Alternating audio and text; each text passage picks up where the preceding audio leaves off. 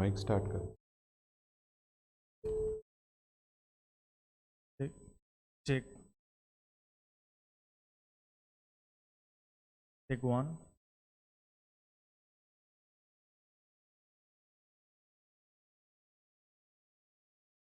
Good morning. My pleasure to welcome all the eminent doctors from AIG delegates present here. Myself, Kirtna. Srujan, representing Team Osmicon, we welcome all of you to the 11th edition of Osmicon online ECG Workshop. We are honored to have B. Somraju sir, Professor Emeritus, Mentor and Patron of Cardiology, AIG Hospitals. We are honored to have Dr. Rajiv Menon sir, Clinical Director and HOD Cardiology, AIG Hospitals. Dr. Sachin Yalagudri sir, Senior Consultant Cardiologist and Electrophysiologist, AIG Hospitals. Dr. Muthia Subramanian sir, Consultant Cardiologist and Electrophysiologist, AIG Hospital. Dr. R.S.R. Atreya sir, Consultant Cardiologist and Electrophysiologist, AIG Hospital. It's our pleasure, sir. ECG, a familiar term known to many. Yeah, I know. Alive means alive and straight line means dead, right? Yeah, but ECG is a lot more to it. Yeah, any problem you have in the heart, next time you're here, have your ECG done. But what is ECG? How do we record it? Read it. Does it tell? What it means. And how does it help? Let us have a complete insight into it. So, we now hand over to Rajiv Menon sir to proceed further. Thanks, sir.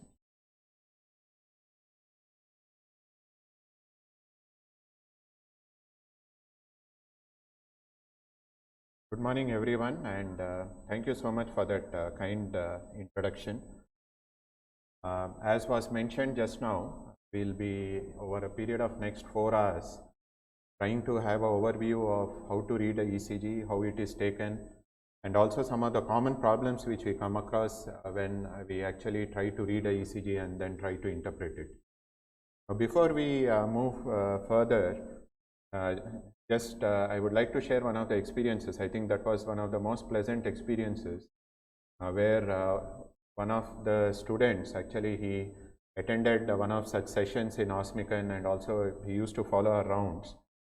He went on to join in PGI, and then from there JIPMER, finished his MCH Urology, and one day he called up and he said, thanks very much for the ECG class, sir, because we were about to take up a patient for a urological procedure. Incidentally, I saw the ECG and diagnosed a ST elevation MI in that patient, and that saved me, otherwise we would have landed into trouble. So do not underestimate the importance of knowledge, the importance of knowing the basic things, and it goes a long way in actually helping patients and then saving lives. We need to remember that ECG is not something like, say, echocardiogram or angiography, which is supposed to be read only by specialists. It's now considered a basic investigation, and it is an extension of clinical examination. So if the importance you give in identifying a murmur or a heart sound, the same importance has to be given in trying to identify and interpret the ECG abnormalities, because this is a situation where you tend to save lives. If we move further, you'll realize that when you are a doctor, many a time in your community or the place of work, there will be a lot of people who might just come to you and then show you a ECG and ask you if it's normal, abnormal, whether they should consult a doctor or not. So all these things, for you to actually help them out, it's important that you understand the interpretation of ECG. So that's what we'll do. We'll try to go slow, and I think if there are any questions, feel free. We'll just interrupt the talk and then discuss. The way it is done is more of an interactive talk. It was done before COVID times. So we used to have people standing up and asking us questions, but now it is all online, and we encourage you to post your questions in the chat box. I think one of the moderators can actually keep following the questions and then interrupt me and then ask those questions. And me or one of our colleagues, we have an extraordinary team in electrophysiology, and they are all there with us to help us clarify the doubts and then understand how actually ECG should be interpreted. So when we say how do we interpret a ECG, there are two fundamental aspects of ECG interpretation. One is trying to find out what the abnormality is. For that, you have to describe the ECG in its entirety. and then finally give a ECG diagnosis. So if you don't do the first part properly, you tend to make mistakes in the second part. Hence, it's important that you follow that. Irrespective of the experience, you might be 20, 25 years experienced, but you'll realize that the day you violate the first step, you tend to make mistakes in the second step. How do we describe the ECG in its entirety? So it starts with identification, standardization, you talk about the rate, rhythm, the axis, the P wave, PR interval, the QRS complex, ST segment, the T wave, and finally the QT interval. So these are the only things which you need to look at and then interpret when you're talking about the ECG. Now, identification, it is all of you would have heard that every talk starts with identification. Do not underestimate its value. As recent as about 2 months before, we had a patient in ICU who was relatively stable, was ready to be shifted to the room. The morning they showed the ECG and suddenly it was showing ST elevations in anterior leads. Then we were shocked and we were worried that this patient developed an anterior MI without knowing in the hospital, only to later realize that that was the ECG of a person who was in the adjacent bed. So do not underestimate the value of identification. Start off by seeing what is the name of the patient, when was it taken, what was the time that that particular ECG was taken. Next, you come to standardization. Now, when you talk about standardization, there are certain basics which you need to understand. I hope you are able to see my cursor. If you look at the ECG paper, you have some large boxes and some small boxes. So what do they indicate? Now, the vertical boxes, they generally indicate the voltage. So 0.1 millivolt is represented by 1 mm. That is, each 1 mm in the vertical plane is equivalent to 0.1 millivolt. If you look at the horizontal plane, the ECGs during the past used to be a strip. Even during our time, we used to ourselves record the ECG. It used to be a strip. And there used to be a heat sensitive stylet which actually goes over the paper. So when the heat touches the paper, it actually causes a black mark on it. So the stylet keeps moving and the ECG keeps coming out. What is the speed at which the paper comes out? The speed at which the paper comes out is 25 ml per second. Recording in progress. So it's 25 millimeters per second, which basically means that 1 millimeter is equivalent to 0.04 seconds or 40 milliseconds. Okay, that's simple mathematics. So the speed is 25 mm per second. So 1 mm is equivalent to 1 second by 25, which is 0.04 seconds or 40 milliseconds. So horizontally, each small square is 40 milliseconds. Vertically, it is 0.1 millivolt. And the large square in the horizontal plane will come to 0.2 seconds or 200 milliseconds. And in the vertical plane, it will come to 0.5 millivolts. So what is normal standardization? When we talk about normal standardization, it means that vertically you are talking about 10 millimeters. That is 1 millivolt is equivalent to 10 millimeters. That's the reason why one small square is 0.1 millivolt. Okay. So 10 mm is equivalent to 1 millivolt, and horizontally it should occupy one large square. And most important are the edges. If you see the edges, you can see 90-degree edges, both from vertical to horizontal and then again horizontal to vertical. So this is a normal standardization. That is 10 mm is equivalent to 1 millivolt. The width of the square is one large square and all the edges are at 90 degrees. Now, why is this important? If you have underdamping, that means you will have an overshoot. If you see here, it's not at 90 degrees, but it is going up. And if it is Recording overdamping, stopped. you can see that there is a slag. Okay, so it's not 90 degrees, but it is a rounded edge. How does this affect your ECG interpretation? So say I am having a patient who is having a broad QRS complex. Now, if that particular patient has underdamping, the QRS will appear narrow even though actually it is broad. The opposite is also true. So a normal ECG, a person having a normal ECG has overdamping, then the QRS will appear wide. So your complete interpretation of ECG is going to go for a toss, because most of your interpretation is dependent upon the time values. And if the time values are not right because of underdamping or overdamping, you are going to misinterpret the ECG. So you start off by first seeing whether the ECG is taken properly or not, and whether the ECG is interpretable or not. If it's not interpretable, then first you have to repeat the ECG. So this is as far as the underdamping and overdamping is concerned. Now, in certain situations, you use certain mechanical changes in the ECG machine to help you in the diagnosis. So you can use what is called half standardization or double standardization. So what is half standardization? In half standardization, one large square is 1 millivolt. So that means you are making it 50%. Why would you want to do it? Say you have a ECG where there are very tall QRS complexes. You are not able to interpret it. One is merging into the other. So you have V4, V5, V6 and one QRS is merging into another. You are not able to see clearly the upper end of the R wave, then or the lower end of the S wave. Then you make it half standardization so that the amplitude of the QRS comes down and you are able to see it better. The opposite is double standardization. That is, now here it is 20 mm is equivalent to 1 millivolt. Say you have patient with pericardial effusion, you have low voltage complexes, or in some cases P waves are not seen. Now you want to make it more prominent. In those cases you do double standardization so that a P wave which is not seen or the morphology is not clear, by double standardization you are able to see it much better. Okay, is it clear till now? So under damping, over damping, half standardization and double standardization. Once you talk about the standardization, next you talk about the rate in ECG. So how do you calculate the rate in ECG? Simple formula is 1500 divided by number of small squares. Now why you should use this rather than 300 by 4? So this is large square, so it could be either 300 by large squares or it could be 1500 divided by number of small squares. So mathematically, when you are trying to divide, if you take the number of small squares, it becomes much easier. Like for example, if it is RR interval is 2.5.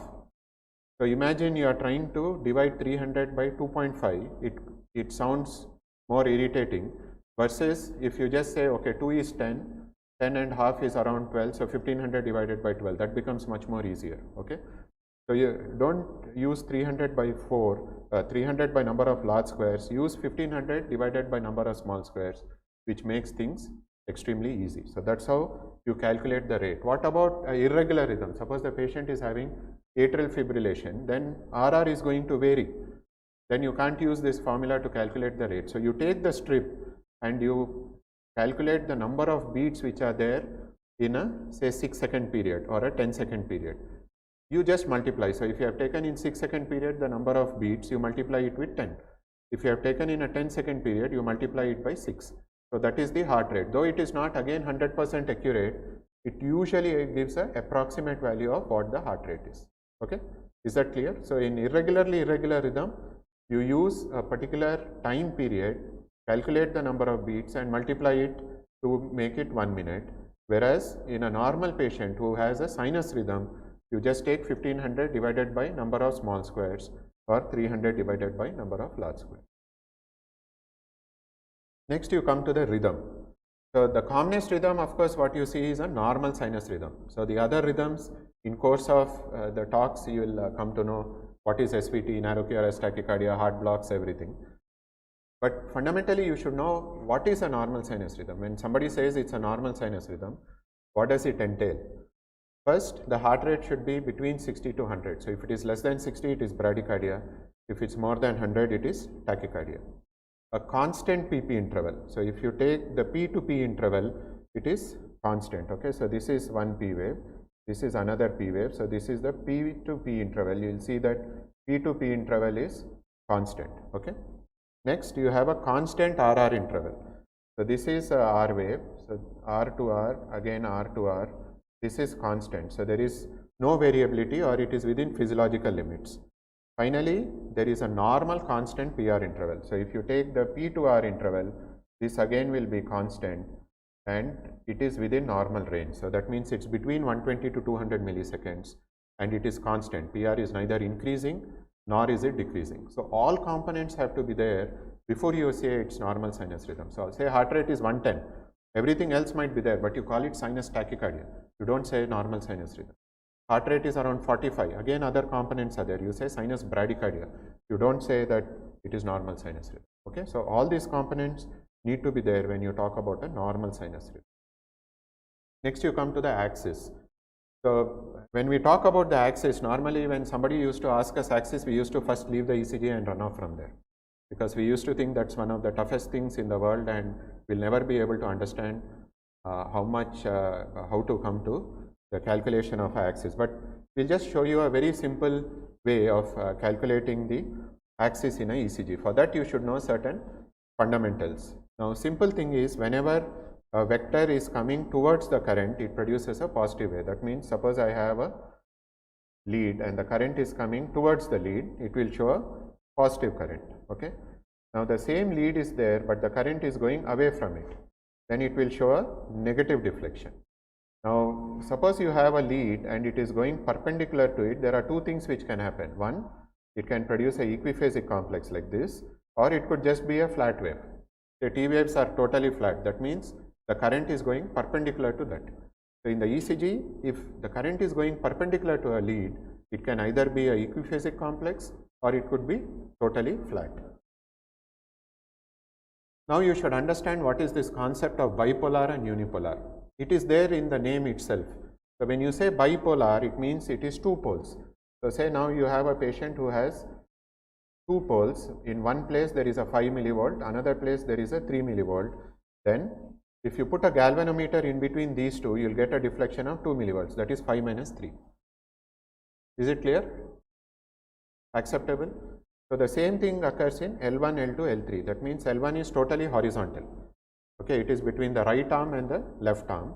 L2 is between the right arm and the left lower limb. L3 is between the left arm and the right lower limb. Okay. So it is between two leads. So suppose I say right arm is 5 millivolts and left arm is 3 millivolts. L1 on my ECG will show a deflection of 2 millivolts. So it is bipolar. It is between two particular leads. Then what is this unipolar? So you cannot have unipolar. Physically, by method of physics or mathematics, you cannot have a single pole. Okay. So you do certain manipulation to make a single pole. So what manipulation you do? There is one lead which you connect it to one side of the galvanometer. On the other side, you take again all the three leads from the limb leads, take it through a high resistance chamber. So when you go through a high resistance chamber, what happens? On the other side, it becomes zero. You are destroying the current. Whatever is coming from that side, you are destroying the voltage and making it zero. So now what has happened? Whatever is the other pole, whatever is the current seen in the other pole, that is what you are going to find. So it is bipolar, but on the other side the pole is zero. So now you have made it unipolar. Okay, so wherever I put, if one side it is 5, it will show 5.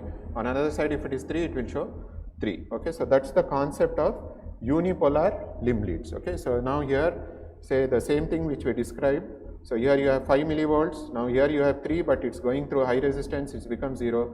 So now you have got 5 millivolts. So the unipolar limb leads are represented by the letter V. Okay, so V1 to V6 it is called because they are all unipolar leads. Similarly, VR, VL and VF are called because it is unipolar leads. Okay, so R is simple. R is right arm, L is left arm, F is foot. Okay, we'll come to what each lead represents later, but just to understand, it is a unipolar lead representing the right arm, left arm and the foot side. Okay, so then what is this augmented? Now when we went to the previous diagram, you could see that one lead is coming from here, all the three limb leads are connected to the other side, okay, and made 0. So now suppose you have VR, that means the right arm, we said right arm. So right arm is on one side, okay, this is one pole. For the other pole, again right arm, left arm and foot, all three together are brought into 0. Okay. Now when they did that, they realized that the voltages are very less. We are not able to see clearly. So they did a manipulation by which they could increase the voltage. So they augmented the leads. So the AVR which we say, the A in that is augmented. So what did they do in augmentation? Now the lead from which one pole is coming, they removed that from that. Okay, so now here, if it is only VR, this is VR. So VR is one right side and all three limb leads on the other side. Now when we say AVR, so right side is one lead, only the left arm and the foot, this is the other lead. So right side is excluded. If I say L, left side is one, only right and foot are taken, the left side is excluded. So when they did that, it got augmented. So that's why it's called AVR, AVL and AVF. Is it clear? So it's just a mathematical, it's a physical thing which they have done in the machine to make sure that you get good voltages. So the limb leads are L1, which is horizontal. Okay, then you have L2 from right arm to left arm. For some reason my pointer is not coming. Okay, so this is horizontal. Right arm to left arm is L2. Left arm to left limb is L3. AVR is towards the right arm. AVL towards the left arm. AVF is vertically downwards. Okay. Now when you have limb leads, why you require chest leads? Okay, now just now we showed that limb leads beautifully are showing horizontal, vertical, all angles. Then why do you require chest leads? The reason why you require chest leads are they are in a different plane. Okay, so the limb leads are in the vertical plane, it is cephalocaudal, whereas chest leads are horizontal. Okay, it is in the antero-posterior plane. So both are at 90 degrees. Though on the body it appears different, but what they are looking at are two different 90-degree planes. One is cephalocaudal, one is totally horizontal. Okay, so this is what it represents. So if you take L1, L2, L3, this is vertical plane, whereas V1, V2, V3 and all are the horizontal plane which you are trying to find out. So both together will give you a three-dimensional picture of how current is going in the ECG. So now normal axis we know is leftward, downwards and posterior. So why is it that now anyone, when somebody asks you how is the heart, your normal thought process is you have right atrium, right ventricle, left atrium, left ventricle. But heart is not like that in the body. Okay, the right atrium and the right ventricle are anterior and to the right. Okay, whereas the left atrium and left ventricle are posterior and to the left. Okay, so right atrium, right ventricle, left atrium, left ventricle. So that's how it is. So heart is like this with right atrium, right side and anterior, right ventricle again anterior right side, whereas left atrium and left ventricle are posterior and to the left side and they overlap. Okay, so now if you imagine the current and see how the current goes, the right ventricular forces are more anterior and to the left, whereas the left ventricular forces are more leftwards and down, and because they are posterior it will be slightly posterior. Okay, so that's how the net vector, so there will be different currents, but the net vector, if you add and subtract everything, it will be to the left, downwards and posterior, because the left ventricle is the major muscle mass that forms the maximum current, and that is leftward, downwards and posterior. Okay, so this is a normal ECG, and now somebody asks you what is the axis in the ECG. Okay, so let's see how we'll go ahead and then identify the axis. Now L1 we said is horizontal. Okay, AVF we said is vertical, that means it is 90 degrees. Right? Now when we say normal axis, though it is from minus 30 to 90, for your purposes you can remember that a normal axis is considered to be from 0 degrees to 90 degrees. Okay. Now suppose somebody asks you what is the axis in this particular ECG, let us calculate. So here if you see there is about 5, 10, about 11 mm, here 2 mm. So it is positive 12 and negative minus 2. So it's about 10. So if you remember your graphs when you were doing mathematics in 10th class, you would put a point at 10 mm. Now AVF here is about 5 mm. So that means you will put positive in the y-axis at about 5 mm. Now you join both the points, draw axis, put a compass here and measure the axis and say this is the axis. Agree? Agree till now? So that's how you calculate the axis. So now you will ask me, just now you told it's very simple to calculate axis. We never carry a compass, take a scale and all that in the rounds. Then how do you calculate the axis? So now let us try to interpret it in a different manner. Okay. Now suppose I say that L1 is positive, that means QRS complex is positive. Always the point will be on this side of the axis. Agreed? Suppose I say AVF is positive, it will always be on this side. Agreed? So that means if L1 and AVF are positive, always the axis will be between this and this.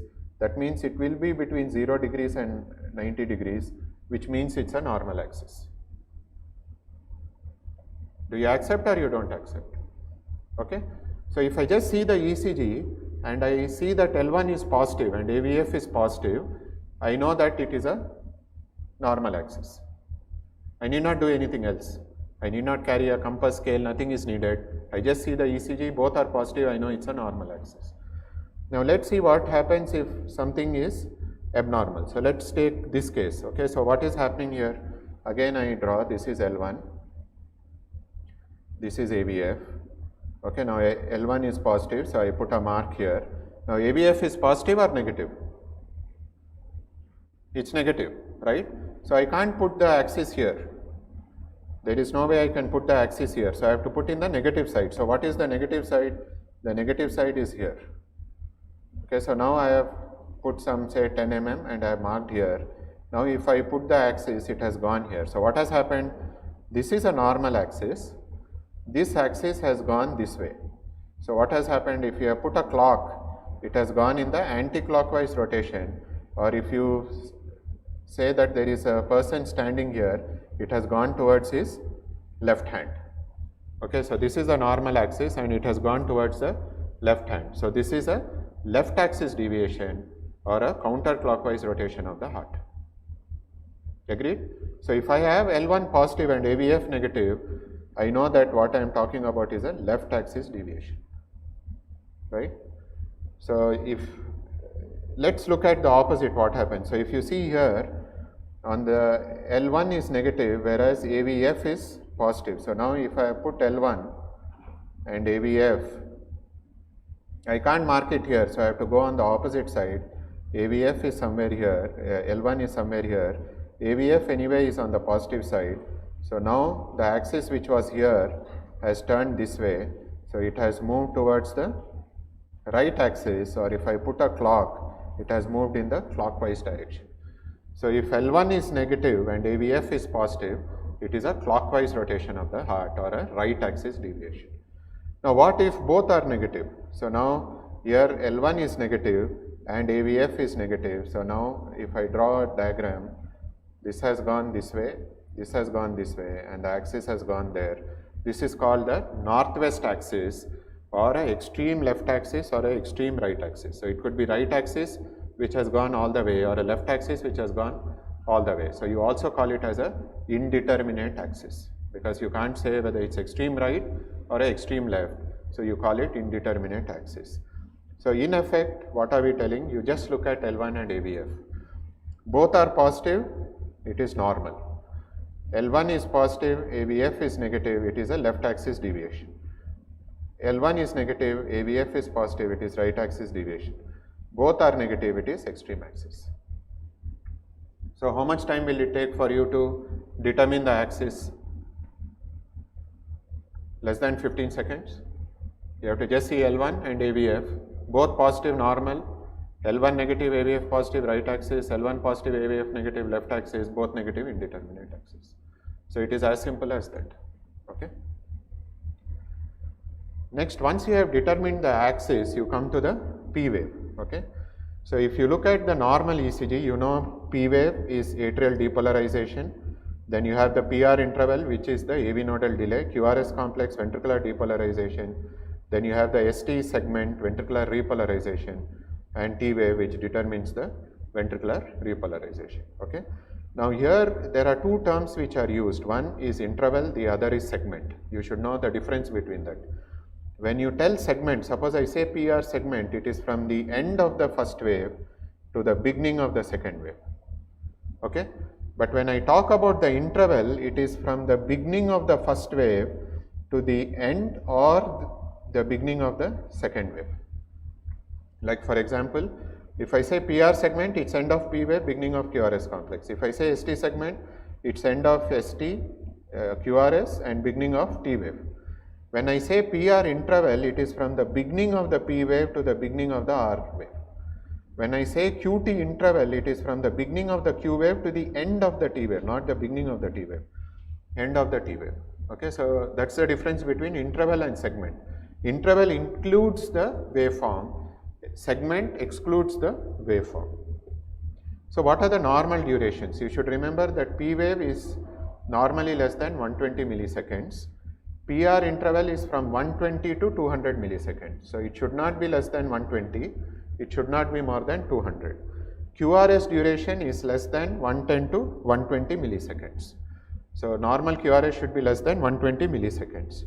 QT interval is less than 440 to 450 milliseconds. Again, between male and female it might vary. So you start describing the P wave. So P wave, you say whether it's normal, or you say left atrial overload pattern, or a right atrial overload pattern, or a biatrial overload pattern. So when you talk about P wave, you look at two leads, lead L2 and lead L2 and lead V1. Okay, so don't try to see all the leads and get confused. Look at lead L2 and lead V1. Again, remember what is happening. So right atrium is right and above, left atrium is left and below. Okay, so sinus node is in the right atrium or left atrium? Right atrium. So it starts from the right atrium, depolarizes the right atrium, then goes to the left atrium. So V1 is on the right side. Okay, L2 is this way. So when you take L2, normally it will have two components. The initial component will be right atrium, the latter component will be left atrium. Both together will give us smooth P wave. Okay, so if it's a left atrial overload, the initial portion will become prominent and there will be a notch. In the right atrium, the latter portion will become prominent. In a right atrial overload, the initial portion will become prominent. Okay. If you take V1, as we mentioned, initial part is towards the right side, the latter part is towards left side. So V1 is here. We said when the current goes away, it produces negativity. So initial part because of right atrium will be positive, latter part because of the left atrium will be negative. So if you have a right atrial overload, the initial part will become prominent. If you have a left atrial overload, the latter part will become prominent. Okay, so in L2, you call it as P pulmonale and P mitral when you have a notch. Okay, in V1, you call it as a again right atrial overload pattern or a left atrial overload pattern. For this criteria are there like Morris index and all that, but you need not worry. So in L2, if there is a notch, it is LAO. If P wave is prominent, it is RAO. In V1, if the negative portion is prominent, it is left atrial overload. If the initial part is prominent, it is right atrial overload. So look at L2, V1, see what the morphology of P waves are. Then you come to the PR interval. So as mentioned, if the PR interval is more than 200 milliseconds, normally it is 120 to 200 milliseconds. Here if you see what is the PR interval here, so if I calculate the PR interval, 1 log square is 0.2, 200 milliseconds. This is more than 1 log square. Okay, so almost 220, 240 milliseconds. So this is a first degree AV block. Now this is an example of a short PR interval. So if you see here, you can see the P wave, there is no PR segment at all. The QRS is starting immediately after the P wave.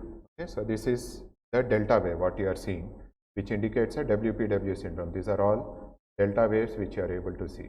Okay, so you have a short PR interval and a delta wave which is representative of a WPW syndrome. So this is an example of a short PR interval. The mechanism and all, I think when they are discussing SVT, they will be talking, so I won't come into the mechanism of delta waves. Then you come to the QRS complex. So when you talk about QRS complex, you have a Q wave, you have a Q wave, you have a R wave, and you have a S wave. So you should know the definitions. Q wave is the first negative deflection from the baseline. So if you have a baseline,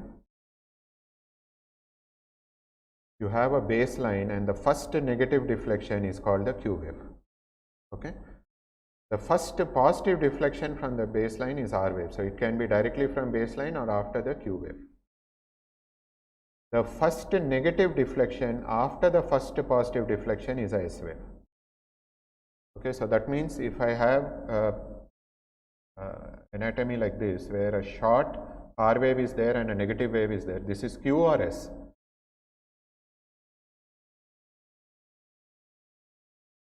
It is a S wave. Any negative deflection after the positive deflection should be called S wave. Okay, whereas if it is something like this, this is a Q wave.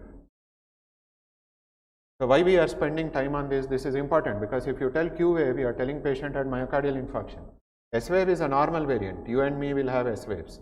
So you don't diagnose MI just because patient has S waves. At the same time, you don't miss Q waves because you are thinking that they are S waves. Okay. So if there is a positive deflection and then negative deflection, it is S. If you have negative and positive, it is Q. Okay. And sometimes you have just a wave like this. This is what is called as a QS complex. So that means it comes down and then it could be a combination of both the waves. So these are the nomenclature. So QR, QS, QRS. Okay. So QR. Now what you will notice here is the smaller wave is written by the smaller letter and the larger wave is written by the capital letter, the nomenclature. So if I have written this in the K sheet, it's understood Q is small whereas R is large. Okay. Then if you have more than one wave, like you have R and S and again another R wave, then you call it R prime. So you say RS, R prime. Okay. And then again the same nomenclature continues. So what is a normal QRS? So you need not even worry about remembering what a normal QRS is. One is the duration, the other is the morphology. So now if you look at the morphology, we said anything which goes towards the lead is positive, anything which goes away from the lead is negative. Now we know the normal QRS complex is downwards, leftwards and posterior.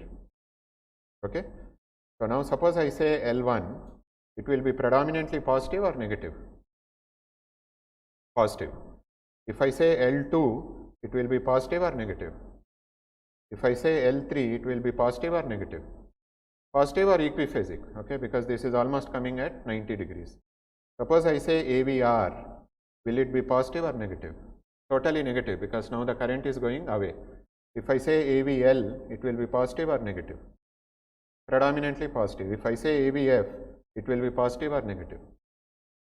Positive, okay. So in limb leads, except for AVR, almost all the leads will be either positive or equiphasic. That is normal QRS. So if you forget everything what I have spoken just now, after 1 year somebody asks you, just use logic, you know where the current goes and you know where the leads are, then see whether it will be positive or negative. That's an easy way of remembering. Okay. Now let us look at the limb leads, okay, chest leads. So chest leads we said is horizontal. For that you should remember that if you take the chest leads, V1 is in the right fourth intercostal space. If you can just look at me, camera. So V1 is predominantly positive. Okay, no, sorry, V1 is on the right side in the fourth intercostal space. V2 is in the left side fourth intercostal space. V4 is at the apex. V3 is mid between V2 and V4. V5 is in the anterior axillary line. V6 is in the mid axillary line. Okay, that is the positioning of the leads, right? Now, if I say V1, it will be predominantly positive or negative. Current is here and my lead is here. It is negative. If I come to V2, what will happen to the voltage? It will become more positive than V1. V3, much more positive. V4, even more positive. V5, V6, even more positive. So that means from V1 to V6 when I am going, the R wave which is very small will become large by the time I go to V6. S wave which is deep in V1 will almost disappear by the time I go to V6. That is what you see in a normal ECG. Now you see what's happening to the ECG. Small r, slightly better, coming to equiphasic by V4, V5 predominantly positive, V6 predominantly positive. So this small R wave which keeps increasing and then becomes normal is called as the progression of the R wave. So this is the normal progression of the R wave. So it should be negative in V1, V2, V3, V4 is equiphasic, V5, V6 is predominantly positive. If the R wave doesn't come till V5, V6, then you call it as a poor progression of the R wave. So normal ECG, all are positive or equiphasic except AVR, and then in chest leads, R wave progresses from V1 to V6. It is as simple as that, what a normal QRS appears like in a normal ECG. Now one word is about the septal depolarization. Now you should understand that when the depolarization of the ventricle occurs, the initial part is the septum which goes predominantly towards right, then it goes predominantly to left. So initial part is slightly to the right, then predominant deflection is to the left. So that produces small Q waves in the lateral leads because now current is going away. and then it can produce small R waves in the right-sided leads. Okay, so it's represented by small R wave in V1 and a small Q wave in V6, that is septal depolarization. Now, what are the abnormalities of QRS which you need to see? So, mainly you look at hypertrophy and you look at bundle branch blocks. Okay, again these are things which people are worried about. If you just use common sense, it becomes easy. So, either left ventricle can hypertrophy or right ventricle can hypertrophy or both can hypertrophy. If it's a bundle branch block, either left bundle branch can develop a block or a right bundle branch block, or it could be what we call intraventricular conduction disturbance. That means it doesn't fit into any particular criteria. Okay, so let's see what it means. Now I'll just ask you by logic. Suppose the normal current is formed by the left ventricle, and now that left ventricle has become thick. So the current intensity, the strength of the current has become big. So in the normal ECG, you expect exaggeration of the normal or you expect opposite of normal. Exaggeration of normal. So that means, suppose you say normally there is a S wave in V1, okay, and in V6 you will have a R wave. So what will happen to the S wave in V1 in LVH? It becomes more deep because more current is now going away from it. So you will have a deep S wave, whereas in V6 the R wave which is there, now the R wave has become extremely tall. So it becomes exaggerated. Okay. The opposite happens in right ventricle, because now right ventricle the anterior forces have become more. So right sided leads will start showing more current. So if it is right ventricular hypertrophy, what is happening? In V1 we said you will have a deep S wave, instead of that you will have a tall R wave now. Okay. And in V6 we said you will have a tall R wave, instead of that you will have a deep S wave here. So the opposite of normal is in RVH, whereas exaggeration of normal is in LVH. Okay. So for that there are different criteria which are used. The simple criteria to use is what is called the Romil test criteria, where S wave in V1 plus R wave in V6, if it is more than 35 mm, that is 35 small squares, you call it as left ventricular hypertrophy. Okay. So this is an example of left ventricular hypertrophy. There are different patterns which are described, like pressure overload and volume overload. The patient has aortic stenosis and patient has hypertension, then you have more of LVH pattern. So you can see here, if you see V5, already it is 5, 10, 15, 20, 25, 30. Just one lead itself is 35, and V1 it is another 15. So here it's around 50 millimeters. Now this is the place where I was talking, you can take half standardization. You can see the R wave is jumping into the S wave here. So you don't know the upper end. So if you want to calculate, then you do half standardization and calculate the voltage. But there is obvious LVH. When it is volume overload, in V5, V6 you get Q waves and upright T waves, whereas in pressure overload you don't get Q waves and you get ST depression and T waves. Anyway, that's not necessary for you. At least you remember that there are different patterns which are there. Similarly, right ventricular hypertrophy, you can see that in V1 the R wave is prominent and in V6 the S wave is prominent. Now you have the QRS patterns. Again, left bundle branch block and right bundle branch block, people get worried the moment somebody tells identify LBBB, RBBB. Don't bother about the mechanism, look at the pattern recognition. So ECG will show you a pattern. How do you look for pattern? Like in P wave, we said you look at L2 and V1, right? Similarly, when you are talking about pattern, you look at L1, AVL, V1 and V6, that's all. Just these 4 leads you see. Okay. Now this is the normal ECG which I have put here in the first row. Okay, this is normal ECG. Now what happens in right bundle branch block? In right bundle branch block, in L1 and AVL, you will have a slurring of the S wave. You are able to appreciate this? This is the S wave which is slurred. Okay, so you will have slurring of the S wave in L1 and AVL, and you will have a RSR pattern in V1 and a QRS pattern in V6. Okay, so RSR pattern is classical for right bundle branch block.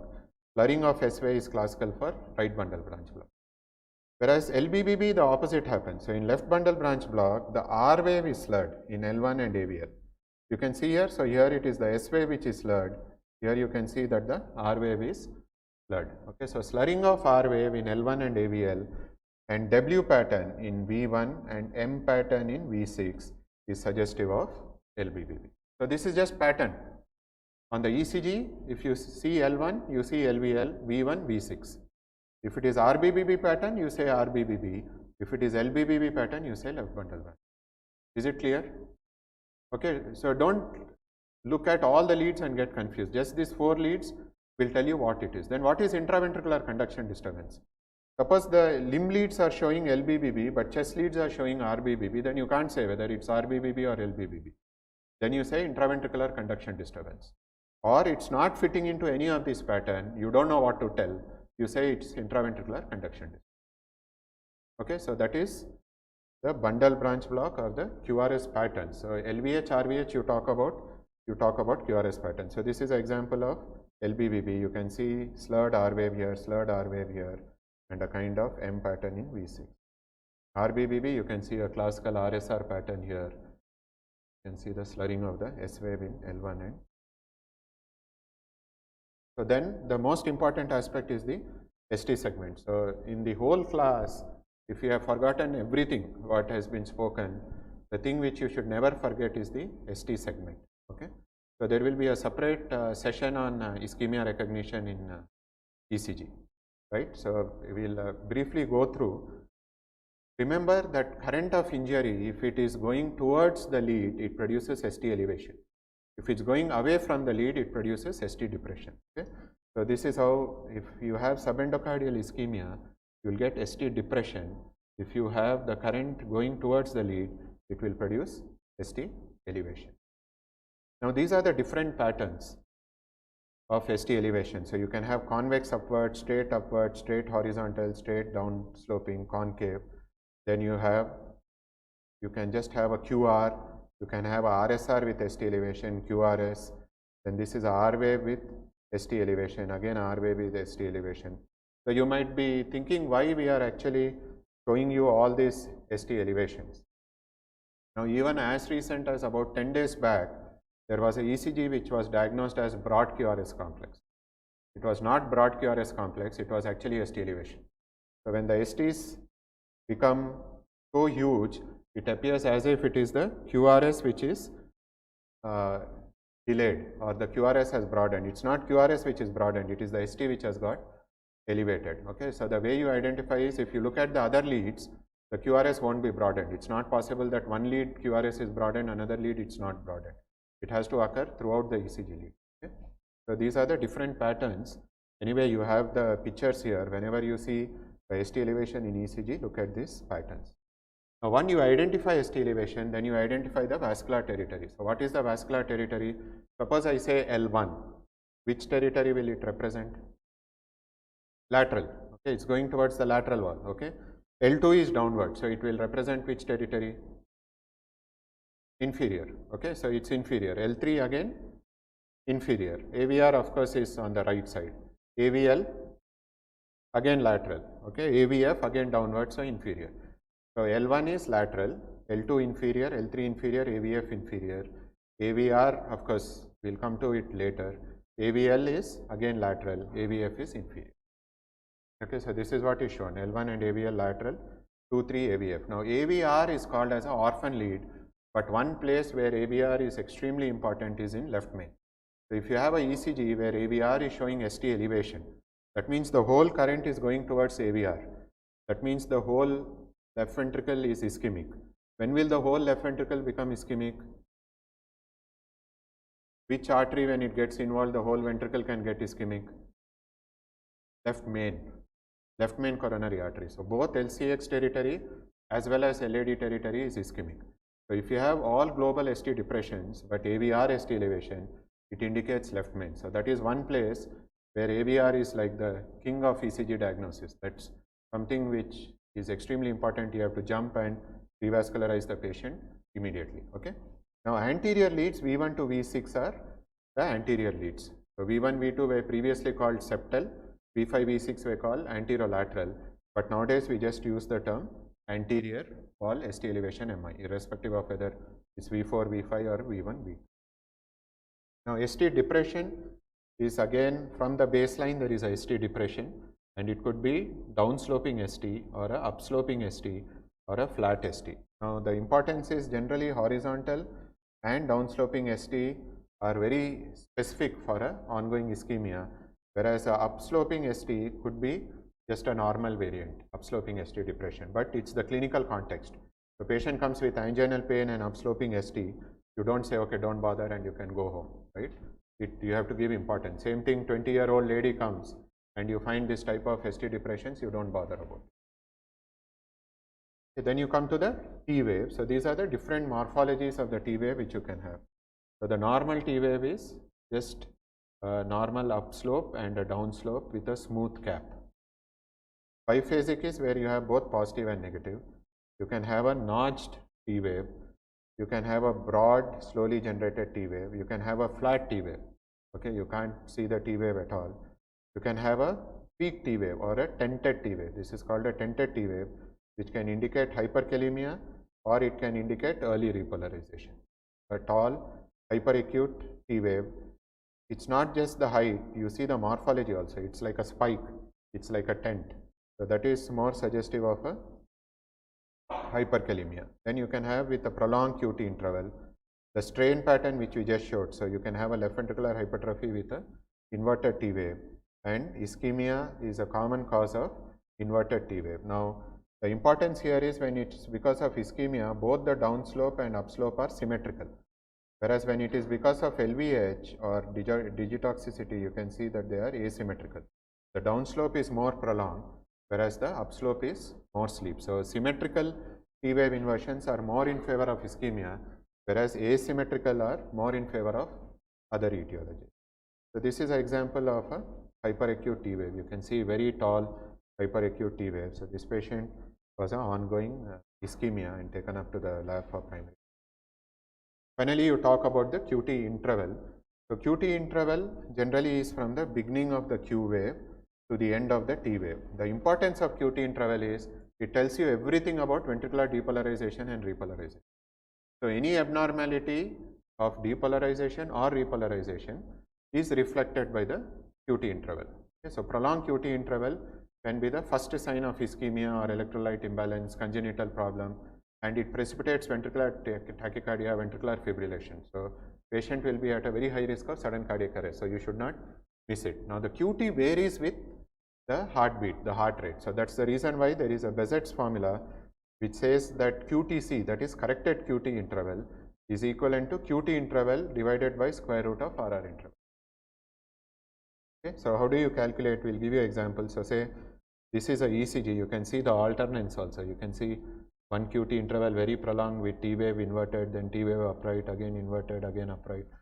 So obviously you can see that QT is prolonged. So the rule of thumb is you take the RR interval. One is this calculation, but most of the people won't have that much time. So just take the RR interval and see the 50% of RR interval. If the QT is more than 50% of RR interval, it is a prolonged QT. Okay, so simple way is look at RR and see if it's more than 50%. If it's more than 50%, it is prolonged QT. So let's see what is the QT interval here. So QT here is about 15. So you can see 3 large squares. So 15 into 0.04 milliseconds, that is 0.6.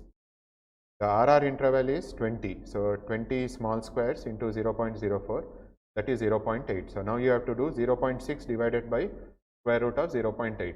What is the square root of 0.8?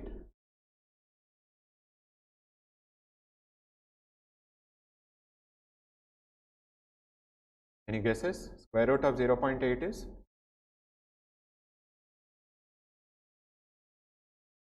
So this question we have been asking for close to 15 years now. We have got answers from 0.4 to 0.6, 0.2 to all types of answers we have got.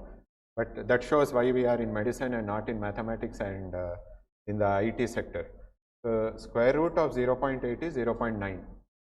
0.9 into 0.9 is 0.81. So the closest square root to 0.8 is 0.9. Square root means into is equivalent to. So 0.9 into 0.9 is 0.81. So square root of 0.81 is 0.9. Okay.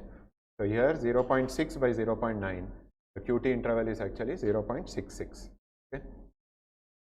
So that's how you talk about the ECG. So how will you describe a normal ECG? So any ECG which you see, the recommendation is now once you go back, take another 100 ECGs and please write down the steps. If you do it today and tomorrow, you will remember for the rest of your life. Otherwise, next year you will again come back, listen to it, have some tea, coffee and go back, and you will never learn ECG. Okay. So write this down. So say ECG of so and so taken on so and so date, normal standardization, heart rate of this much, normal sinus rhythm, normal axis, P wave is normal, PR interval is normal, QRS is normal, ST segment is normal, T wave is normal, QT interval is normal. And your ECG diagnosis will be normal ECG. Okay. So you describe the ECG in its entirety and then tell the ECG diagnosis.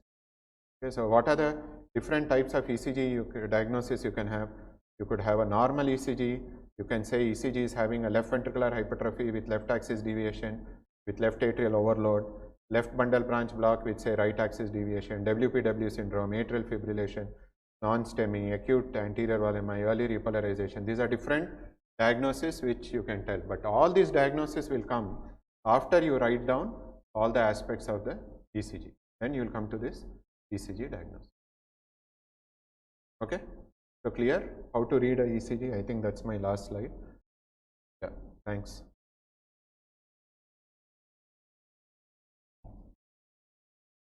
So we'll move to the next talk. I think we are just on time, right? We have 2 minutes to 10 a.m. Any questions are there in the chat box? Take those questions if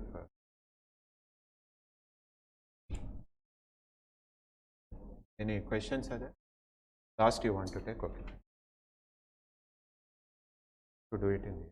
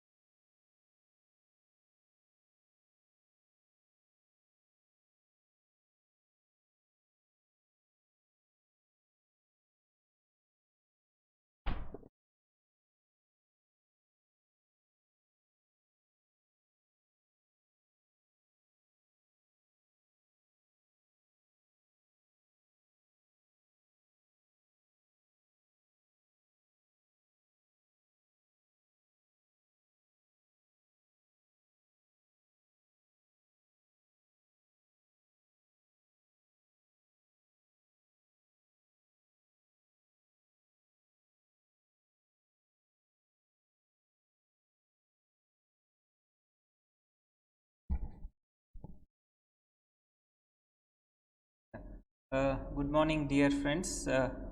You heard extensively on how to read a ECG. I think as start seeing every day, if you stop seeing, you see them very infrequently, it appears as if it is something not known to you. The same if you meet someone of your friends, if you see them after 10 years, you will not recognize it. The same with the ECGs as well. So you need to see them more often and then try to interpret in a systematic way, rather than the moment something is given in front of you, you don't feel that you have to shy away and run from it. You just try to understand what it is. Third, covered on the ECGs, ECG paper already. I don't take, I have 20 minutes, but I'll try to cover this again. This ECG paper is a standard across, and now also most of the places what we use a thermal recording. It's not an ink, what we write it on the ECG paper.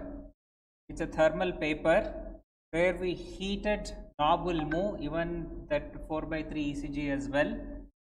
So that will record. So that is the reason these ECGs over a period of time they fade away. So make sure whenever you take an ECG, ask the patient to take a photocopy, or in generic term Xerox, which is not an appropriate term, take them photocopy, or nowadays easier to have one picture of that.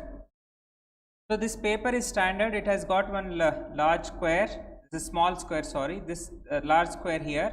If you take, it has 5 in the vertical direction and 5 in the horizontal direction, or you can call this x and y axis. So each of this small square is important for us. We measure all the intervals in the heart in milliseconds.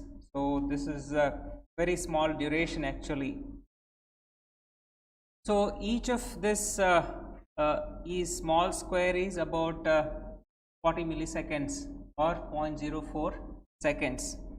And so this is, I'll come to that again next. Now one more thing, there is standardization. Whenever we record a ECG in any ECG paper, at the beginning and at the end, or in the beginning itself, you get this mark. Can you see this? So this is a 10 millimeter height or a 1 millivolt. This has to be seen. Otherwise, your whole of ECG interpretation will change if it is not seen. And there is something called as a half standardization, where ECG complexes are very tall. In case of a hypertrophies, we make it something called as a half standardization. So wherever the ECG is supposed to be recorded at a 1 millivolt, it records at a 0.5 millivolt. So there you see the step. Some of the modern machines, they give only the half of this, not like a step here. One more thing is double standardization. That's not depicted here, where we want to see some waves are not seen, especially the P waves sometimes are very small. We want to exaggerate that height and see. So for that reason, we do something called as a double standardization, where your regular is 1 millivolt. Now they will double it to make it 2 millivolt. The standardization will cover your 4 of these squares in the height. So this is very important to look at that. It is like sir was telling about identification. This is identification for the ECG. And then usually we record these ECGs at a 25 millimeter per second speed. Any change in the speed as well will vary, especially the heart rate. If it is at 25 millimeters, these all whatever we applied, like 300 divided by a large squares or 1500 divided by a small squares will apply. If you increase the speed by double to 50, then these all are not applicable in this. We should be aware of all these things. So the standard height of recording is 1 millivolt, that is 2 large squares on a vertical axis, that's a x axis. And the second thing is 25 millimeters per second. You have to note that. Now that comes in the bottom strip, how it is recorded in written as well. So it has got a grid system. That is what this thing has not changed over the years. It remains the same for our ECG reading. One small box is 1 millimeter, one big box is 5 millimeters. Vertical voltage, that is millivolts, 1 millimeter, that's a one small box is 0.1 millivolt. 10 mm is, that is 2 big boxes constitutes a 1 millivolt. Remember, these are all in millivolts, not volts. So coming to the time, as I told you already, one small square constitutes about 0.04 seconds or 40 milliseconds. More often we use 40 milliseconds. If I start using anything, that will be using in a 40 millisecond, in a millisecond scale rather than a second scale. So the one large square or a 5 small squares make as it's about 0.2 seconds or 200 milliseconds. Not a big calculation, no need to frown your forehead, so it's easy. Okay, just remember this much. This is what I told you. Calibration, that's what is the one thing which you have to look in the ECG. And there are something called as a filters in the ECG. When we record an ECG, so when we keep the electrodes in the body has lot of electrical activity going on. So you have got something generated from the neuron, something generated from the muscle, something generated from the movement, but we want to exclude all this. We want only to catch the signals from the heart. So how to do this? This is called as a filter. We need to filter out all the noise. So what recording we are doing for a heart, that time your EEG signal is a noise for us. We don't want that. When you are recording a EEG, heart signal is a noise. We don't want that. So this is what when you want to concentrate on something.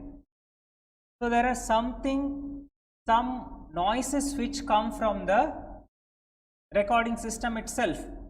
That is, when we connect our ECG machines to the electrical socket itself, you are generating a noise, because that electricity itself is a noise for us.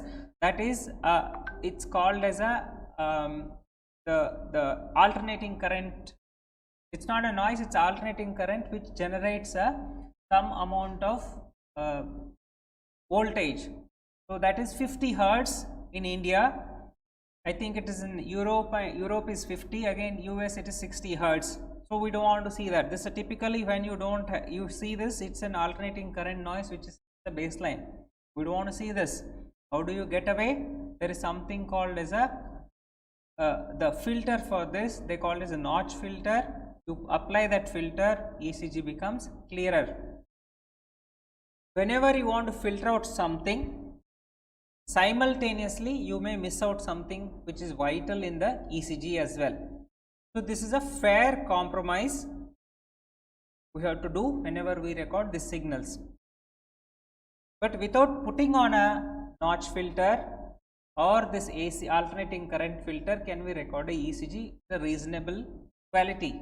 Yes, it's possible by having a adequate grounding of your electrical system where you are recording.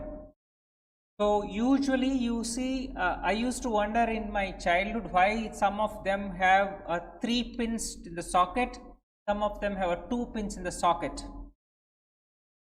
You might also have thought about it. The third one on the top, which is the bigger one, it has nothing to give electricity, but that is for the earthing. So that reduces your alternating current noise as well in case of recording a ECG.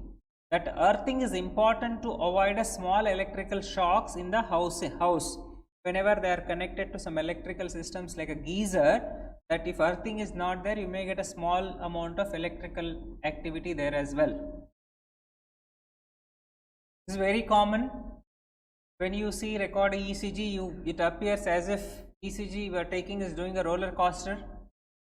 So it is because something called a baseline wander. So this also need to be taken care. When there is a wander, this is also a noise for us. When you get such a high amplitude signals in the ECG in between, it's usually a muscle noise, muscle myopotentials which are giving a very high spikes. We don't want to see this as well.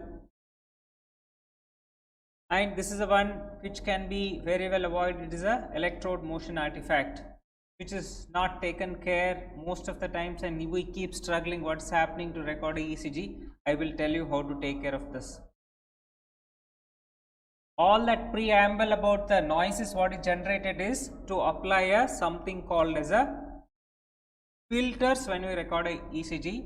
I am not going to give you a lot of details about this. It's a part of a physics. Even I don't understand much about it, but I am telling you these are all the things which are there. So these are all the different things. 5 to 50 hertz, you get a muscle respiratory, that artifact when there is a wander, that is 0.1 to 0.5 hertz. I told you the external electrical, that AC is a 50 hertz in India, and any other electrical things like muscle stimulators what you use, magnetic fields, pacemakers, a lot of them will have any electrical activity around can cause a noise. There is something called a low pass filter and a high pass filter. So low pass filter is the one, if you apply a filter of certain like 150 hertz, you apply a filter, low pass filter, it will allow the signals less than 150 hertz. Anything that comes more than 150 is not going to record, it will ignore. That is a low pass filter.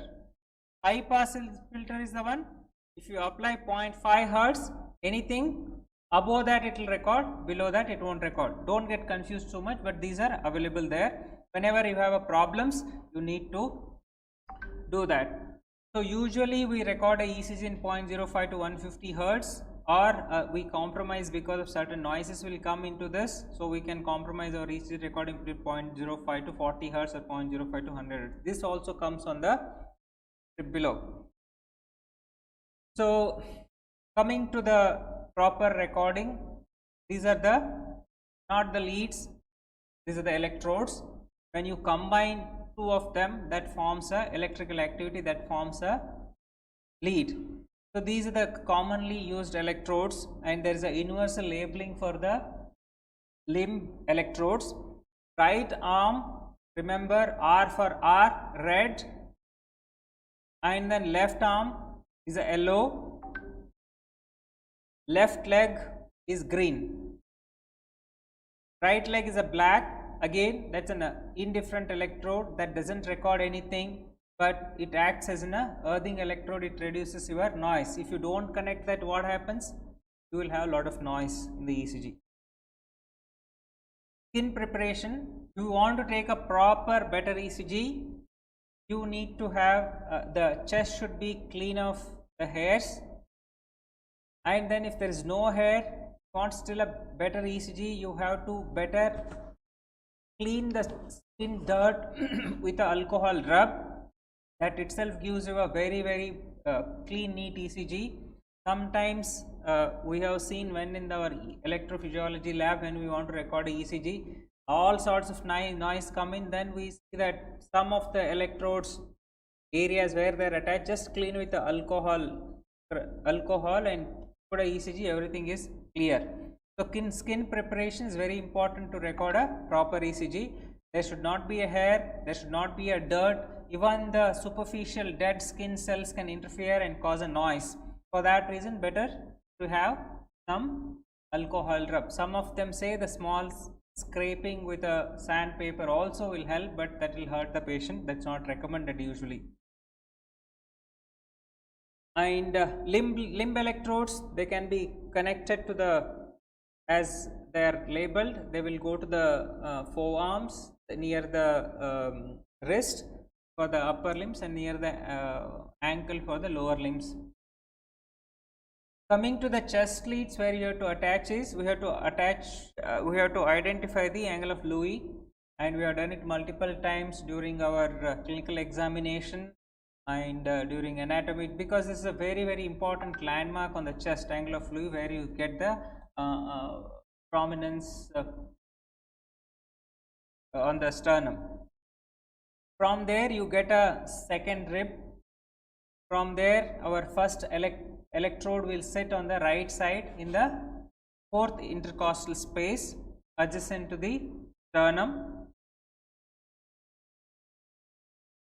Lead V2 sits fourth intercostal space on the left side. Now we will skip that, the third one, we go to the fourth, because there is no landmark for the third.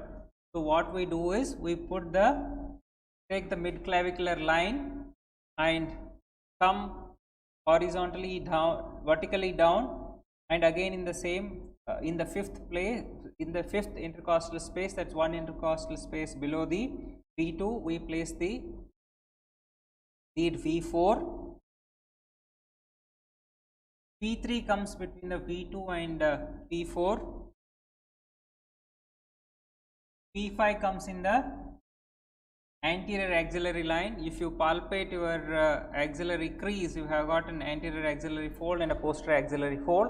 You put it in the fifth intercostal space in the anterior axillary line, and the V6 comes in the mid axillary line here.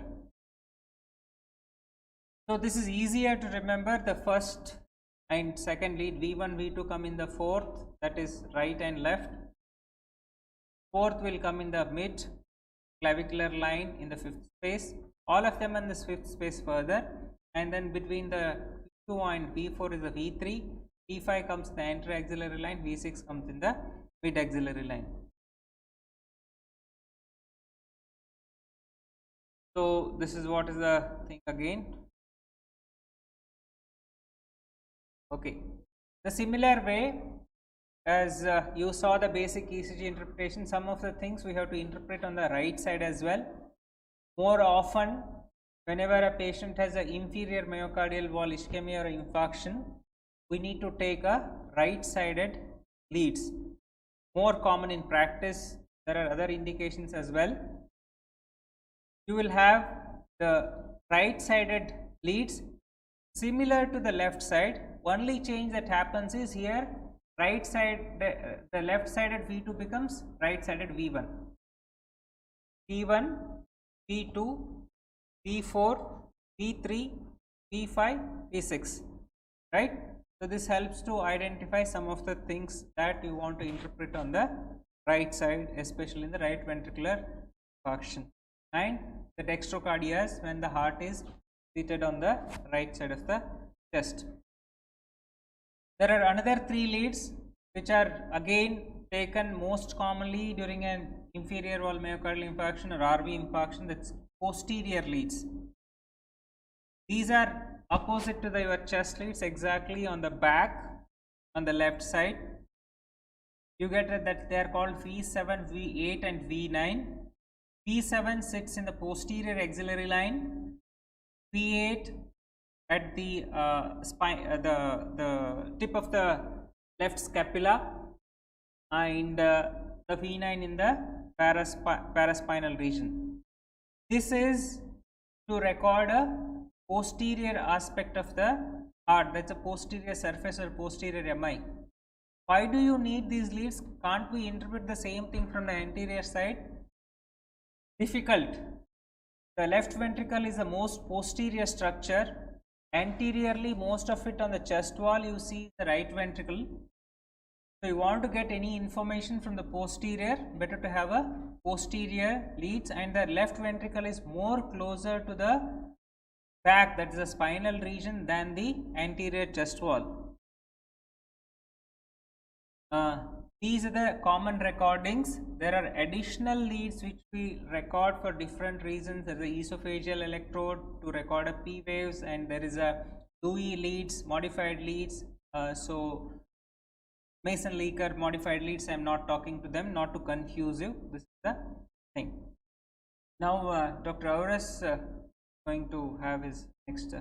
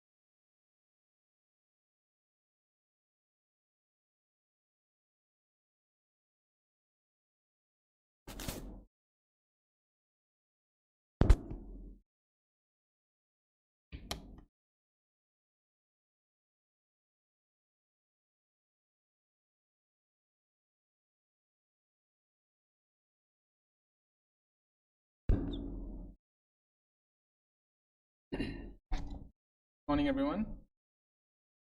So I'm going to speak about the cardiac conduction system and the ECG correlates.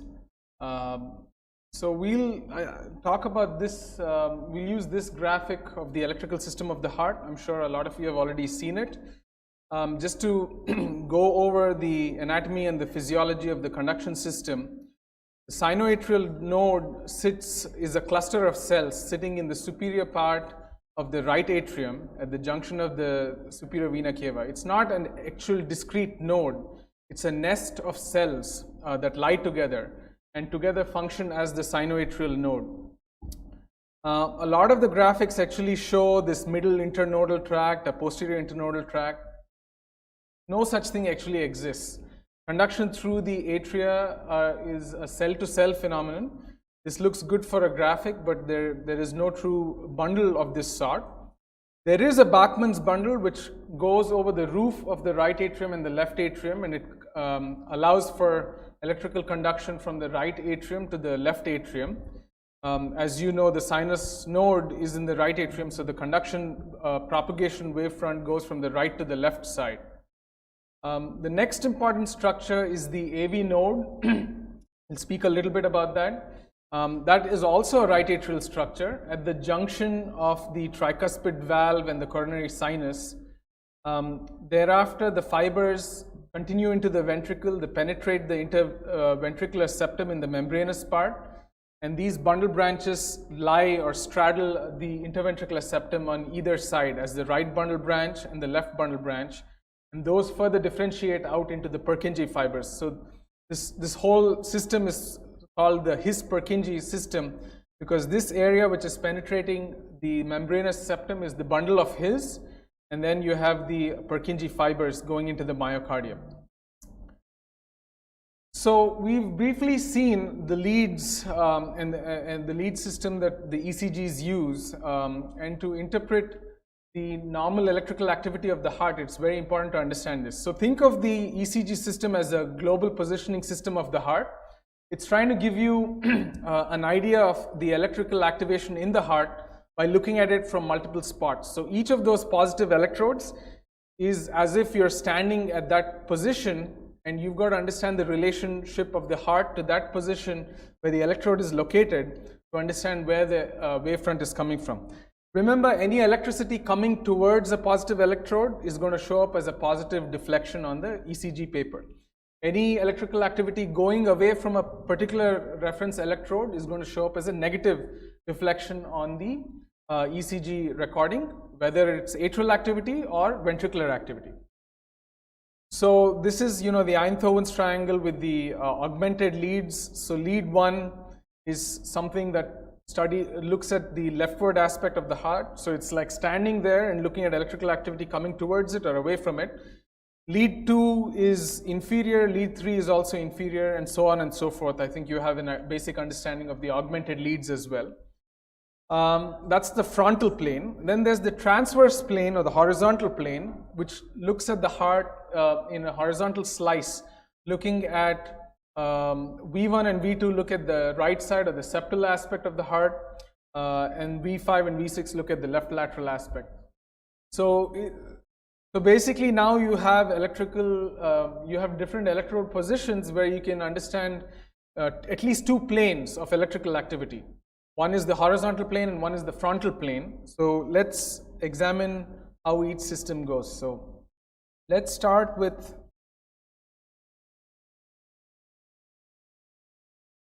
let's play this video. So like I said, there's no definite fibers that conduct from the sinoatrial node.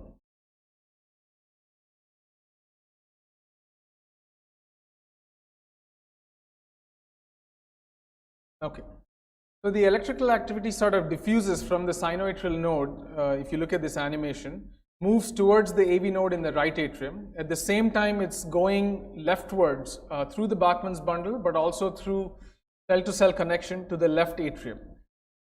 So let's look at this vector. Let's consider this with lead 2. So lead 2 is down below on near the foot. So this is where lead 2 is sitting, right? So the negative electrode is the right arm, and the positive electrode is the left leg. So the net vector, the positive direction for the lead 2 is going to be inferior. So as this P wave activity comes from the top of the right atrium and goes down towards the ventricle, it's going to describe the sum of electrical activity is going to be directly towards lead 2. Therefore, the P wave deflection is going to be a positive deflection in lead 2. And that is actually how you define sinus rhythm. Sinus rhythm is defined as a positive P wave in lead 2 and a negative P wave in lead AVR. And that's easy to understand because AVR is the exact opposite of lead 2. That's pointing away. So this electrical activity is going from the top of the right atrium towards the AV node, which is a structure below the sinoatrial node. So that electrical activity is going well away from AVR, so it's going to be a negative deflection. So that's in the frontal plane. What about the transverse plane? So now the heart is sitting with the right atrium is a rightward structure, and the left atrium is a leftward and a posterior structure. So this electrical activation is now going towards V5 and V6. And if you look at V1, which is to the right of the right atrium, the initial deflection is going to be slightly positive because the sinoatrial node is a posterior structure that's going to come towards V1. So you see a positive P wave, initial deflection. And then as the rest of the electrical wavefront moves away from V1 towards the leftward, towards the left atrium, you'll see a negative deflection. So more or less V1, V2 are the places where you'll see a biphasic P wave, and then lead 2 is going to be positive if it's sinus activity.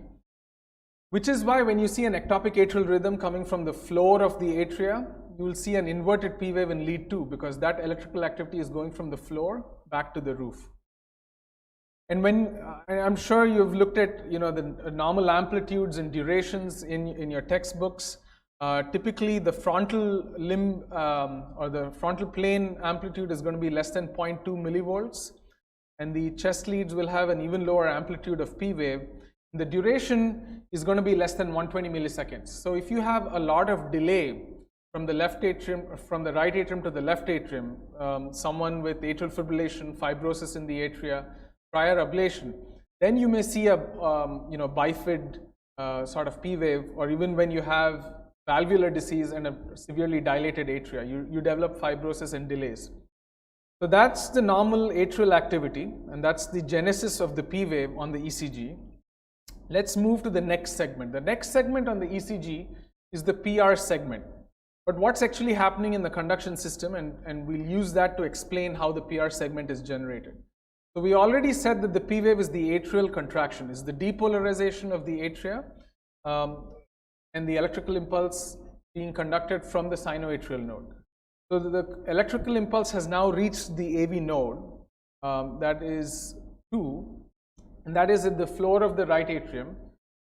Conduction through the AV node is quite slow compared to the conduction in the rest of the conduction system. And the reason for this is, the body is allowing, the heart is allowing for some mechanical delays in blood flow going from the atrium to the ventricle to affect optimal hemodynamics. So this conduction in the AV node is really slow, and as such does not cause a positive or a negative deflection anywhere in any of the leads, because it's slow conduction happening in multiple fibers, both the slow pathway and the fast pathway inside the AV node. After that AV node, once it exits the AV node, it goes to the His system, as we already looked at the anatomy.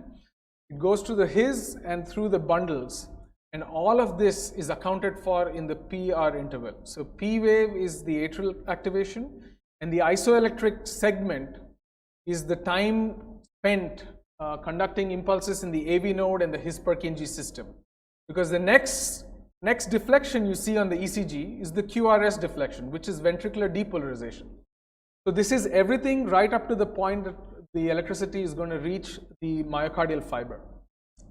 So the normal PR interval may be 100 milliseconds, and upper normal is about 200, 210 milliseconds or so. And like I said, there's no amplitude to it. There's no positive or negative deflection. It's isoelectric almost everywhere. And it reflects slow depolarization through the AV node and the His-Purkinje system. All right. So the next aspect, and this graphic basically just shows that. So the PR interval is everything: conduction through the AV node, through the bundle of His, and you'll see through the His-Purkinje system, but short of depolarizing the ventricle. And pathologies in the ECG, one of my colleagues will be covering later, but if you have a delay in conduction in the AV node, your PR interval is going to prolong. If you have a delay in conduction in the His-Purkinje system, your PR interval is going to prolong. So a long PR interval doesn't necessarily say that it's an AV node problem. It could be an AV node or a His-Purkinje system. And a lot of electrophysiology time spent is trying to figure out what is supraHisian and infraHisian. So again, just to emphasize that the PR interval reflects both the AV node and the His-Purkinje system. So we'll move on to the next aspect of the ECG, which is the QRS complex. There are three components to this: the Q wave, which is the first initial negative deflection, the R wave, which is the first positive deflection, and the S wave, which is the negative deflection that follows an R wave. So let's look at the Q wave. So the typical Q wave is being generated. Just remember that the Q wave is a short part of the QRS, and that's because of septal depolarization. So we already said that electricity is going down the left bundle, which is on the left side of the interventricular septum, and the right bundle, which is on the right side of the interventricular septum. The left activates faster. The interventricular septum is always activated from the left to the right in a normal heart. So assuming you do not have a left bundle branch block or a right bundle branch block, and that your myocardium in the septum is not scarred and it's healthy, this is how activation happens.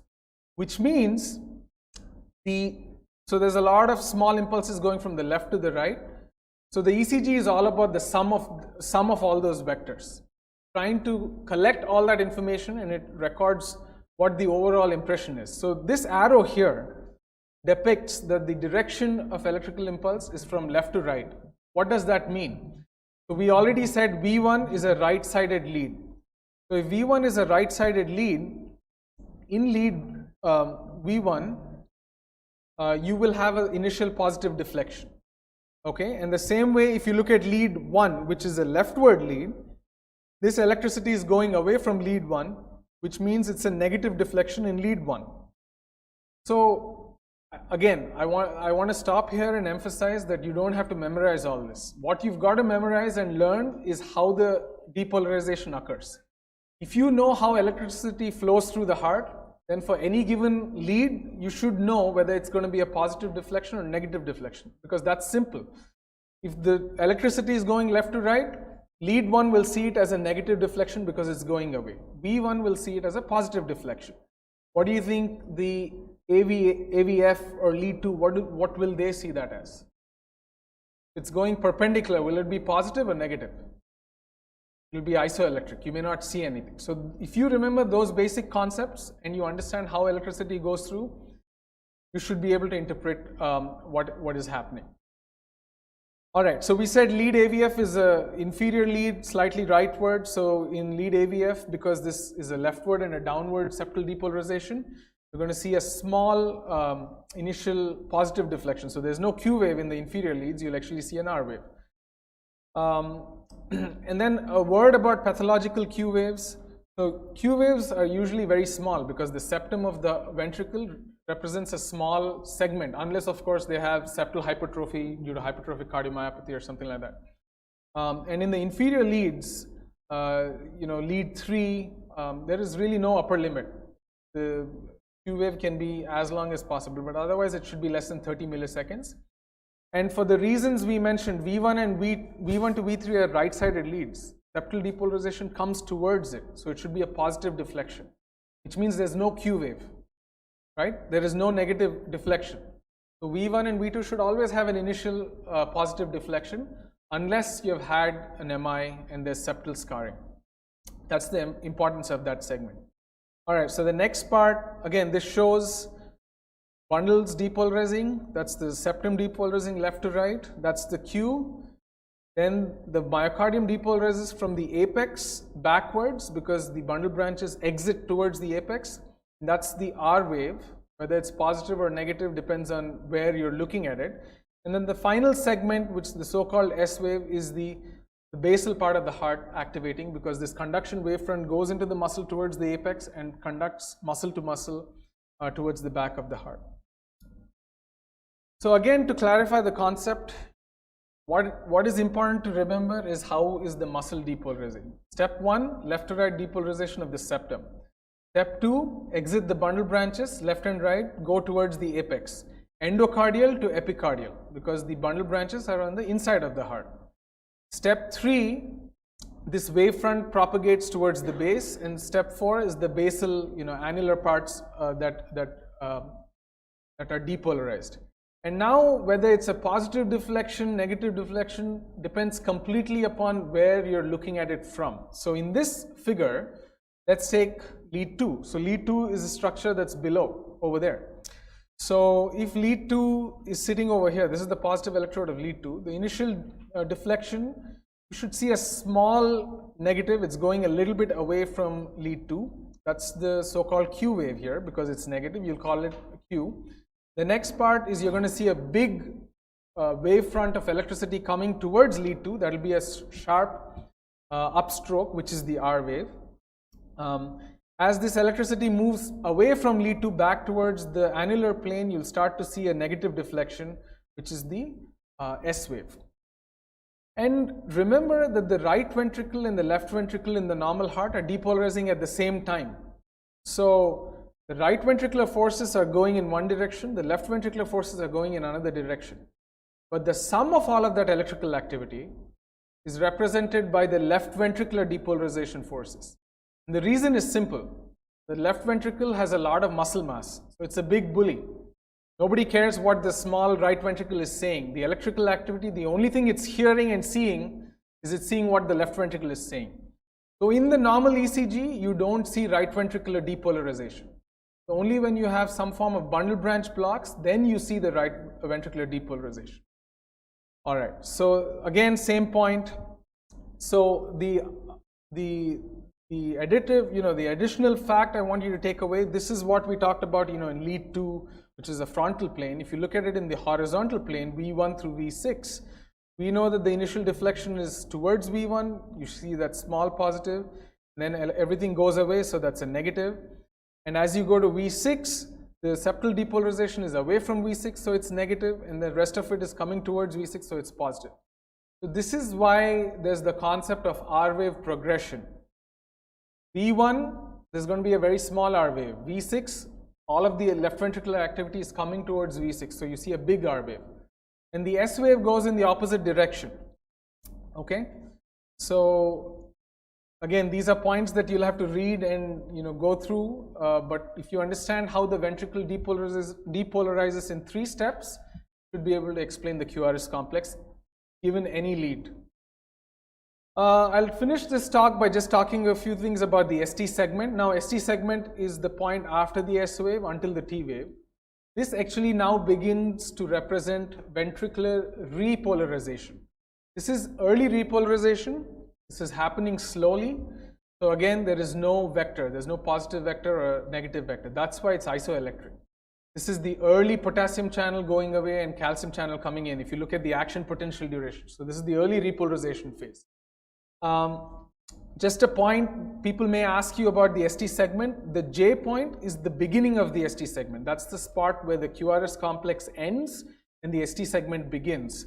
Why is the J point important? Because there are conditions where the J point elevates. It may be normal to see a J point elevation of about 0.1 millivolts or so. And especially, so that's just called early repolarization. So, you take a lot of young males, athletes, you may see early repolarization. You see a J point elevation that is marked and the ST elevation is elevated, that is your ST segment elevation that you see as part of a myocardial infarction. There are other causes of J point elevation, OSPON waves, epsilon waves, but the J point is that initial point where the ST segment begins, and normally this is early repolarization, so it's isoelectric. Then comes the T wave, which is also repolarization of the ventricle. Now, this is an interesting concept. So, depolarization happened from, say I'm a lead and the electricity is coming towards me, from the endocardial inner surface to the epicardial surface.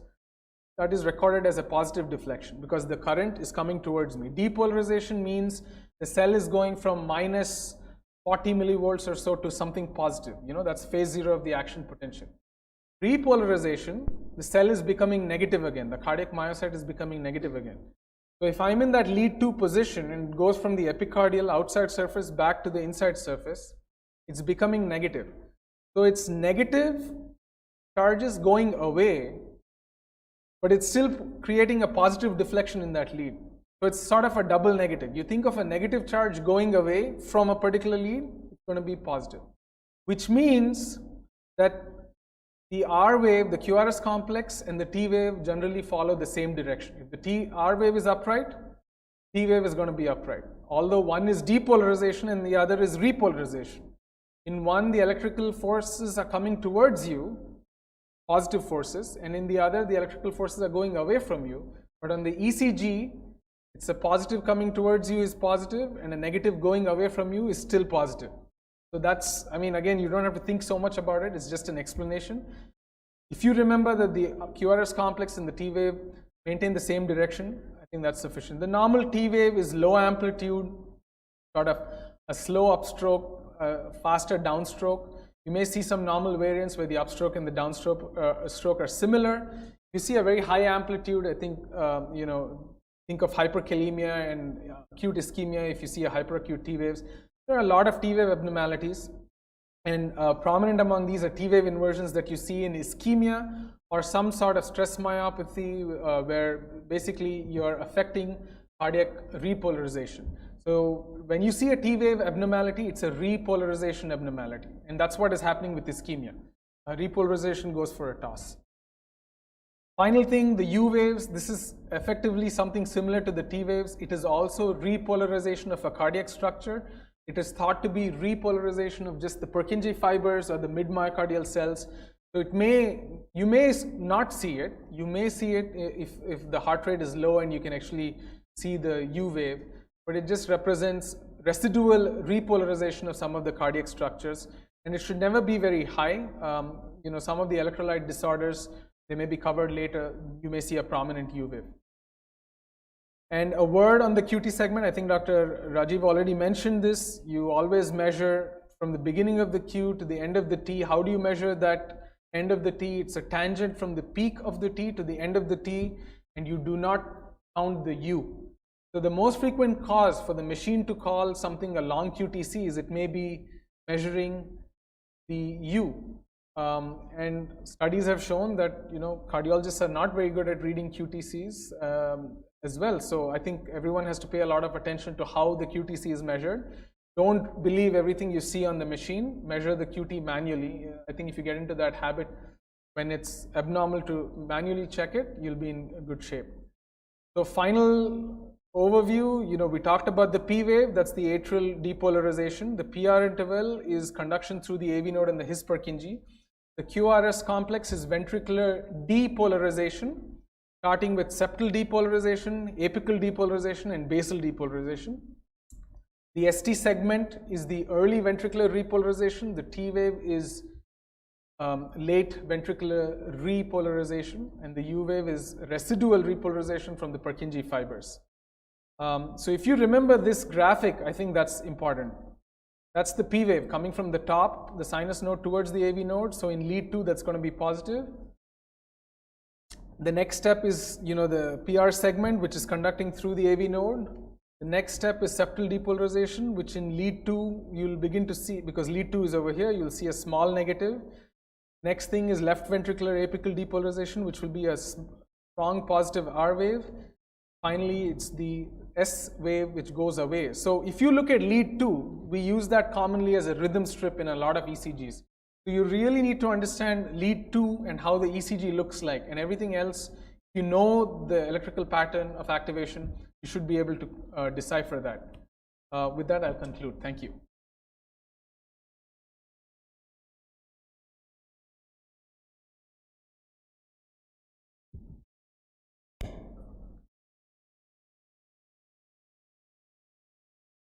Thanks, Horace, for that excellent presentation. I think probably have a break after one more presentation. Just talk to you about recognizing hysteria and infarction and some of the mimics we didn't cover in our initial talk. So just look at this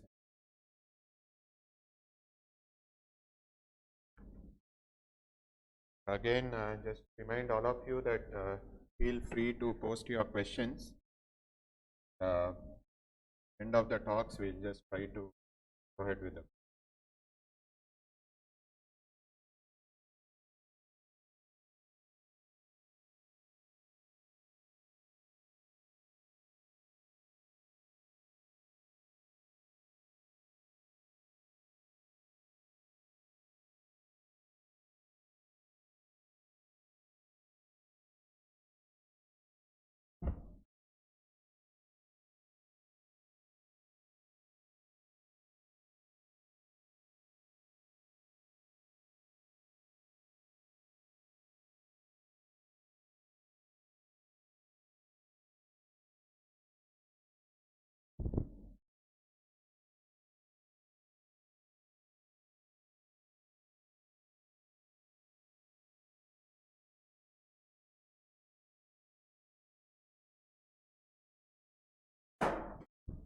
What we'll do over the next 15 to 20 minutes is just give you a flavor of different mimics and all which are there.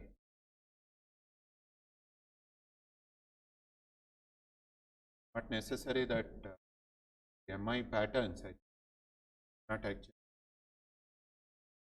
be too obsessed with the being shown, but at least you'll have an idea about the spectrum and you keep your eyes and mind open to what's happening. Just show you some case examples. It was an 82-year-old, 6 days, 6 hours pain, and this is the ECG which was taken in the emergency. You can see some blood stains also. The patient was hemodynamically unstable and was rushed for an angiogram. Now, what is the diagnosis and how do you manage? Now, we had mentioned in the first talk that AVR generally is considered to be an orphan lead.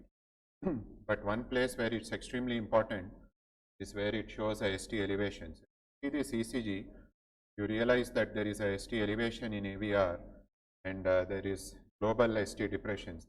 All the other leads, if you see from V2 to V6, the inferior leads L2 AVF, all of them have ST depression. So this indicates a left main disease. This is just an angiogram to show you that is a tight stenosis of the distal left main. This is the left main and the ostial LAD and the circumflex have tight stenosis.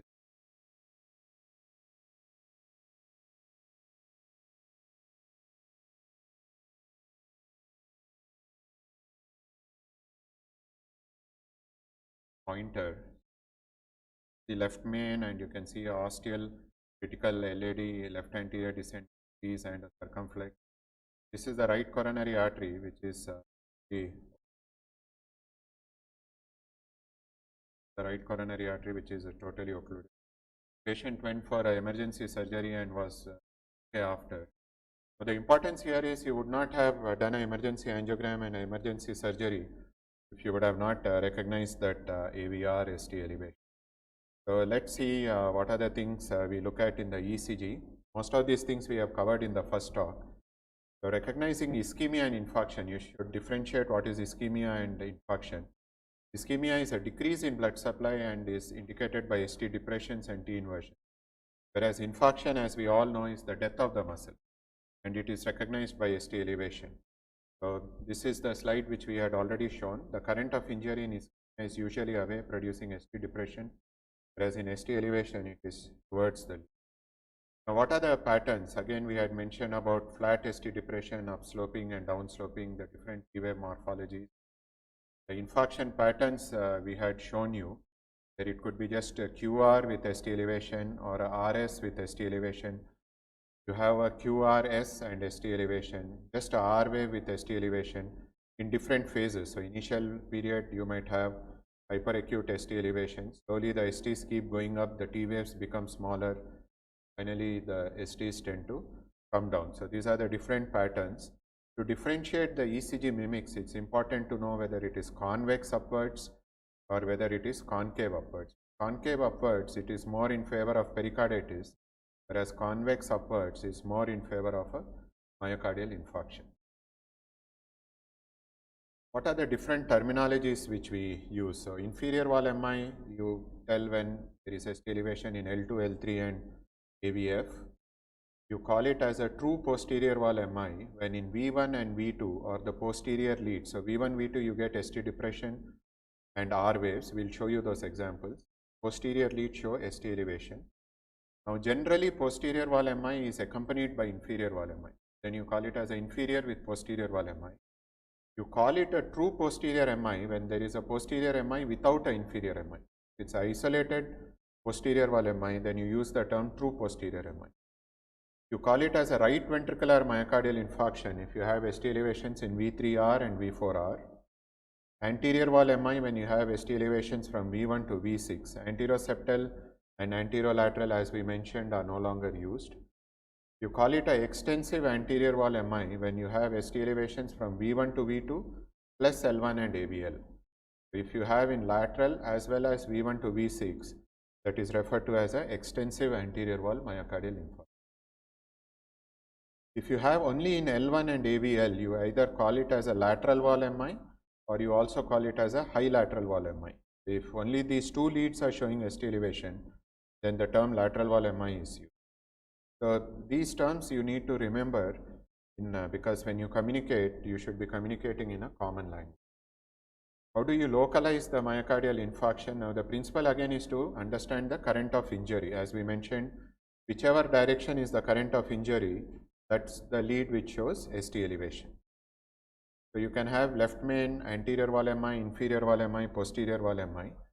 Left main we mentioned global ST depression and AVR ST elevation. So if you see the current of injury now is towards AVR. This is the current of injury. So this entire area is ischemic now. So you have the current of injury which is going towards AVR. So you get global ST depressions. You can see here that ST depressions in anterior as well as inferior, whereas AVR will show ST elevation. Now when you talk about inferior wall myocardial infarction, you are basically trying to differentiate whether it is a right coronary which is producing or a circumflex which is producing, and which vessel is dominant and in which area in right coronary is it occluded. So right-sided leads are extremely important. If you look at V3R or V4R and it shows ST elevation, then it indicates a proximal RCA occlusion. Remember that the RV branch always comes from the right coronary, even if it is a non-dominant right coronary. If you have RVMI, you are sure it is a right coronary which is the culprit vessel. Now, a simple way of remembering and differentiating RCA from LCX is to look at lead L3 and L2 and look at L1 and AVL. Now, if you see, we mentioned that L2, it is towards the right lower limb, whereas L3 is towards the left lower limb. If you look at the blood supply, you know right coronary is towards the right side, okay, whereas the LCX is towards the lateral wall. So if you look at L2, L2 generally is in the direction of LCX, that is towards the lateral wall, whereas L3 is towards the right coronary artery. So if you have a ECG where ST elevation in L3 is more than L2, you know that it is a right coronary artery. Because L2 we say, L1 we said is horizontal, L2 we said is towards the right lower limb, L3 we said is towards the left lower limb. So now you have L2 which is towards the right lower limb. So if it's right coronary artery elevation, L2 towards the left lower limb and L3 towards the right lower limb. So when it is a right coronary artery infarction, you know more current is going towards L3 rather than L2. At the same time, L1 and AVL are away because now it's towards the right side that the current is going. So L1 and AVL will show ST depression and L3 will show the maximum ST elevation, L2 will show less ST elevation. Whereas circumflex is towards the lateral wall. If you are able to see me here, it's towards the lateral wall. So now L1 is in the direction of lateral wall, AVL is in the direction of lateral wall, L2 is going towards the lateral wall compared to L3. So L2 will have more ST elevation compared to L3. So if you have a ECG where L3 is more than L2 and AVL and L1 are showing ST depression, it indicates that it is RCA. Whereas if you have L2 more than L3 and you have ST elevation in AVL and AVL, L1 and AVL, it indicates it is circumflex.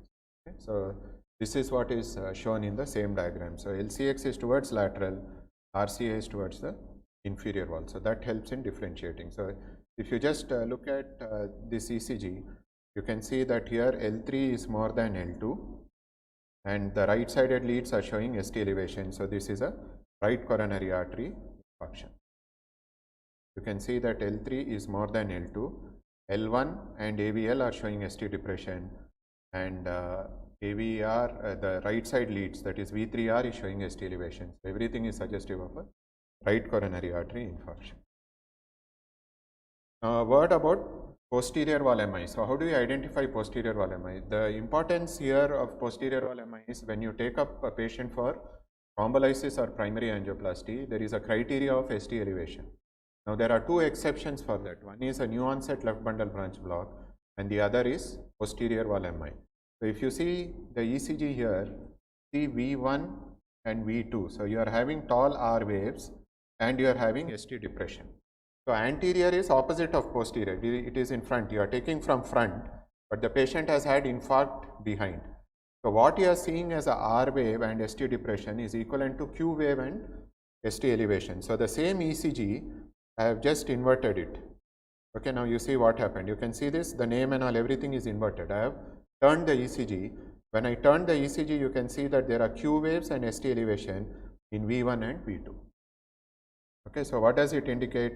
It indicates posterior wall MI and the patient needs to be given thrombolysis or has to be taken up for primary angioplasty. So though on ECG, it appears as if it is ST depression, it is actually ST elevation. It is a posterior wall ST elevation.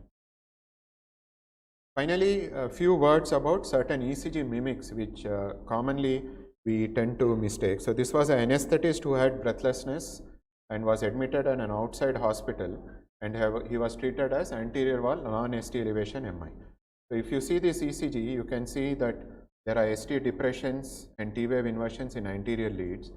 So he was diagnosed as anterior wall non-QMI, but what they missed was a S1Q3T3 pattern. You can see that there is a small S wave in L1 and you have a Q wave and T inversion in L3. That is called the S1Q3T3 pattern. He had all right heart failure signs, and then this was his echo which was done at the bedside. If you see here, if you concentrate, you can see a mass like thing which is jumping here. This is actually the thrombus which is jumping in the right atrium and collapsing into the right ventricle, and right atrium and right ventricle are grossly dilated. So what the patient had was a massive pulmonary thromboembolism. He was taken for surgery and these were the clots which were removed from his pulmonary artery. So he actually deteriorated within few hours of coming. If another 4 or 6 hours we would have missed, we would have probably lost the patient. So that's the importance of ECG mimic. So this was pulmonary thromboembolism presenting as anterior wall non-QMI. Then after surgery, of course, the patient did well and he is still practicing anesthesia. This was a 55-year-old male. He had a left shoulder pain for 6 hours, diagnosed as anterior wall and inferior wall MI. So he was actually shifted to us, and this is his ECG. You can probably just take half a minute to see the ECG.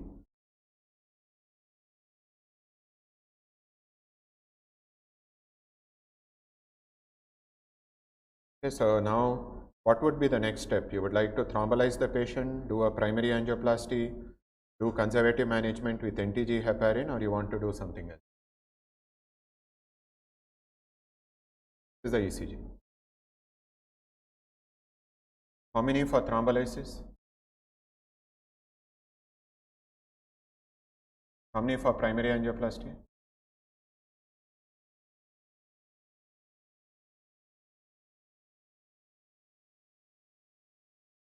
So actually we got a call for shifting to the cath lab. Cath lab was also informed. But what is important here to recognize is this is actually not anterior wall MI, neither inferior wall MI. You can see the short PR interval with the delta wave. Okay, so what this patient has is a WPW syndrome. He doesn't have any MI. He was actually taken for EPS RFA. You can see another delta wave with a short PR interval. So this is a WPW syndrome. This is another case, again having ST elevations, 25-year-old engineer, catchy pleuritic type of pain. So what is the most likely diagnosis? So you can see a concave upwards types of ST elevation. So this is actually a pericarditis. So how do you differentiate now? Few things. One, concave upwards. Two, you can see that all leads have. So anterior leads have ST elevation. Inferior leads also have ST elevations. So there are no specific vascular territory. And if you carefully notice, look at say AVF, you can see PR segment depression here. The PR segment is depressed here. Okay. So there is evidence of PR segment depression and global ST elevation with concave upwards. So this is actually pericarditis. So how do you differentiate from MI? It is global, not restricted to a particular vascular territory, concave upwards, and it evolves according to the stage of pericarditis, and you'll have PR segment depression. Okay, so all those features you can see in this particular ECG. So this was an elderly woman with pre-existing left bundle branch block, and she came with this ECG. So the question is whether the patient has underlying ischemia or not. So as we mentioned, it is a broad QRS ECG, and L1 you can see prolonged R wave, AVL you can see prolonged R wave, you can see a kind of W pattern in V1, and you can see a M pattern in V6. So this is what morphology? LBBB or RBBB? So this is a LBBB type of morphology. So the question now is, she is come with breathlessness, whether there is associated MI also or it is only LBBB. So for that, Dr. Garbosa actually published the Garbosa criteria for the diagnosis of MI in patients with LBBB. So if you have ST elevation more than 1 mm with concordant QRS, ST deviation more than 5 mm with discordant QRS, or ST depression more than 1 mm in V1 to V3, or positive T waves in V5, V6. These are all for acute myocardial infarction. For old myocardial infarction, if you have Q waves in L1 AVL or V5, V6, so in LBBB you don't get Q waves in L1 AVL, V5, V6 because the septal depolarization is gone, but if you get, then it's a old MI. And if you have QR during ventricular ectopic or VT, that's again indicative of a old myocardial infarction. So what does that mean? What is this concordance and discordance? So discordance means if you see a negative deflection QRS, you have ST elevation. If you see a positive deflection, you should get a negative, you should get a ST depression and T wave. So negative QRS is associated with ST elevation and upright T waves. Upright QRS is associated with ST depression and T waves. That is discordant, that is normal in left bundle branch block. So if it is concordant, that means you are having a positive QRS complex, but there is no ST depression, there is ST elevation, then it is myocardial infarction. Okay, so you can see here that patient is having positive R wave, but the patient should have ST depression, but here the patient is having a equiphasic or a ST elevation. So that is a concordant change. So if it's more than 1 mm, that indicates MI. Discordant if it is more than 5 mm. So normally with negative QRS, you will have ST elevation, but this ST elevation if it is more than 5 millimeters, then it indicates that it is associated myocardial infarction. So that's what the Garbosa criteria mentions. So Cabrera and Chapman sign, I think you need not worry. So what are the non-ischemic causes of ST segment and T wave changes? You can have early repolarization, left ventricular hypertrophy, bundle branch blocks, myocarditis, acute pericarditis, hyperkalemia, pre-excitation, Brugada syndrome. After giving cardioversion and all, again you can have ECG changes. And finally, something like demand angina. Just patient might be having anemia and the patient is having significant ECG changes. Okay. So concluding, we can say that ECG is an inexpensive, readily available test which gives extensive information about ischemia and infarction. Diagnosis of MI and localization of artery help in planning further strategy. Clinical evaluation before doing the ECG is of paramount importance to avoid ECG mimics, like you saw that. So if you would have seen that the patient has right heart failure and breathlessness, you would have diagnosed PT rather than ischemia in that patient. So I think that's the presentation, and thank you for your patience. So we break for tea. So I think we'll have a 10 minutes break now. and we'll reassemble at 11:15 for the rest of the talk. Thank you.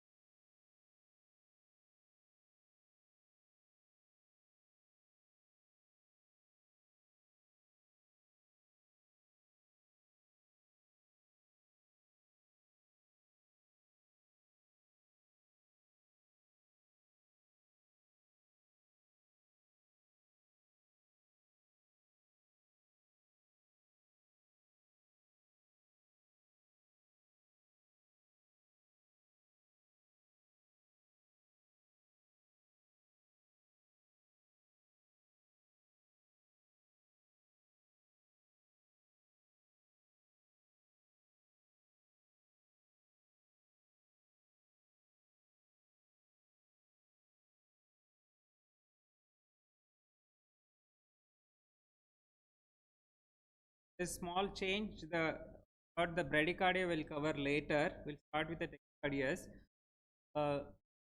Don't get disheartened if you have not understood.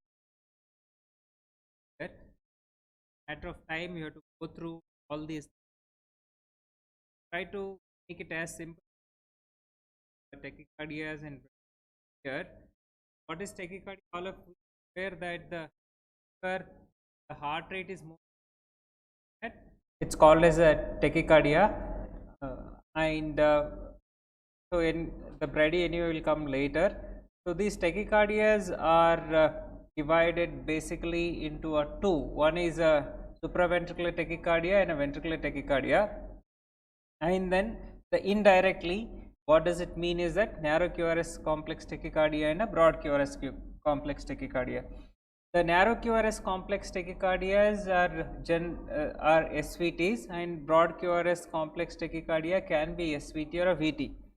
So let's go further and see them. That's what I told, SVT and VT depending on the origin. SVT supraventricular is whatever that originates above the AV node is a SVT, below the AV node is the ventricular tachycardia. So this is undoubtedly this is in tachycardia, where you have seen how to calculate the heart rate in the morning. You have got just 1 second.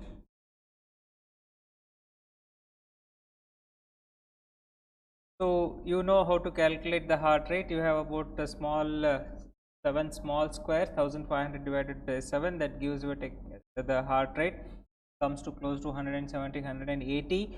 So this is a narrow QRS complex and the tachycardia, because heart rate is more than 100, and we'll see, I'll show you again. And this is undoubtedly a tachycardia, because heart rate is more than 100, it's again close to about 170, 180 beats per minute, and it's a broad QRS because the QRS complex is more than 120 milliseconds. That means it's covering more than 3 small squares, that is 0.12 seconds.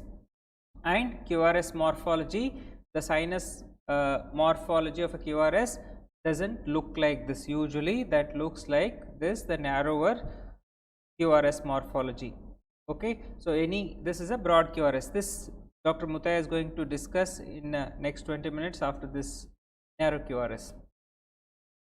When QRS is narrow, so we need to understand that whenever an electrical impulse travels from atrium to the ventricle through the His-Purkinje system, that's AV node, His bundle, and then you have got a right bundle, left bundle. Any impulse that originates in the atrium travels through AV node, His bundle, and then the Purkinje system, QRS is usually narrow.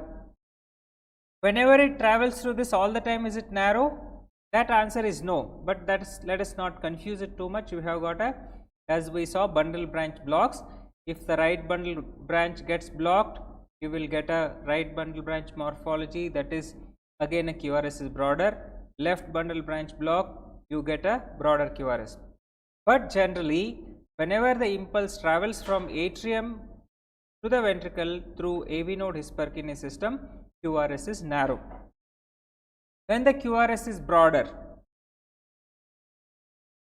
QRS becomes broader whenever the impulse travels from muscle to muscle. If the impulse originates in any of the ventricular muscles and it travels from muscle to muscle anywhere, it becomes broader. The reason is time taken for the electrical impulse to travel from muscle to muscle, that is in the myofibers, is slower than the conduction system. The slower the conduction, broader the QRS. Faster the conduction, narrow the QRS. So any impulse that originates in the myocardium, the QRS becomes broader. Similarly, if you have an electrical impulse that's arising in the atrium, but it travels through the muscle to the ventricle, is it possible? Yes, it can be possible. We have something called as an accessory pathways. They are across the tricuspid annulus and the mitral annulus. They are the muscle fibers again. The heartbeat originating in the atrium, either it can be a sinus or it can be a SVT that's happening here, atrial tachycardia. If that travels through muscle to muscle and goes slowly through the muscle to muscle, again QRS can become broader. So, we are going to see now narrow QRS tachycardias. This is an umbrella term which involves, as I told, the mechanism involves a tissue from the His bundle or above. So, it can be right from our sinus tachycardia, which can be appropriate or inappropriate, or an atrial tachycardia, or this can be a flutters. I will show what is a flutter later, or it can be a junctional tachycardia, or it can be AV nodal reentrant tachycardia or accessory pathway mediated reentrant tachycardias. So, coming to the most common thing what we see in as a pathological tachycardia is an atrial fibrillation. Apart from that, we will go from simple to little complex. AV nodal reentrant tachycardia and junctional tachycardias. This is the AV node which is situated above the membranous septum in the atrial aspect. AV node is more in the atrial aspect and sits above the membranous septum, that is the atrioventricular septum. It has got its own extensions. So, it has got something called as a fast pathway, it has got something called as a slow pathway. So, the re-entry can happen between fast and slow pathway here, giving rise to tachycardia, that is called as AVNRT, that is AV nodal reentrant tachycardia. And one more thing is a junctional tachycardia. Junctional tachycardia is nothing but which originates again in the AV node, where there is an increased automaticity in the AV nodal tissue, which gives rise to a junctional tachycardia. In this case, atrium, its re-entry is happening here in the Cox triangle, that is the junction between the atrium and ventricle. Here the atrium and the ventricle both get activated simultaneously. I will repeat, atrium and ventricle get activated simultaneously, parallel manner. So, there is no gap between the QRS complex and the P wave when you see on the surface ECG. That we will see further. So, the re-entry is happening between the slow pathway and fast pathway of the AV node, that happens in the Cox triangle, and the atria and ventricle get activated simultaneously. So, the repolarization of both the atria and ventricle overlap with each other. So, what happens? So, the QRS and the P wave are almost simultaneous. P wave looks almost like a part of QRS, usually that falls in the end of the QRS here, like a pseudo R dash wave, small r here. So, that is about AV nodal re-entry. We will come to the examples one after the other. I was talking about atrioventricular re-entrant tachycardia. Across the tricuspid and mitral annulus, we can have a muscle fibers, they are called as accessory pathways. So, in the beginning, atria and ventricle remain as a muscular connections. Later, the AV rings develop and they get separated. Meanwhile, some of the bundles can remain connected between the atria and ventricle. They act as a muscle fiber and they can cause they can be a substrate for a re-entrant tachycardias. In this case, so these fibers, muscle fibers, can conduct electricity from atrium to the ventricle.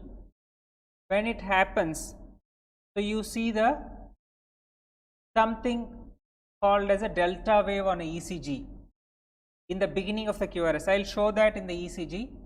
That I told you, whenever there is a conduction from muscle to muscle, which happens here in this case in the sinus rhythm also, you will see the delta wave, as Rajiv sir was showing in one of the ECG. Can it be confused as myocardial infarction?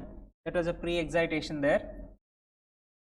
So, that initial part will be a slurred part and PR is shorter, the reason being conduction is happening through the muscle. There is no decremental conduction here, so you will get a pre-excitation. Then the second question comes is, if there is an accessory pathway, there has to be pre-excitation all the time? No, need not be. These pathways need not conduct all the time from atrium to ventricle or ventricle to atrium. They can conduct in any one of the directions or both the directions. If it conducts from atrium to ventricle, you get a pre-excitation. If it conducts only from ventricle to the atrium, that you cannot recognize anyway on the surface ECG because nothing will be seen. So you don't see a pre-excitation in the sinus rhythm. So that's called as a concealed conduction, concealed on the sinus rhythm ECG. So the re-entry can happen like the impulse can travel from His-Purkinje system to the ventricle, go back from the accessory pathway to the atrium and form a circuit. It's a atrioventricular re-entrant tachycardia. In this case, what happens is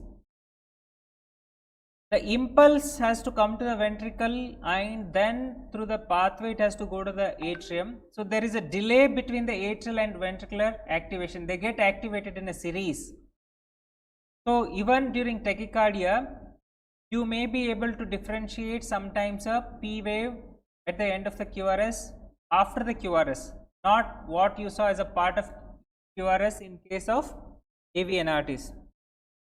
In this case, if you see arrow mark here, this is likely to be a P wave. You may say whatever you show on the ECG, we may have to believe it as a P wave because you are not able to discern it clearly.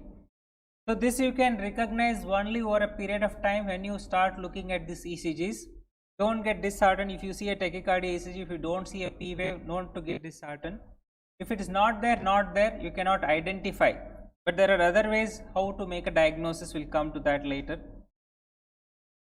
Then there is something called as a focal atrial tachycardias. So as we have a sinus node which has its own automaticity, it generates its own electrical impulse, there are cells in the atrium, there are certain places in the atrium rather, they can be arrhythmogenic. They can depolarize themselves and give rise to a tachycardia. These most of them have a character, these cells have a character similar to sinus node. There is a diastolic depolarization which happens, that's automaticity. So these are characteristic areas. Most common are in the right atrium. That's a crista terminalis, which separates the smooth part to the muscular part, trabecular part in the atrium, is highly arrhythmogenic. Why is it so? In primitive animals, if you see, whole of crista terminalis forms the sinus node. That means from whole of SVC to the IVC, entire thing is a sinus node in a primitive animals. So some of those cells, when we evolved over a period of time, you may have an automatic focus there and they can give rise to a tachycardia.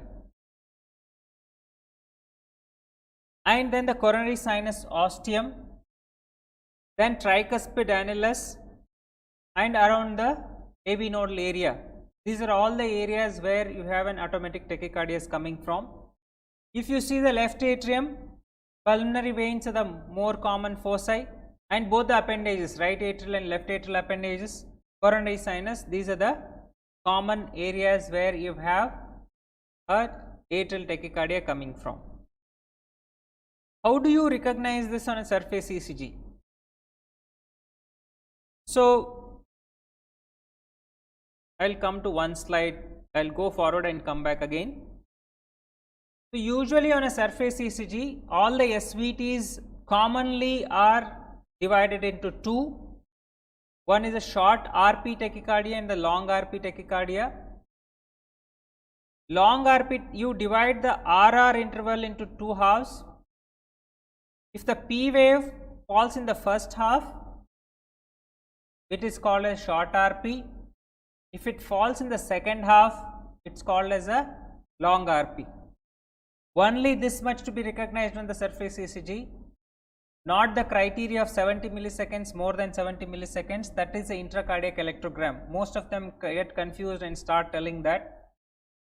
It's in fact hard to see their P waves in short RP tachycardias. Where are you going to measure the intervals? So, short RP tachycardia commonly are AVNRT and orthodromic AVRT, what we saw just now. Long RP, the most common you see is in a sympathetic overdrive situation is the sinus tachycardia, atrial tachycardia, and something called as a PJRT. I will go back and come back here. So, if you see the bottom slide here, here you have got a P wave here, which is after the half of a RR interval or at the junction. This is a long RP tachycardia. We will come to several examples again. That is the focal atrial tachycardia, what we saw till now. Now we have re-entrant arrhythmias in the atrium. They are called typically as a atrial flutters. So earlier we knew only one flutter, that is a KO tricuspid isthmus dependent flutter. KO tricuspid isthmus is nothing but it's the area joining the inferior vena cava to the tricuspid annulus. In this typical flutter, this KO tricuspid isthmus, the part of the circuit, so that's why it is called as KO CI dependent flutter, KO tricuspid isthmus flutter.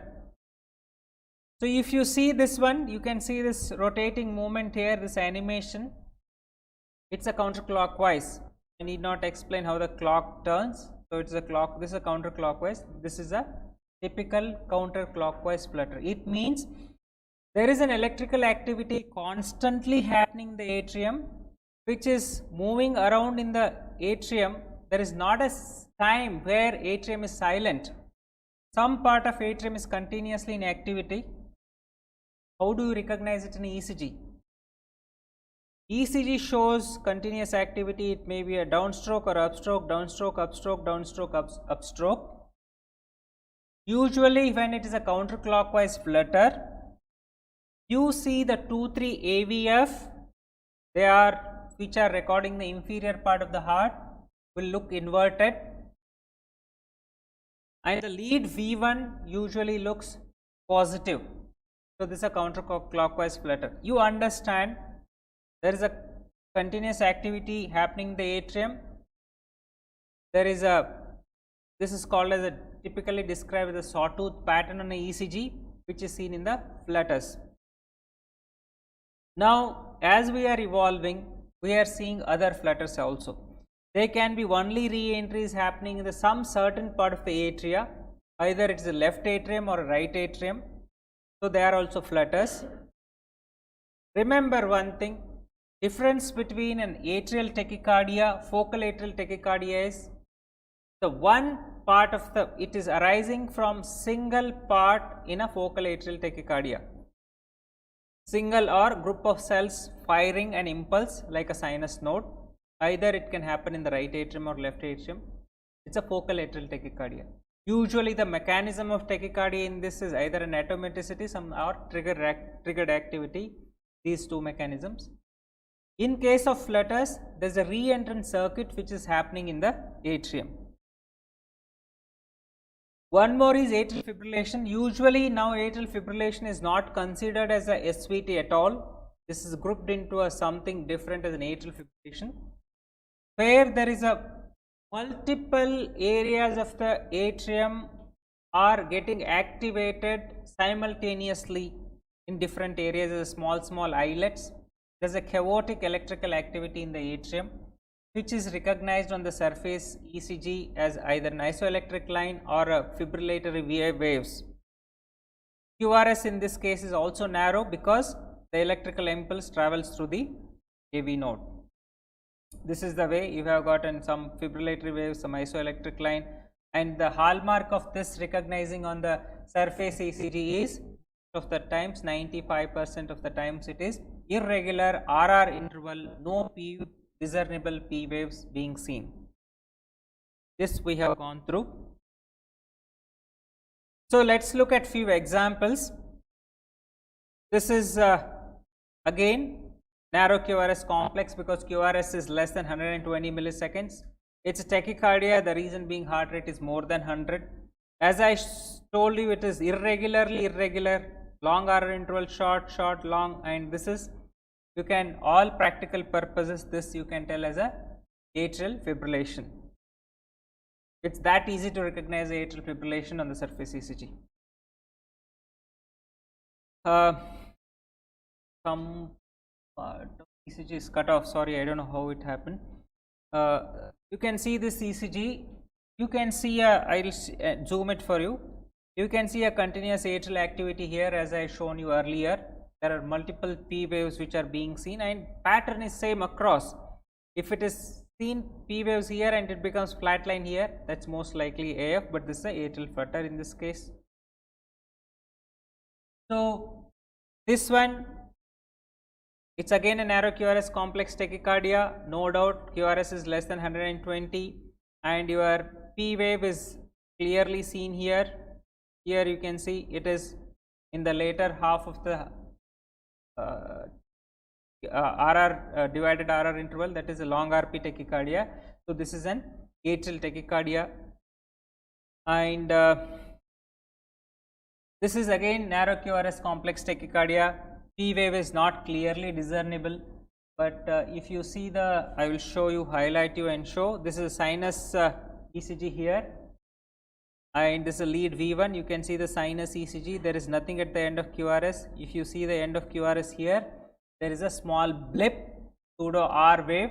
So this is a short RP tachycardia, likely a AVNRT. And so this is again narrow QRS complex tachycardia, right? QRS is less than 110, but there is a R wave predominantly because it's child here. And if you see, this is a sinus rhythm ECG, and then you see the QRS here, this is lead V1 again. You see there is a small blip here, although looks negative, that is after the QRS. So this is likely again a short RP, likely a AVRT. How do you manage these patients with a AVNRT or AVRT?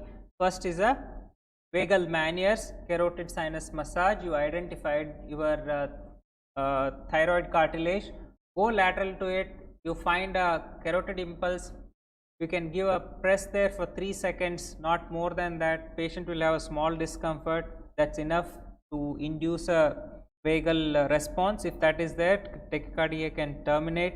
You can have Valsalva Meniere. You read this article published in Lancet, so one of those modifications of a Valsalva.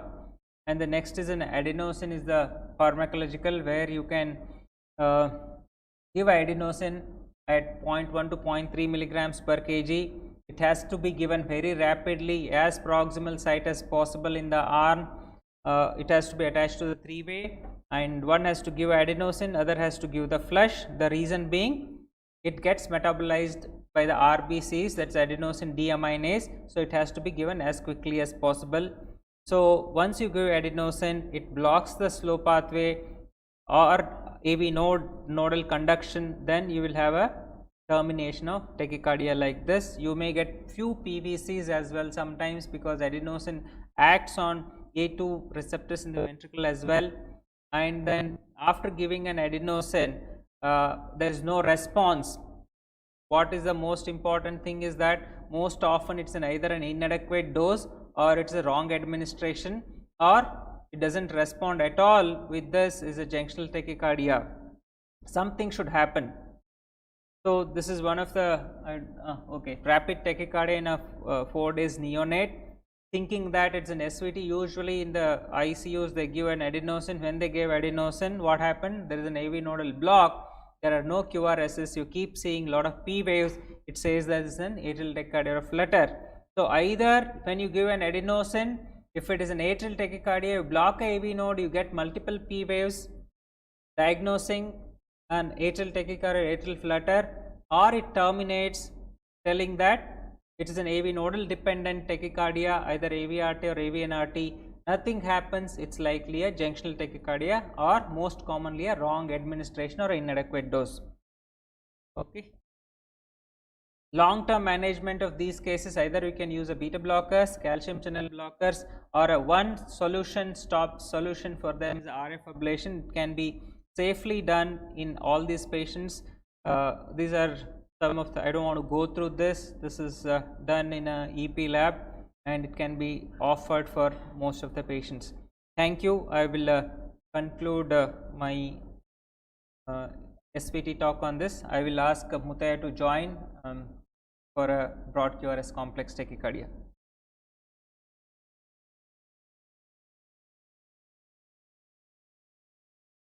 Muthu, you can hear us?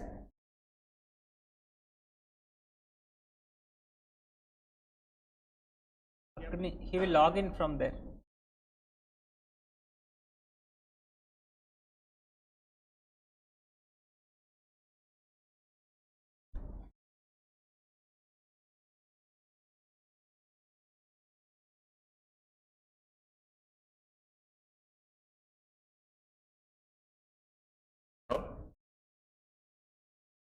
Sachin sir? Hello? Hello?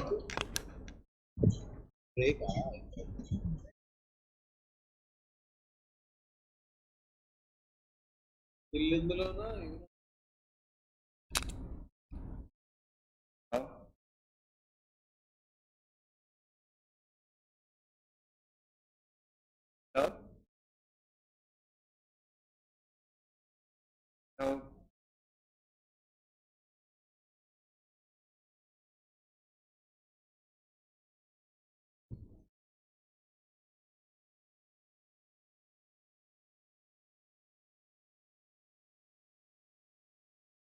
Are you able to hear me?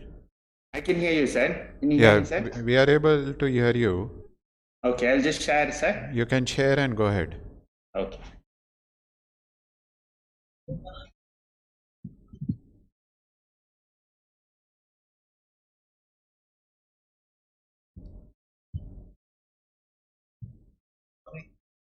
My slides are seen, sir. You can see them.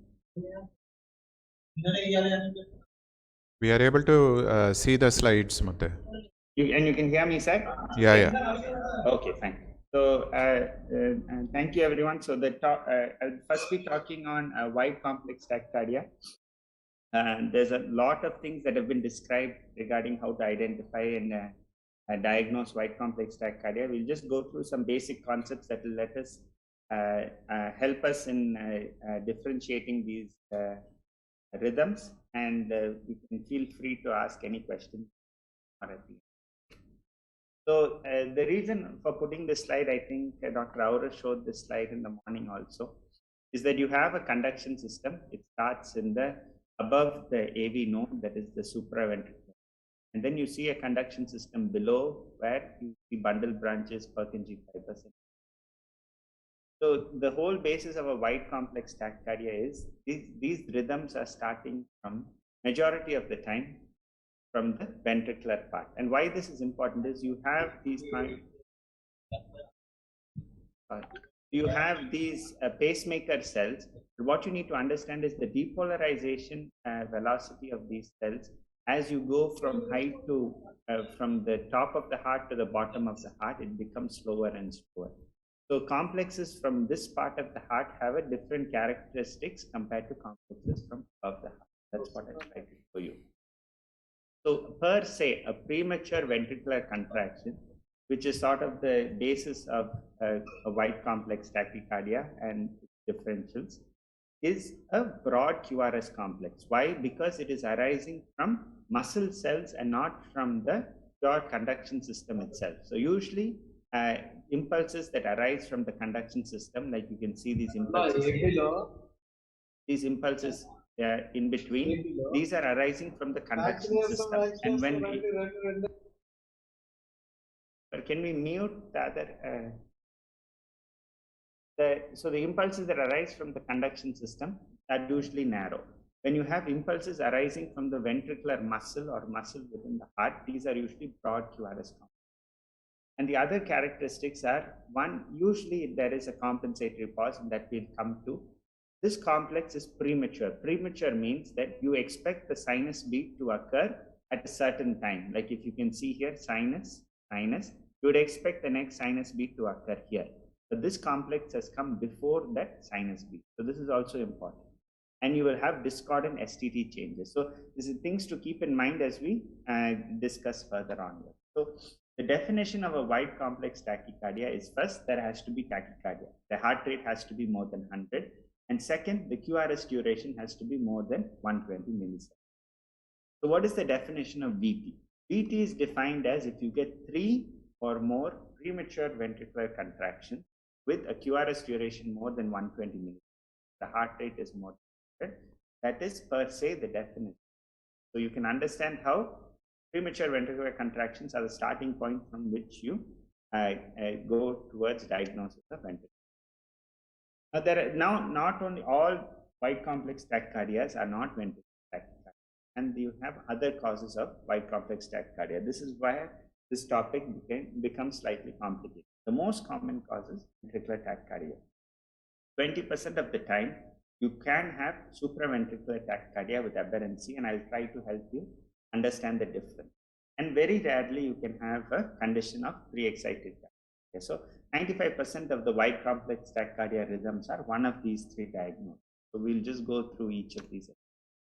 But very first important is, as we have seen in the last few presentations, it's very important to understand the history of the patient, because certain conditions are more common in certain patients.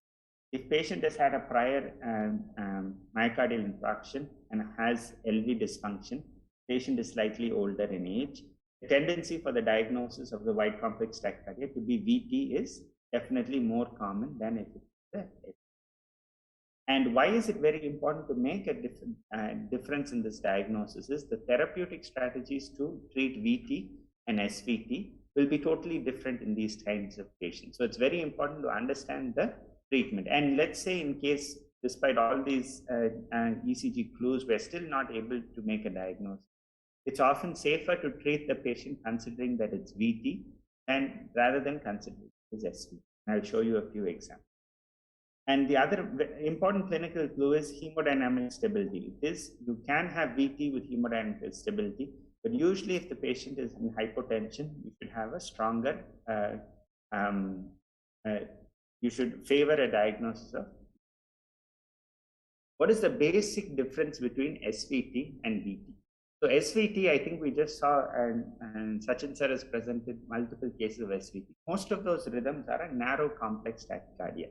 The reason why they are narrow is this tachycardia starts from the atrium or the sinus node and engages the conduction system, which is shown in yellow. So anything that engages the conduction system can be a narrow complex tachycardia, and I will show you the rapidity of the way that it engages the conduction system will also be very fast. So your QRS complexes will have very sharp complexes and very narrow complexes. On the other hand, when you see on the right, when you see ventricular tachycardia, this is starting not in the conduction system or engaging the conduction system. This is starting in the ventricular muscle. So when you start something in the ventricular muscle, here the conduction is by muscle to muscle conduction. And this is much slower than conduction in this specialized conduction. So this conduction is slower. These QRS complexes are wider. And oftentimes you will see slurring and slightly broadened QRS. So then the question is, why is there a confusion between SVT and VT when one is narrow and one is wide? The problem is you can develop aberrancy. And I think we have already seen 2 examples of bundle branch block. But what happens sometimes is either you can have, there are 2 kinds of bundle branch blocks you can develop. You can have a fixed bundle branch block. That means whether your heart beats at a lower rate or a higher rate, you will still have the same bundle branch block. Let it be right bundle branch block or left bundle branch block. But some bundle branch blocks are functional and they depend on the heart rate. So, for example, in this on the left side, this patient may not have a right bundle branch block at a heart rate of 70 beats per minute. But when the heart rate becomes 120 beats per minute, there may be a functional block, or there may be a tendency for this right bundle not to conduct at that rate. It just may not be able to conduct at 120 beats. So then this patient will develop a right bundle branch block. So a patient with a right bundle branch block, as we have seen, the QRSs will be slightly more wider. And if you have a tachycardia with a right bundle branch block, you will have a wide complex tachycardia. This is where the confusion of differentiating a bundle branch block, so you are having a supraventricular tachycardia, but when it's conducting down the system, because of this bundle branch block, you are now having an SVT with aberrant conduction. Aberrant means it is favoring one conduction pathway over the other. On this side, it is favoring the left bundle because the right bundle is blocked. On the right side, it's favoring the right bundle because the left bundle is blocked. So this is where the differentiation between SVT with aberrancy versus a ventricular tachycardia has. So it's very important to understand all facets. You need to, when we see a ECG with a wide complex tachycardia, we need to take in as many clues as possible to arrive at the diagnosis. There is often no one clear-cut way to make a diagnosis of these. It's like collecting clues, and once you have all the clues, you sort of make the most likely diagnosis. One is the QRS, the width, axis, what is the configuration means. I'll tell you what I mean by that. And then we also look at certain factors that are mostly present in patients with a ventricular tachycardia. There are certain very important characteristics of a ventricular tachycardia, and that also we. So how to identify VT? So we need to understand when ventricular tachycardia is going on, one of the very important features of a ventricular tachycardia is that oftentimes there can be a 1:1 AV relationship, but that is rare. Most of the time there will be AV dissociation. The V will be more than the A. You are starting your tachycardia in the ventricle, and some of these, and there will be really no correlation between your V and your A. So if you find features of AV dissociation, this will definitely help confirm your diagnosis of ventricular tachycardia. Then this concept of fusion and capture beats, which I'll try to illustrate in the next slide, are also important. Second is morphological criteria, and this again goes to the fact about one has conduction from muscle to muscle, and your SVT with aberrancy has conduction within the specialized conduction. And so there are certain defined signs regarding your precordial concordance and LVB-RV tachycardia, and I'll try to simplify it as much as possible. So here you see a strip with a wide complex tachycardia. So where do we start out with? First of all, I've not even told which lead, which complex this is. But what we understood here is there are first few beats of wide complex rhythm. Then here where my cursor is, suddenly you're seeing a narrow complex beat. And again, you're seeing a wide complex beat here. And in between here, again, you're seeing another, so not very wide, not very narrow, somewhere in between. Then we go back and look at this wide complex rhythm. Not all the complexes are same. What is wrong with the complexes? If you see this top part of the complexes, sometimes there's a notch, sometimes it's flat, again there's a notch, again there's flat. This is the P waves. This is the AV dissociation. There is no relationship between the V, and here the V we consider as the QRS, and these P waves that come here. In most of the rhythms that Dr. Sachin sir showed you in the previous presentation, there was a correlation between the V or the ventricle and the atrium, whether it is short artery or long artery. Here there is no correlation. This is a feature in favor of ventricular tachycardia. Then what are these narrow complex beats? So one is a capture beat and one is a fusion beat. What does that actually mean? So I'll show that to you again in the next slide. So just keep these two beats in mind. You have a narrow complex beat and a slightly less narrow complex. So this is a better example of a capture versus fusion beat. Again, a wide complex rhythm and a narrow complex beat. Then you have a wide complex rhythm, and you have really two kinds of beats here. You have a total wide complex, something not so narrow, not so wide also, and then you have some in-between beats. So what is the difference here? Here means a capture beat means that during a ventricular tachycardia, it just happens that at that point in time, you have been able to, a sinus beat has been able to sort of, it's a matter of timing only. In between this ventricular tachycardia, a sinus beat has happened and it has captured the conduction system in an antegrade fashion and it is conducted normally. So this is a capture beat. So this has occurred during a wide complex rhythm. This itself is a favor that, so if you see any narrow complex in a wide complex strip, suspect it's a capture beat or a fusion beat, and this diagnosis of ventricular tachycardia becomes more common. So then what is a fusion beat? So fusion beat is nothing but you have a sinus beat that is coming from down through the conduction system. You also have a VT beat that is coming from the ventricular muscle up, and somewhere along the way they both fuse. So this beat is neither narrow like the sinus beat or totally wide like your VT beat. It is somewhere in between. So this is your fusion beat. So you have a sinus rhythm, you have a capture beat and a fusion beat. So here, so this is just a ECG strip. The only, and no need for any diagnosis, just want you all in your own screens to sort of find out if you can see any area of AV dissociation. The easiest way to look for AV dissociation, I feel, is it's sometimes harder to find AV dissociation on the lower part of and on the S wave or the T wave complexes. It's often easier to find AV dissociation if you look at complexes that are with a negative direction, like you can see 2, 3 AVF here, and it's often easier to do it in the rhythm strip also. So if you actually follow this rhythm strip here, it's flat, flat, and if you can make out a small notch here in this rhythm strip where my cursor is, again a notch, again that notch goes away. So you want to see if this notch is consistent or does it come once in a while. So it comes here and you really don't see it again, suddenly it comes here. This is the P waves are sort of peeking out of the QRS. So these are signs of AV dissociation. So here we see a rhythm strip. We'll come to the diagnosis of whether it's a VT or SV. But this is just to highlight you're having a broad complex tachycardia. In between the broad complex tachycardia, you are now having narrower beats.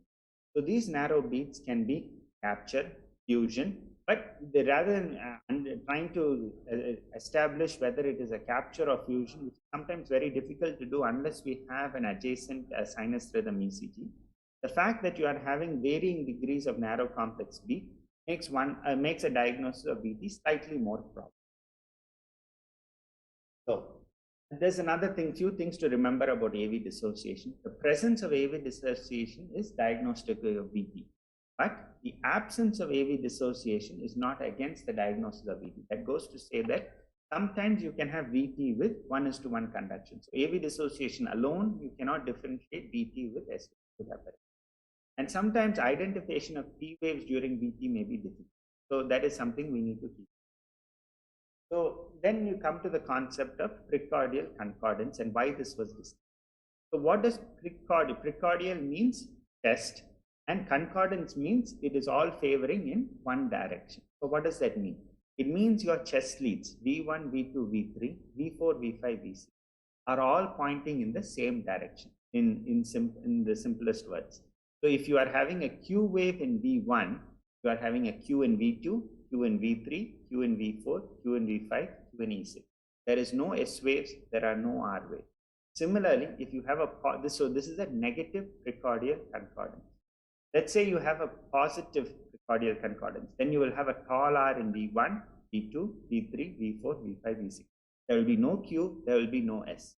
So the reason this was described as diagnostic of VT is the fact that you are having V1 negative and V6 negative sort of rules out any other bundle branch morphologies. For example, if your V1 was negative like this, you would suspect a left bundle branch morphology. But if it really was a typical left bundle branch, this V6 would be positive.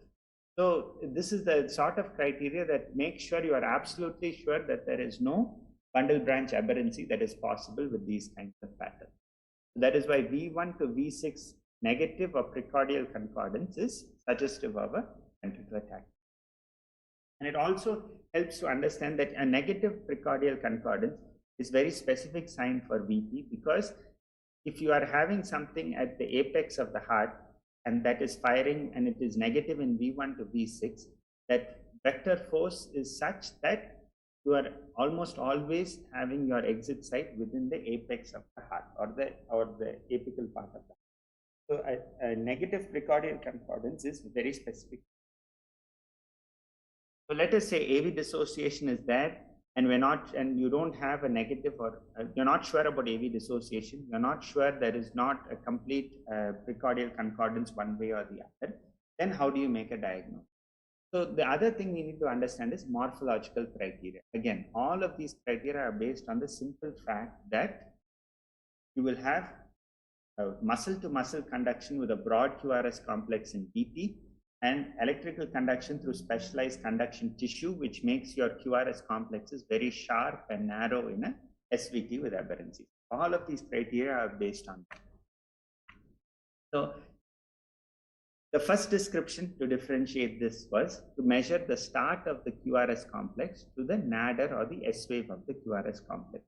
So if you have muscle-to-muscle conduction, this time will take a long time. And they set this cutoff as more than 100 milliseconds, and this is called as the Brugada sign. So if it is taking more than 100 milliseconds to activate, that means you are likely having slow conduction, likely muscle-to-muscle, likely ventricular. This was one sign. The other is morphological criteria within the right bundle and left bundle branch morphologies. Now, I don't want you to try to memorize all these signs. Just try to understand what they mean, and then you will be able to use it in clinical setting. So first of all, to use these morphology criteria, you need to first understand whether it is a right bundle branch morphology tachycardia or a left bundle branch morphology tachycardia. The easiest way to do this is, if there's a dominant R in V1, it is a right bundle branch tachycardia. If there's a dominant S in V1, it's a left bundle branch tachycardia. Now, these signs, I don't want you to remember these signs, just understand what they mean. So if you have a smooth monophasic, so this is a right bundle branch tachycardia. If you have a very smooth monophasic R in V1, or if you are having any notching or slurring, which again represents a slow muscle-to-muscle conduction, this is known as Josephson sign for those who want to think, and a long R to S interval, all signs of a slow muscle-to-muscle conduction. These are favoring a right bundle branch morphology, ventricular tachycardia, over a SVT with right bundle branch. Now, one specific sign that this is very useful to remember is this rabbit ear kind of thing. So what does rabbit ear mean? So like the rabbit has a left ear and a right ear. So if you imagine this rabbit here, this left ear is smaller and the right ear is bigger. Here, your left ear is bigger and the right ear is, so a left ear bigger than right ear in a right bundle branch wide complex tachycardia is a very specific again for tachycardia. This is because you have early activation of the left ventricle in this right bundle branch morphology, ventricular tachycardia. So just remember, left if it's more than right, it is for a VT, right more than left is for a SVT. This we won't go into too much. You are looking for a R by S ratio less than 1 in these, just further confuse the math. We'll just go to a wide complex tachycardia with a left bundle branch morphology. Again here, so we are looking at it S with a dominant wave. These are just different terms to sort of illustrate same concept. It takes a long time to conduct from the first start of the QRS to the middle part of the QRS. This long time is because of muscle-to-muscle conduction, and you can see this slow notching kind of pattern is suggestive of a ventricular tachycardia over a SVT. And there are specific signs for A, B, and C. If you're interested, you can learn the names. The concept is it takes a long time, muscle-to-muscle. And this sort of QR pattern in V6 is also for a left bundle, an R by S less than 1 in V6 for a RVB tachycardia, and a V6 with a QR pattern. Again, this also goes with your sort of precordial concordance where you're having negative QR pattern in V6. These are all features of a VT with left bundle branch morphology. So if you sort of put this together, and Brugada has absence of RS complexes in precordial leads, this is sort of the other way of saying, do you have precordial concordance, yes or no? If you have yes, it's V. Is your R to S interval more than 100 milliseconds? Yes, then it's V. You have AV dissociation, yes, then it's V. So these three are most commonly what we use on a clinical basis to differentiate VT with SV. If we are still not sure after these criteria, we can use this left rabbit ear in V1 or a slow notching in the S lead in V1 to help us with the morphology based on right bundle or left bundle morphology. So just few examples, and if anyone wants to volunteer in between, it's fine. We have some examples to show at the end also. Again, a wide complex rhythm. This is a right bundle branch morphology, wide complex tachycardia. It is a regular tachycardia. Now, the first question that I will ask you is whether there is AV dissociation. So again, if you can look at these V2 rhythm strip, you can see the top part of the complexes are slightly changing. You may even see one part where the P wave is sort of, you can see that sometimes this is little tall here, little broad, little flat here. These are actually P waves that are sort of peak. Here the diagnosis was a ventricular tachycardia.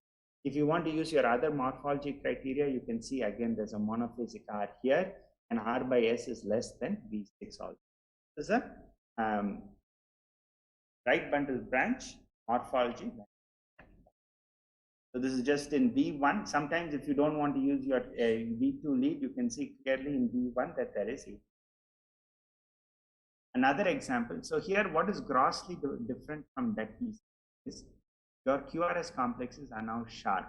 This is a left bundle branch morphology wide complex tachycardia. The only question is SVT with left bundle branch aberrancy, or is it a VT with left bundle branch morphology?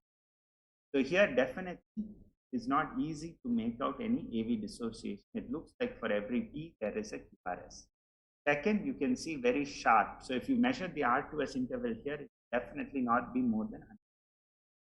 Then you can see a left bundle branch morphology in V1. P6 has a positive R. So this again is against any precordial concordance. And in terms of your morphology criteria also nothing is there. But just the fact clinically that you are having such sharp downstrokes and sharp upstrokes, it favors a SVT with aberrancy. Last example I'll show you. Again, wide complex tachycardia, the broad complex tachycardia, left bundle branch morphology. The precordial concordance does not work, but what do you have in favor in this patient is actually that there was a AV dissociation. And the fact that you can look for AV dissociation here, the problem is you are seeing already some notching in lead 2-3 AVF. So this may not be the best place to look. If you can see in lead V1, you will be able to make out the AV dissociation at the beginning of it. So this was a ventricular tachycardia, even though the morphology criteria itself may not be totally. Last, I'll just show you two patterns you should remember. If it's an irregular wide complex tachycardia, this is a pattern you just have to remember. An irregular wide complex tachycardia, the first diagnosis you think of is not a ventricular tachycardia, but you should think of a pre-excited ventricular tachycardia. And what does pre-excited means is here you are no longer conducting through the axillary system. There is some axillary pathway here which is bringing your conduction from the A to the B, and at this time of conduction from A to the B, you are actually conducting antegradally down this axillary pathway and not down the normal conduction system, and hence you are having muscle activation with a broad rhythm. And if you're having atrial fibrillation in your upper chamber, this will conduct downwards. So you will have AF, pre-excited AF with a broad complex tachycardia. So this is absolutely, you must remember this rhythm. And so if you have a irregular wide complex tachycardia, almost always it is AFib with pre-excitation. It's possible to have AFib with a pre-exciting bundle branch block as well. And last one, we didn't have time to talk about polymorphism.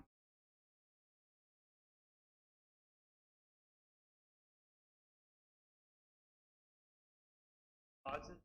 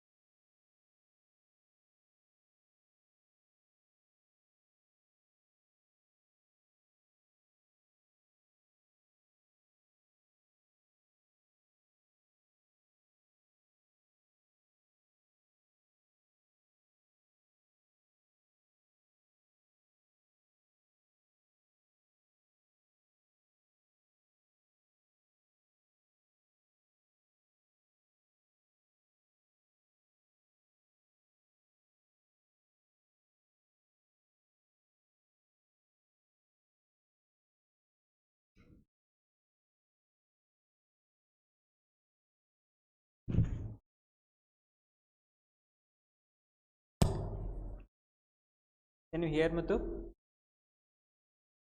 Muthu, the questions will be taken at the end. Yeah. So.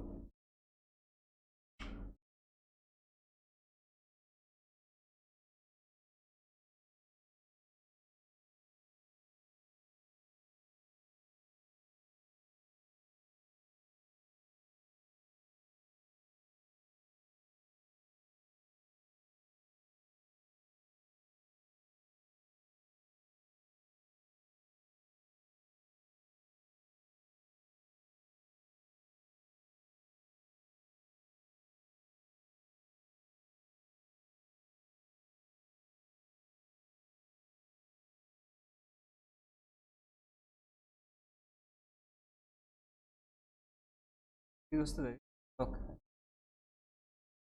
చూపించండి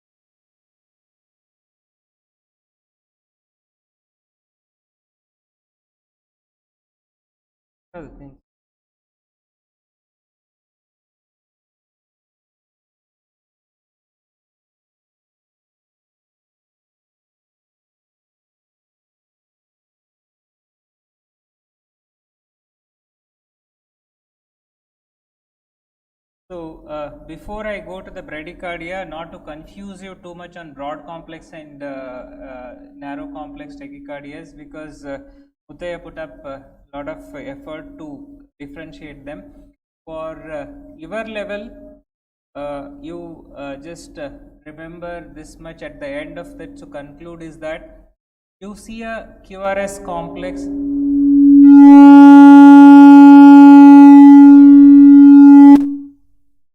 QRS complex, narrow QRS less than 100 seconds, that looks like a sinus tachycardia, that is narrow QRS tachycardia, and likely that it's a intraventricular. And you see a ECG which is broad QRS more than 120 seconds, and it doesn't look like a sinus rhythm ECG. How to compare? Even if you diagnose this tachycardia, any broad QRS complex is 5% right. When you are in emergency, heal a patient with a tachycardia. If it's a broad QRS complex tachycardia, if you diagnose it as a VT all the time, you are right 95% of the times. When you don't understand those arguments of saying this is a SVT, VT comes later. For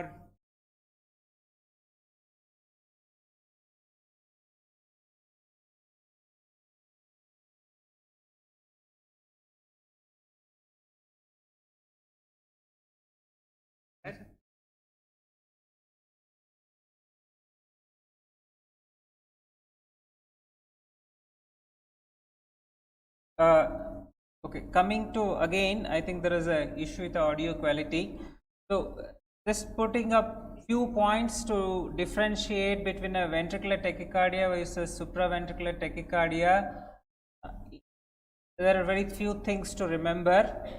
In a nutshell, if you see a tachycardia which is narrow QRS less than 120 milliseconds and as equals, it looks like a more like a sinus, that's an supraventricular tachycardia. You are right in 95% of the times, or 98, 99. If you see a broad QRS complex tachycardia more than 120 milliseconds, you are in an emergency situation where you cannot look at this whether SVT or a VT. You are confused what it is. If you diagnose it as a VT, you are right 95% of the times. So you treat accordingly hemodynamics. The patient is hemodynamically unstable, that I mean is blood pressure less than 90 millimeters per mercury. You have to treat this patient. Yet think what we do in these patients is a cardioversion, that is synchronized cardioversion. Broad QRS complex tachycardia more than 120 seconds, you diagnose it as a VT, you are right in 98% of times. Don't need to apply all those criteria in the nutshell, but those things you should know whenever you want to be in a detailed analysis. Coming to the bradycardias,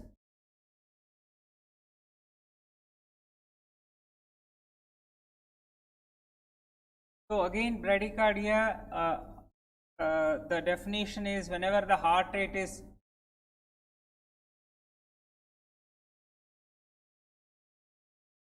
bradycardia, whenever heart rate is less than 60 beats per minute, by definition it's a bradycardia. But more seriously in the clinical terms, whenever heart rate is less than 40 beats per minute, that gives rise to a lot of clinical implications. Here again, only 2 times you can have a bradycardias, either you have a sinus node disease or you have a AV nodal disease. So to recognize both of them, we'll go through few ECGs and few clinical scenarios. First, I will go to the AV nodal disease and come back to the sinus node disease. It becomes a little more easier for you to understand. As we saw, each sinus beat generated travels through the His-Purkinje system. Each sinus beat generated travels through the His-Purkinje system, gives rise to a QRS. So there is, for each P wave, there is a one QRS, P followed by QRS. So that usually the P to QRS interval, that is the PR interval, is about 120 to 180 milliseconds, or at the maximum 240 milliseconds. Anything that delays more than 240 milliseconds, we call it as a first degree AV block. Here each P wave produces a QRS, but it gets delayed either in the atrium or in the AV node to produce a QRS. So this says there is some disease, but it's not severe enough to block the P waves in the AV node. Let's look at this. So these are the tracings where you are seeing, these are the catheters or the electrical activity recorded in the heart from superior part of the heart to the inferior portion. So any delay from P to QRS, it's a first degree AV block. Delay can happen anywhere. So going back there, delay can happen from sinus node to the reaching the AV node itself. Doesn't mean that there is a disease in the AV node. PR can be prolonged even there is an intra-atrial conduction delay. So see this is an intra-atrial conduction, the electrograms, which shows from sinus to the lower atrium itself there is a delay. So in this case, it's not an AV nodal disease, it's an intra-atrial conduction delay. The next thing can happen is delay in the conduction in the AV node. So the second thing can happen is delay in the conduction in the AV node. So that also gives rise to a recent PR interval, or it can be delay below the AV node. That's a His-Purkinje system.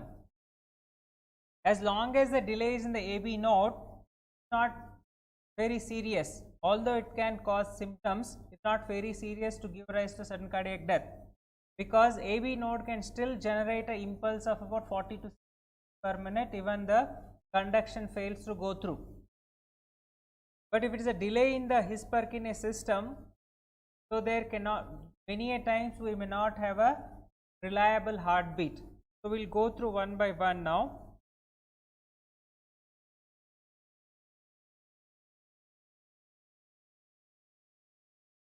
This was the delay I showed you in the atrium.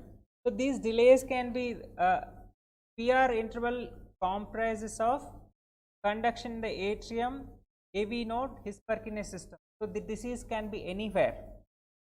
So you cannot take it on face that long PR interval per se is a normal, but there can be various implications for that. But let's understand, if there is a delay in the intra-atrial conduction and the AV nodal conduction, QRS complex is usually a narrow QRS. I will repeat, there is a delay in the intra-atrial or AV nodal disease, usually the QRS is narrow QRS complex, as we saw in the sinus rhythm, usually. But here, can you see the QRS here? The broader QRS. Whenever there is a broader QRS with a prolonged PR interval, likely that the conduction system below the node, that is a kiss, and below is deceased. So this is to be taken more seriously. In that case, whenever there is a block in this conduction, we will not have a reliable escape rhythm. It's about PR prolongation, that's a first degree AV block. The second is second degree AV block. We saw in first degree for each P wave there is a QRS, but there is a delay in conduction. But in second degree AV block there are two, Mobitz type 1 and Mobitz type 2. In one of them, the Mobitz type 1, what happens is there will be a normal PR interval followed by prolongation in PR interval, there is further prolongation, and then there is a drop in P wave. This is called as Mobitz type 1. Usually when you get this PR prolongation happening from first beat to the second beat to the third beat to the fourth beat, there is a drop. This is usually again the disease in the AV node most commonly. So again, this is I cannot say this is a normal one, but still tolerable to the patients. They don't have sudden events. So this is what it is. So you have here the site of block is usually the AV node. So there is a short baseline, and then coming to Mobitz type 2 AV block. Usually here what happens is your baseline PR can be normal or it is prolonged, and then the other beat, alternate beats may conduct. Have a 2 to 1 AV block can happen, or 3 to 1, but the PR before blocking the P wave is normal, means remains the constant, it does not progressively increase. So here, so we can record it in a intracardiac recordings, where you see there is a the H, there is a long delay, and then you get a QRS. Next atrial signal gets blocked, and the next one gets conducted again, next does not conduct. So this is a disease usually which happens in the kiss and below. So this is whenever you have a 2 to 1 block or 3 to 1 block without baseline PR prolongation, suggests that there is a disease in the His-Purkinje system. It to be taken little more seriously. And I was telling you, you have a PQRS, PQRS, PQRS is happening here, although there is a tachycardia going on, and suddenly one P wave gets blocked here. So what is peculiar here is that the baseline QRS is not normal, it is a broad QRS, right bundle branch block morphology. So it says that whenever you have a bundle branch morphology, either the right bundle or a left bundle, says that there is a conduction system disease below the His-Purkinje system. When you try to record these things, putting the catheter at the recording the intracardiac signals at the His region, there is a AHV which is getting conducted, there is an AH you record, and there is no QRS. It means your nodal conduction is normal, atrium to the His bundle, between comes is the node, that is normal, but below that there is a disease. So this means that it is the infrahisian disease. Whenever broad QRS, there are a dropped P waves, means there is no QRS for a P wave, even at a tachycardia or a bradycardia length, it says that it is a serious disease. So we saw the site of block is in this below the AV node, that is His-Purkinje system. So these patients need attention in terms of giving a pacemaker for them. And one more here, you see here there is a PR is normal PR, and this is also normal PR. Suddenly you have a blocked wave. PR is almost normal here, functioning usually happens in degenerative. Suddenly there is no more sinus impulses coming out, it is called as a sinus arrest, and these small arrests can happen, especially because of a hypervagotonia or those athletes.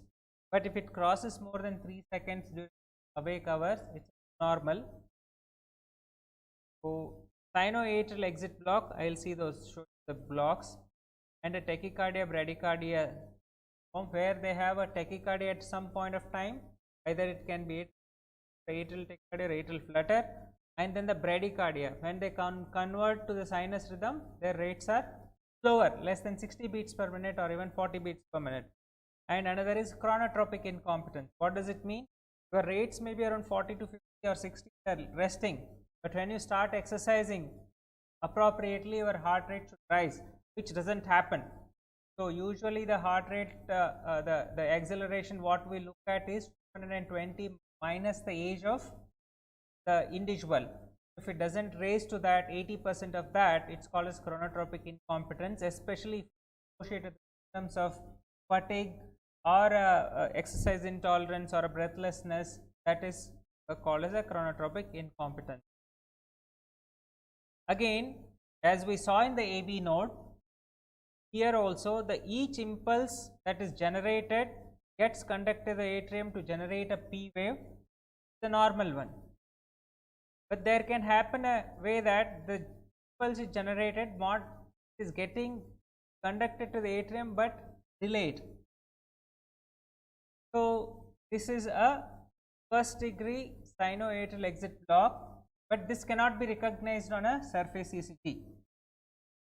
And there can be second degree SA block where you have two sinus beats generated, but only 2 to 1 fashion it can happen. How to recognize this? If you have a normal sinus rhythm which is going on, if you have a normal sinus rhythm which is going on like this, suddenly you feel there is a missed beat. That interval is twice the interval, means from here to here, this misses, that there is generation happening in conducted. And the one more is the sinus node Wenke back. Can happen is that there is a progressive shortening of the P interval, and then there is a drop the interval.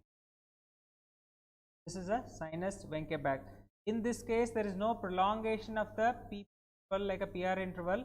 There is a progressive shortening of the P interval, and then there is a lock in the P wave. So this comes as a grouped P waves.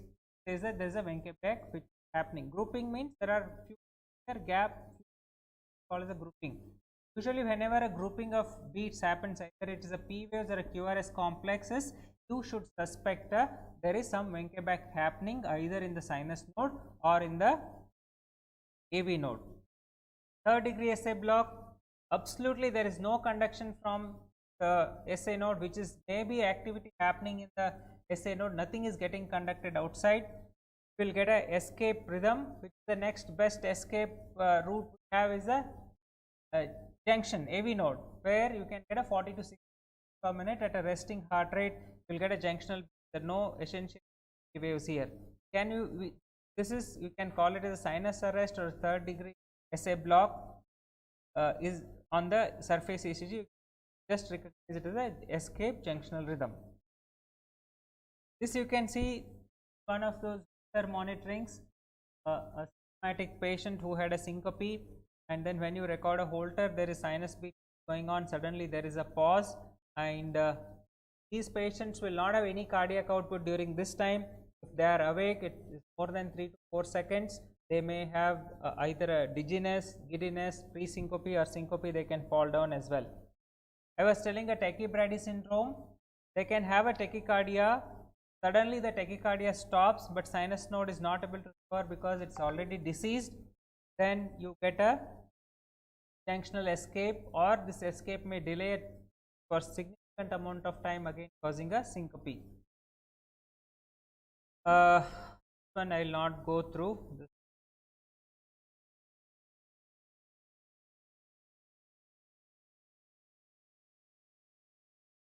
I'll come to the. This is a sinus bradycardia where you have a heart rate. There's a P followed by the RS. There is an atrial ectopic here. So these patients can be of them get adapted to their heart rates, and they may not complain any. You put them to the exercise, then only realize that they have a disease. So how do we assess this sinus node function?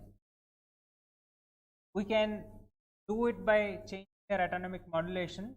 As I was telling you, the carotid sinus massage for a tachycardias, the carotid sinus massage, the more than 3 seconds pause, it says that there is a sinus node. We can block the autonomic system by giving drugs. This is the carotid sinus massage. When you do it, there is a long pause. It has to be done in a supine position, and a patient monitored affecting this. They have a sinus.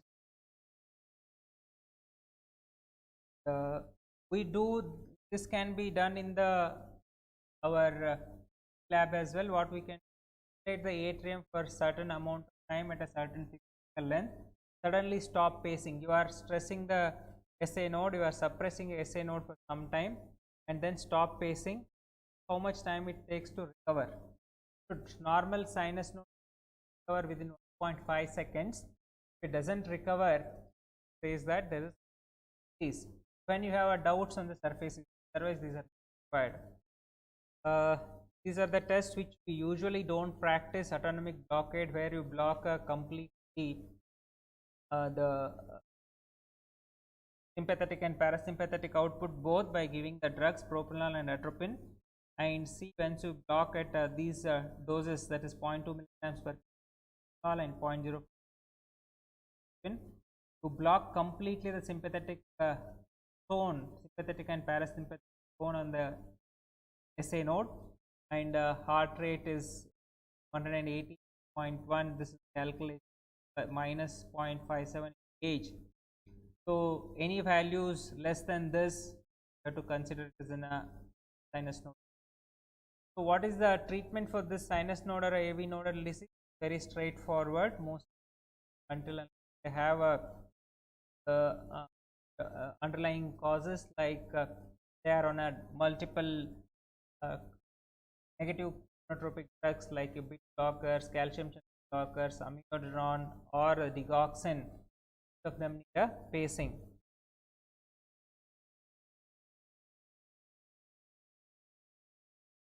So we have seen morning something. We're all about ST elevation MIs. So it's one of those where you have gotten ST segment elevation 1 and AVL, and if you have got ST elevations 1B, or you don't have a posterior and then there is a what's happening here. There is again the there is a ST elevations in AVF here. Then there is a complete heart block. So this can happen with interval MI, narrow QR escape rhythm. Thank you. I'll stop here. After the last talk, we'll take the question. How is it? We have Mutaya.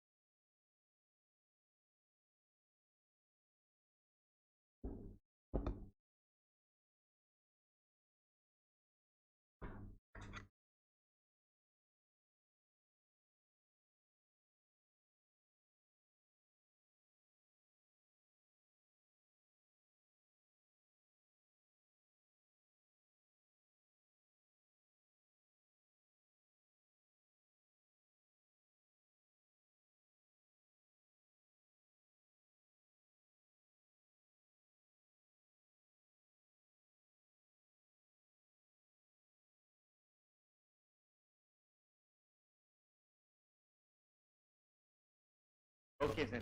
Thank you, sir. The manifestations of electrolyte. So, first important thing, why are these? Number one, they're most often early because if you said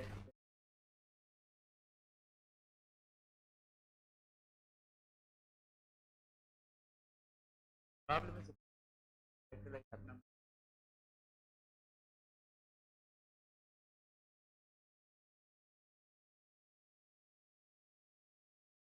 Right, because correct changing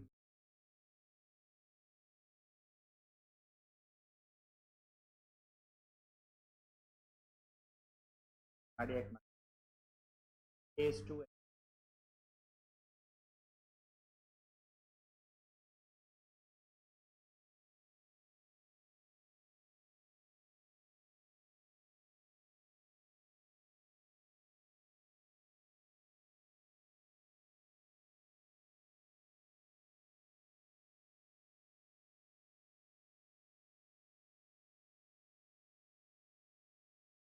this sodium and majority of potassium is intracellular at the beginning during the action potential.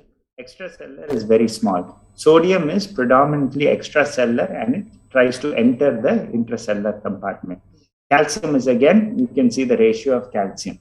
So this is the what we're trying to say here is which of these molecules is creating the equilibrium potential. So this you see a phase 0, phase 1, phase 2, and phase 3 changes.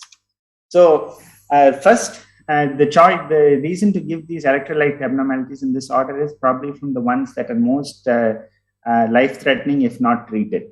So you have hyperkalemia, and to sort of so multiple things happen in hyperkalemia, and it is not just the ventricular depolarization and repolarization. This involves the atrium as well.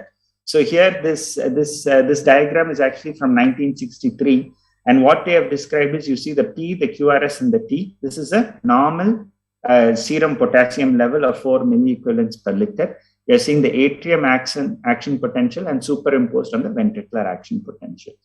So there's a slight rise in the serum potassium level, what happens? First thing that gets affected is you have increased the extracellular potassium. So your repolarization now becomes faster. Your phase 3 becomes shorter and you are seeing a peaking of the T waves. So the first sign that we often see in our patients are these tall peaked T waves.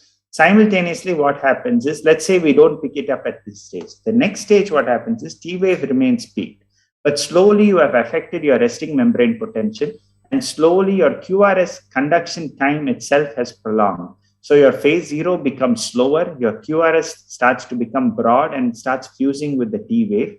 On your atrium side, what is happening is your atrium conduction velocities itself have come down, and slowly the next stage of a very irreversible hyperkalemia, broad QRS fused with a T wave, very short repolarization, A wave action potential itself may not be seen. So this is the spectrum of changes that are happening simultaneously.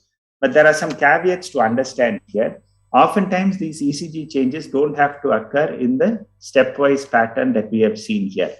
The first change that we should detect when we're suspecting hyperkalemia are peak T waves. Second, the P wave changes that I showed, that the P waves widen, flatten, and the PR segment lengthens. So one thing, the easy way to remember in hyperkalemia is everything sort of widens and prolongs. The T wave is the only one that is sort of peaked, but that is because repolarization becomes prolonged. The QRS prolongs, PR prolongs, P waves widen. So this is a thing. And the last stage is when you start having the patient developing bradycardia and conduction abnormalities. This is a very very scary sign because it can be a terminal ECG kind of pattern. But the very important caveat is the serum potassium level may not correlate with these ECG changes. So you may have a patient which is having a serum potassium of 5 who's presenting with a slightly more worsening ECG changes. So the correlation between the serum potassium and ECG changes may not be as clear cut as what is shown here. So this example of a patient, and I'll tell you the history. Patient he was basically dehydrated after an acute GE episode. Patient already had some mild renal dysfunction, and this is the way he presented to the emergency room. So what do we make out in this ECG? First of all, it is very hard to make out a P wave on this ECG. We see broad QRS complexes, very wide QRS complexes, but definitely what we can make out is, you can see these T waves here are quite pointed. In some leads, you can see the T wave is almost equal in height to the QRS. So tall T waves, not able to make out the P waves, and you're having a slightly wider QRS complex. So you can see this patient's ABG potassium was 8.2. So this is quite a high serum potassium level.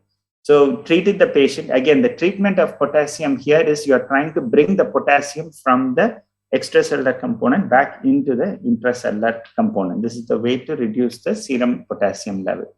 So a combination of IV calcium gluconate, dextrose with human ectrapid and sodium bicarbonate, the changes were given. Potassium reduced from 8.2 to 7.3. ECG changes, what occurred now is fine. Now you can definitely make out some P waves in this ECG. QRS has shortened. You can see that it's more narrow and narrow looking. Still, P waves remain tented. And the clinical course of this patient is eventually the patient needed dialysis for refractory hyperkalemia and for these ECG changes. So this is something to keep in mind. So these are all historical descriptions of hyperkalemia changes, but few things that are important.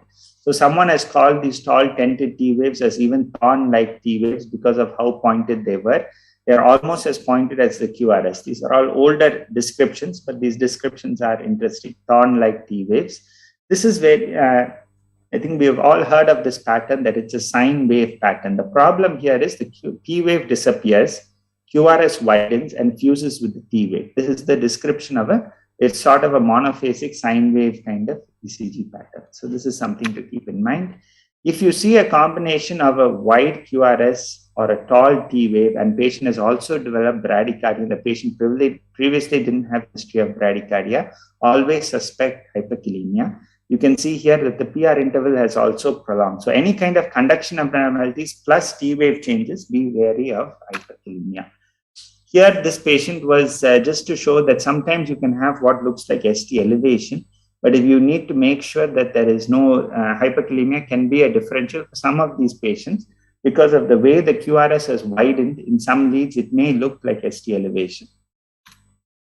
And this is a real terminal ECG, 66-year-old male with rhabdomyolysis. You can see that it's just a wide QRS. This is a real sine wave pattern ECG. One QRS just flows into the next QRS. There's no real isoelectric line and there's no P wave at all. And this we won't get into. So a few things to keep in mind. Uniformly wide QRS complexes, you need to differentiate it from other causes. A wide QRS is a reflection of slow interventricular conduction. So this is the same concept that occurs with muscle-to-muscle conduction in ventricular tachycardia as well. In hyperkalemia, like I said, the easy way to remember is everything widens and everything is prolonged. The QRS widens, P wave widens, and the PR interval prolongs. So the hyperkalemia is different because it affects the atrium, the conduction system, and the ventricular myocardium. So hypokalemia, on the other hand, oftentimes we can remember it easily because it's the opposite of the changes that occur in hyperkalemia. But just to understand how hypokalemia can also be, so hypokalemia is the serum extracellular potassium is less. So here, rather than a shortened repolarization phase, you are actually lengthening or prolonging phase 3. So this is a normal complex. And as you can see, as the repolarization prolongs, you can see first the T waves become sort of broader and flatter. Then slowly you will see the development of U wave, which represents the residual sort of delayed repolarization. And also because of this flattening, the ST segment is also, it starts affecting not only phase 3, but phase 2 as well. So you get some ST flattening as well. So in terms of hypokalemia, things to remember is ST depression, a decrease in T wave amplitude, increase in U wave amplitude, QT prolongation. The other one interesting feature also that you can sometimes make out, not in all patients, is the P wave that becomes flattened in hyperkalemia actually becomes slightly more prominent in patients with a hypokalemia. So it's really the opposite kind of changes. Here we can see a patient, and sometimes, so the difficult part in diagnosis of hypokalemia is you won't be sure whether that extra wave is a U wave or a P wave. So sometimes you may need to look in a longer rhythm strip to actually find out the difference. Here you can see that the QRS ends, T happens, there is some bump. You cannot consider this as the P wave here because this is just too long of a PR interval. So this is the U wave, and then the T wave. A P wave is somewhere buried in this complex. So this patient had a hypokalemia. Once they correct, you can definitely make out a clear-cut P wave here, and the other changes also, the T wave has also normalized compared to the previous ECG. Hypercalcemia, just the main thing to look out for a hypercalcemia is a really short QT interval. It will be so short that sometimes we will not be sure whether the ST segment is absent or not. And it doesn't really affect the T wave or T wave. And the one thing that we need to remember is you can have combinations of these electrolyte disorders, such as hypercalcemia with hypokalemia.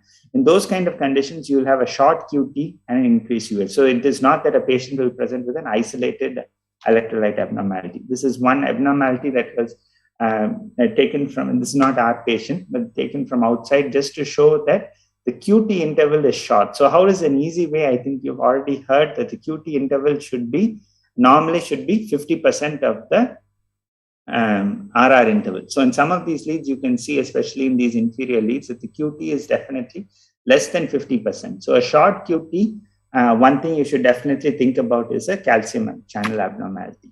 And here, what would be the diagnosis? So here we are looking at whether it's a combination of any other electrolyte abnormalities as well. So first thing we can make out is that the QT is definitely short. You can see repolarization is ending quite shortly. But after that, you are able to make out some kind of deflection, which is possibly a U wave. So this patient actually had a combination of hypercalcemia with hypokalemia. And hypocalcemia is the opposite. You have a very prolonged QT interval, and the ST duration can be inversely related to your calcium concentration. And this one will just to show in a patient with hypoparathyroidism, where in hypercalcemia you had a short QT interval. Here you are having an abnormally prolonged QT interval.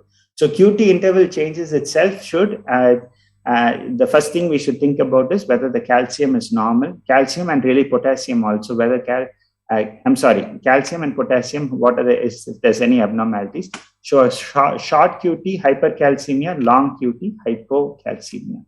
And just to summarize these kind of things, recalling the changes.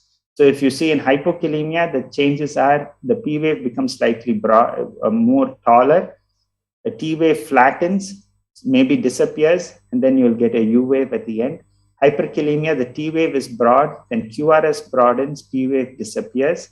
Hypocalcemia, ST becomes, the QT prolongs, sometimes the ST can also get a little longer. And in hypercalcemia, there is a ST segment and QT interval shortening. Stop there, sir.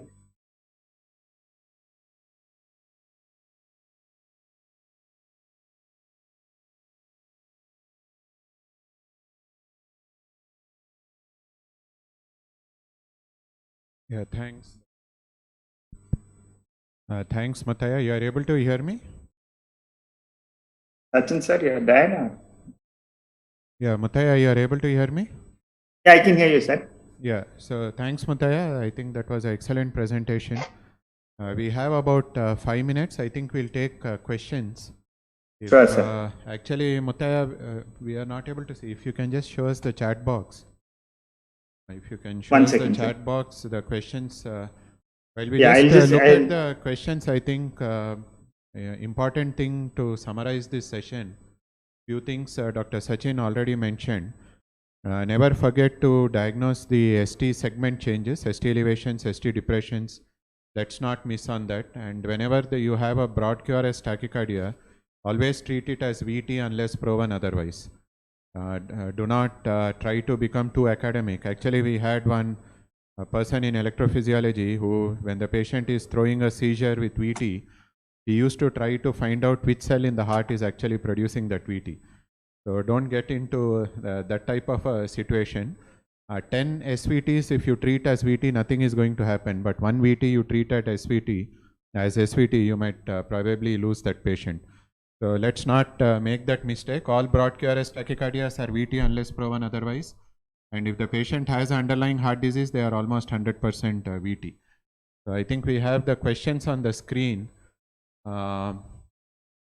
Sir, shall I just read the question, sir? Yeah, I can. Yeah, I can see actually, Mutaya. Sir, you are audible online user.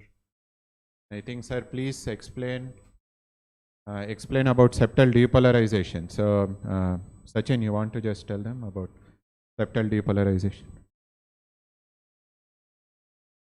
So, whenever we talked enough about conduction system till now, whenever there is an activation which happens in the heart is there is an AV nodal conduction, his bundle, and then the left bundle, right bundle. But the first thing to get activated in the heart is the left side of the septum. So that is septal depolarization that happens from left to the right.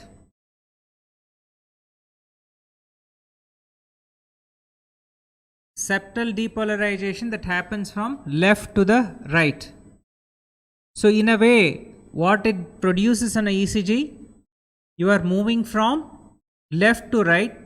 So that means that you are moving away from the lateral chest wall. What are the ECG leads that record lateral chest wall? Coming to the chest leads V5, V6, 1 and AVL. So what do you expect there? You are moving away from these leads? Negative. So that is a septal depolarization that produces a septal Q waves. So simultaneously the vector is moving towards the right. If you have a right sided chest lead, what is that? Lead V1 will record a small R wave. After that, most of the depolarization, electrical current goes towards apex and the lateral wall. So in a way, you are moving away from lead V1 and moving towards P4, 5, 6, 1 AVL. So what you will get? Positive deflections in these leads. Hope this is clear. Yeah, there's one more question on standardization, I think, because you took about standardization, you can just... Okay, there is a rule for everything what you do. This is standardization because that has to be standardized universally. So the standardization is done in a way that all ECGs are recorded at a 1 millivolt height and 25 millimeters per second, and that can be seen on a ECG when it is recording.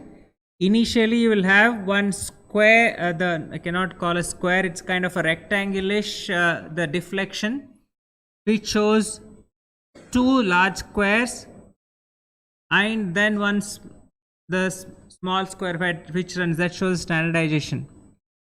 If it is a half standardization, older ones used to show a staircase. You see the step and then goes up. Now they show that small rectangle only. If it is double standardization, you can have 1.5 standardization, you can have a double standardization. Accordingly, if it is a double, you will see 4 boxes seen on that rectangle. If it's 1.5, you see 3 small squares. This is a standardization. Why this is made is someone recording in some haywire. If someone records, if I record at 1 millivolt, one more at 1.5, other at 0.5, you cannot make any sense of chamber hypertrophy. You cannot make any sense of especially the durations. Especially that comes is the duration for the speed, and then the heights, the enlargements. So that is for the standardization. Rhythm wise, it doesn't change much per se. That's about standardization. Yeah, thanks Sachin. I think there's one question for Mutaya about the concordance. I think they want to understand. Mutaya? Yeah, sir, you can hear me? We can hear you. You can hear me, sir? We can hear you.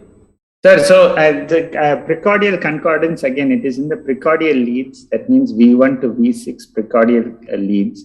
So concordance basically means all the leads either are having a Q wave or an R wave in V1 to V6. So if there is a QS pattern from V1 to V6, then it is a negative precordial concordance. So all leads are negative and hence they are concordant in a negative way.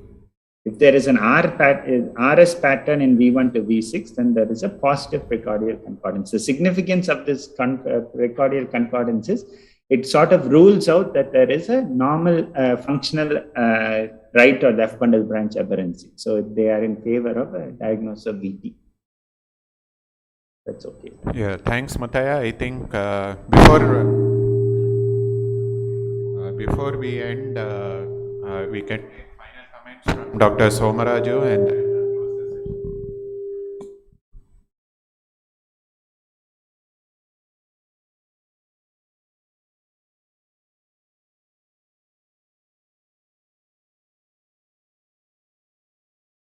Mr. Somaraju, sir.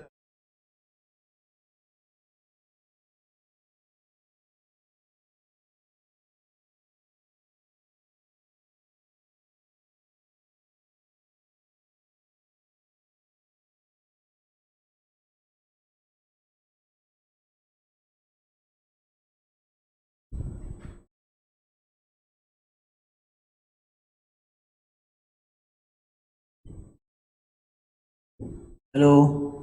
Yes, sir, we are able to hear you.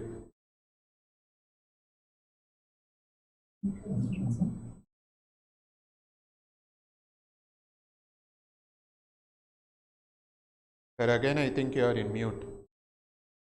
Raju, I couldn't hear. Can you tell me? No, we are just closing the session, so we thought we'll just take final comments from you and then close the session. You are able to hear me, sir? Dr. Rajiv? Yes, sir.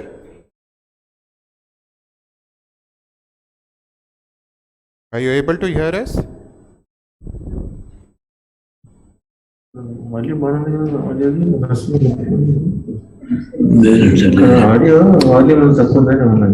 ఒకసారి waiver అవుతుంది it was not changing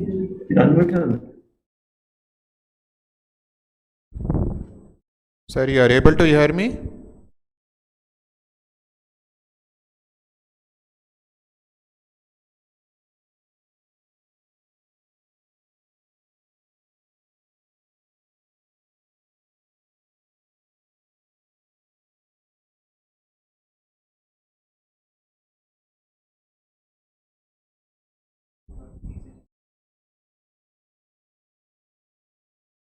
I'll say. Okay, you can hear? Okay, thank you. I'll talk.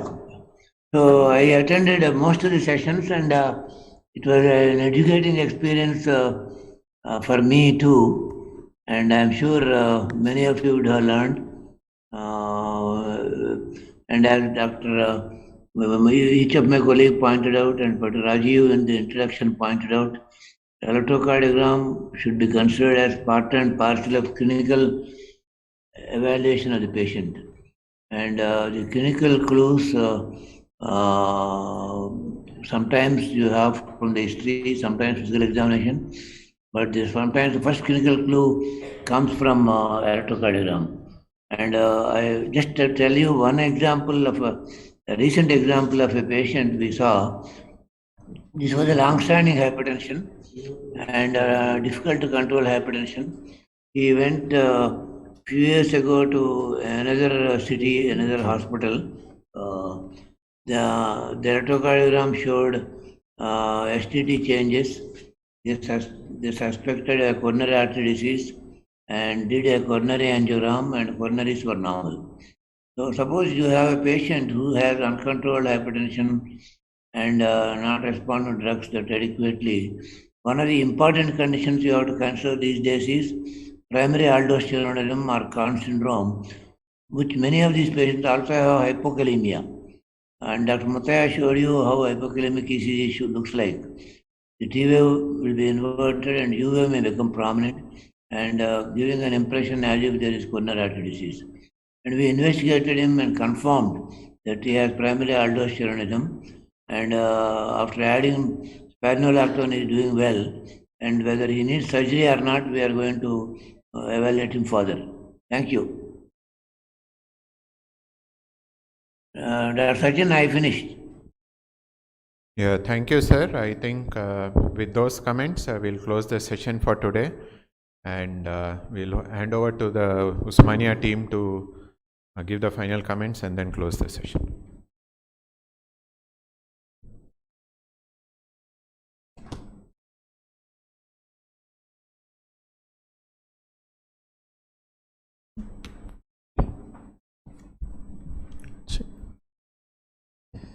Thank you very much, sir. I thank Dr. Somaraj sir, Dr. Rajiv Menon sir, Dr. Sachin sir, Dr. Mutaya sir, and Dr. R.S.R. Athreya sir. We really appreciate your presence and our time is well spent. And I thank all the support team here at AIG Hospitals for making this event possible. Hope all the delegates enjoyed learning ECG and being a part of this workshop. Thank you for all your presence in making this event a success. I would also like to thank all the organizers and support team who have worked hard to make the event possible. For all the delegates, feedback link will be forwarded to you in the group. Please fill that. I request everyone to fill the form, and once you fill the feedback form, you'll receive a e-certificate within 2 to 3 days. Thank you so much. Thank you very much, sir. Thank you.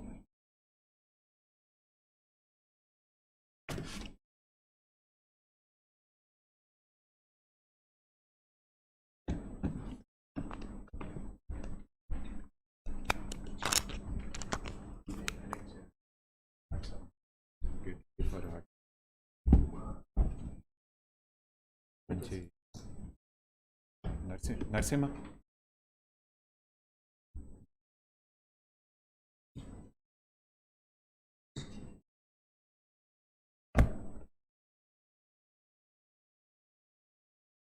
What sounds there? What this?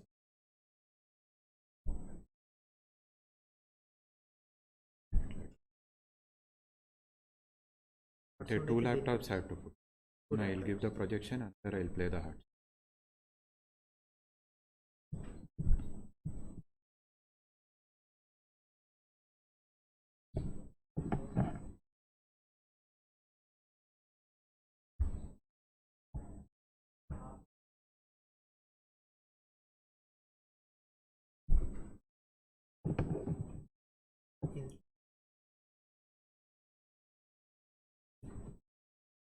Okay.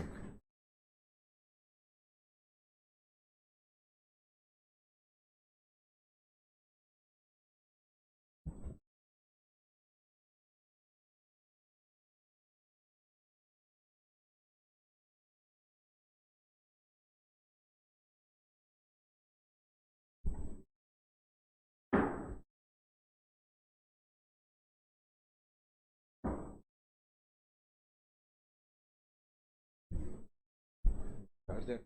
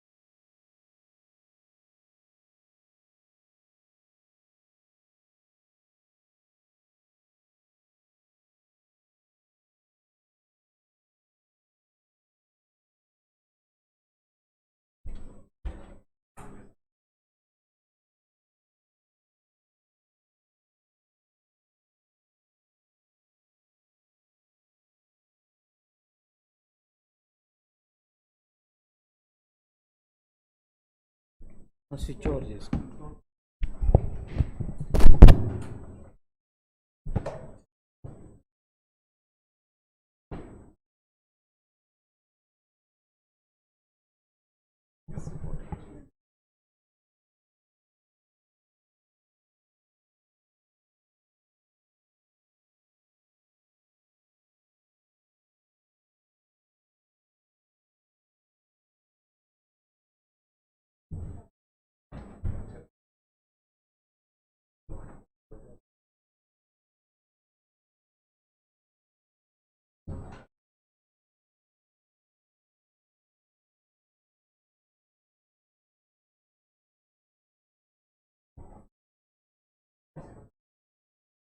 అలాగే మీద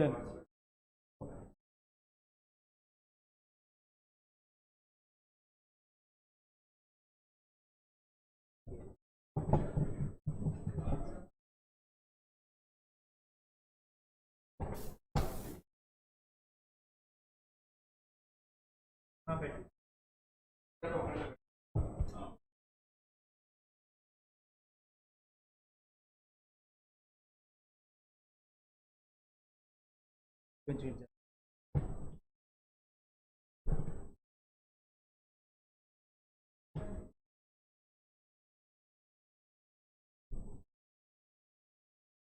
ఇక్కడ ఉంది కదా నా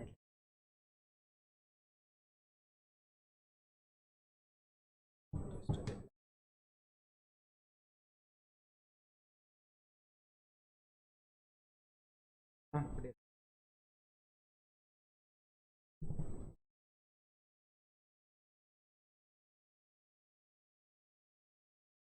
ఏం కావాలి?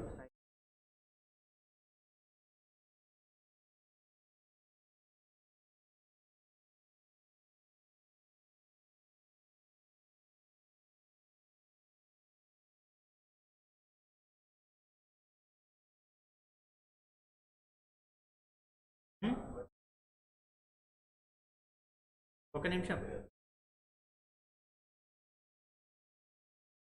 Live ఏమొద్దు. వస్తుంది ఆడియో అనే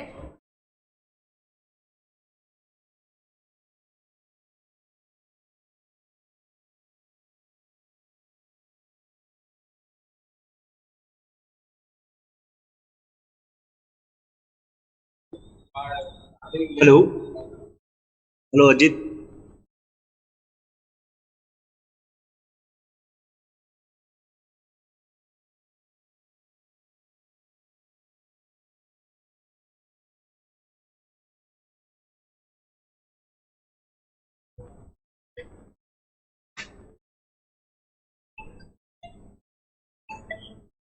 हाँ अजित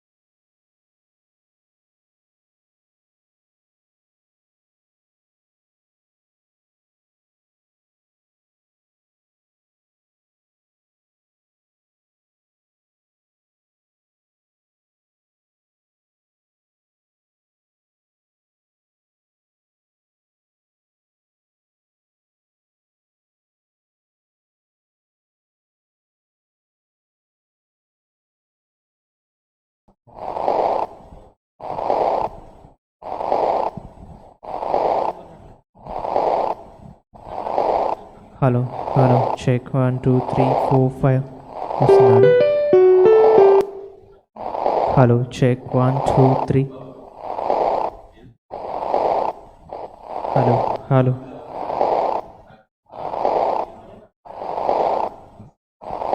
వస్తుందా?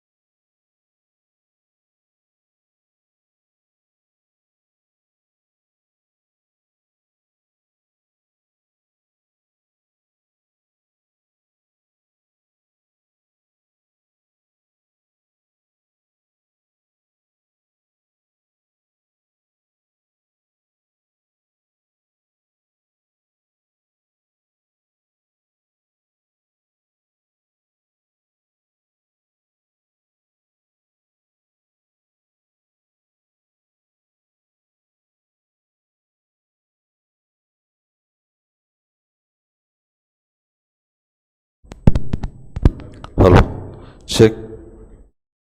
Hello. Check. Hello.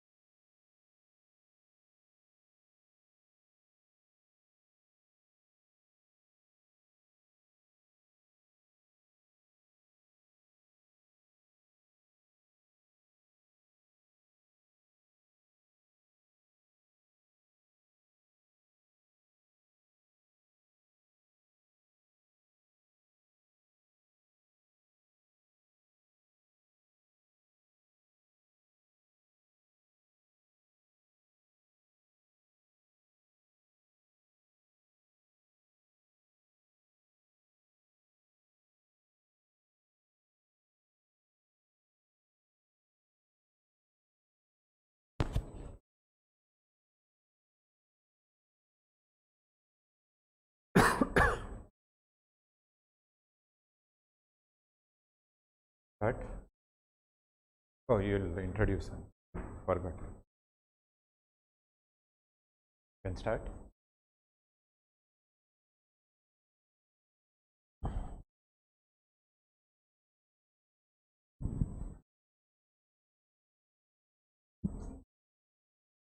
No,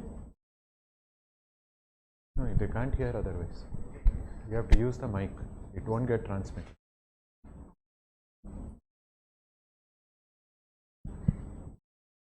Good afternoon everyone. It's my privilege to welcome you all. After completing the detailed session on breath sounds, now let us continue the second part of chest sounds, that is heart sounds, by Dr. Rajiv Menon sir, Clinical Director and HOD of Cardiology, AIG Hospitals.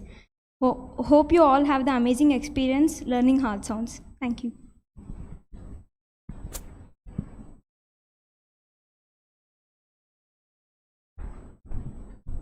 Thank you, madam, for that kind introduction. So, over the next 2 hours, we'll be trying to touch upon a few things related to heart sounds and murmurs.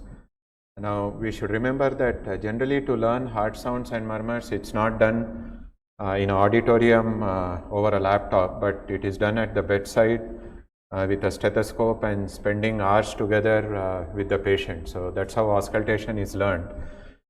So, don't go back with the idea that just listening to this talk you will become perfect in heart sounds and murmurs. It's the patients who will teach you how the heart sounds sound and how the murmurs actually sound. So, take this experience back to your bedside and learn beside the patient. That's extremely important. Having said that, we should also realize that this talk generally it takes about 4 to 6 weeks to complete. So, a 1 hour session every day takes about 4 to 6 weeks to complete.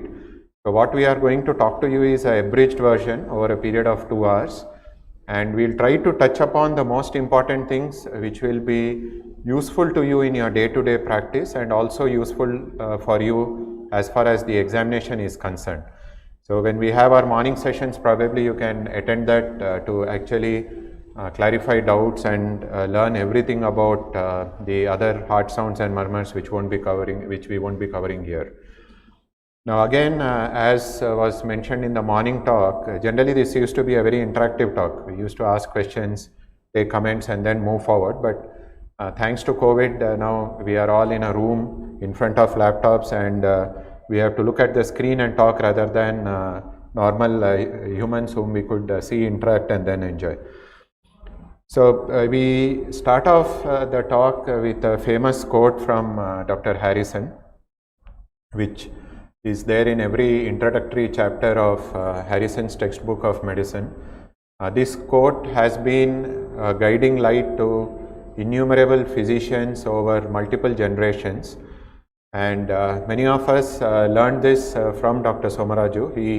He actually introduced us to this concept and then instilled in us that we need to follow this every day throughout our career. So, I will just go through that. This is how a physician should be. So, no greater opportunity or obligation can fall on the lot of a human being than to be a physician. In the care of the suffering, he needs technical skill, scientific knowledge and human understanding. He who uses these with courage, humility and wisdom will provide a unique service to his fellow man and will build an enduring edifice of character within himself. The physician should ask of his destiny no more than this, and he should be content with no less. So, kindly imbibe these qualities, and this will keep you always excited and happy about practicing medicine. So, we will start off with a case example. The reason why we are starting with a case example is in today's day and age, we might all feel that we have the best of technology, probably the best of echocardiography, ECG, best of operators, MRI, CT scan, PET scan. You ask for and it is available. You can see the hoardings of corporate hospitals, each one trying to compete with the other person that they have the latest of technology. How is it that in this age and time, clinical examination has any relevance? And why should we have a talk like this in the first place? Is it only to pass an examination, or does this actually help in our day-to-day practice? So, to drive home the point that some of these things are important for us, we'll just take you through certain case examples which will actually tell you why a proper history and clinical examination helps in day-to-day practice. So this was a 67-year-old lady who was a hypertensive, had exertional angina.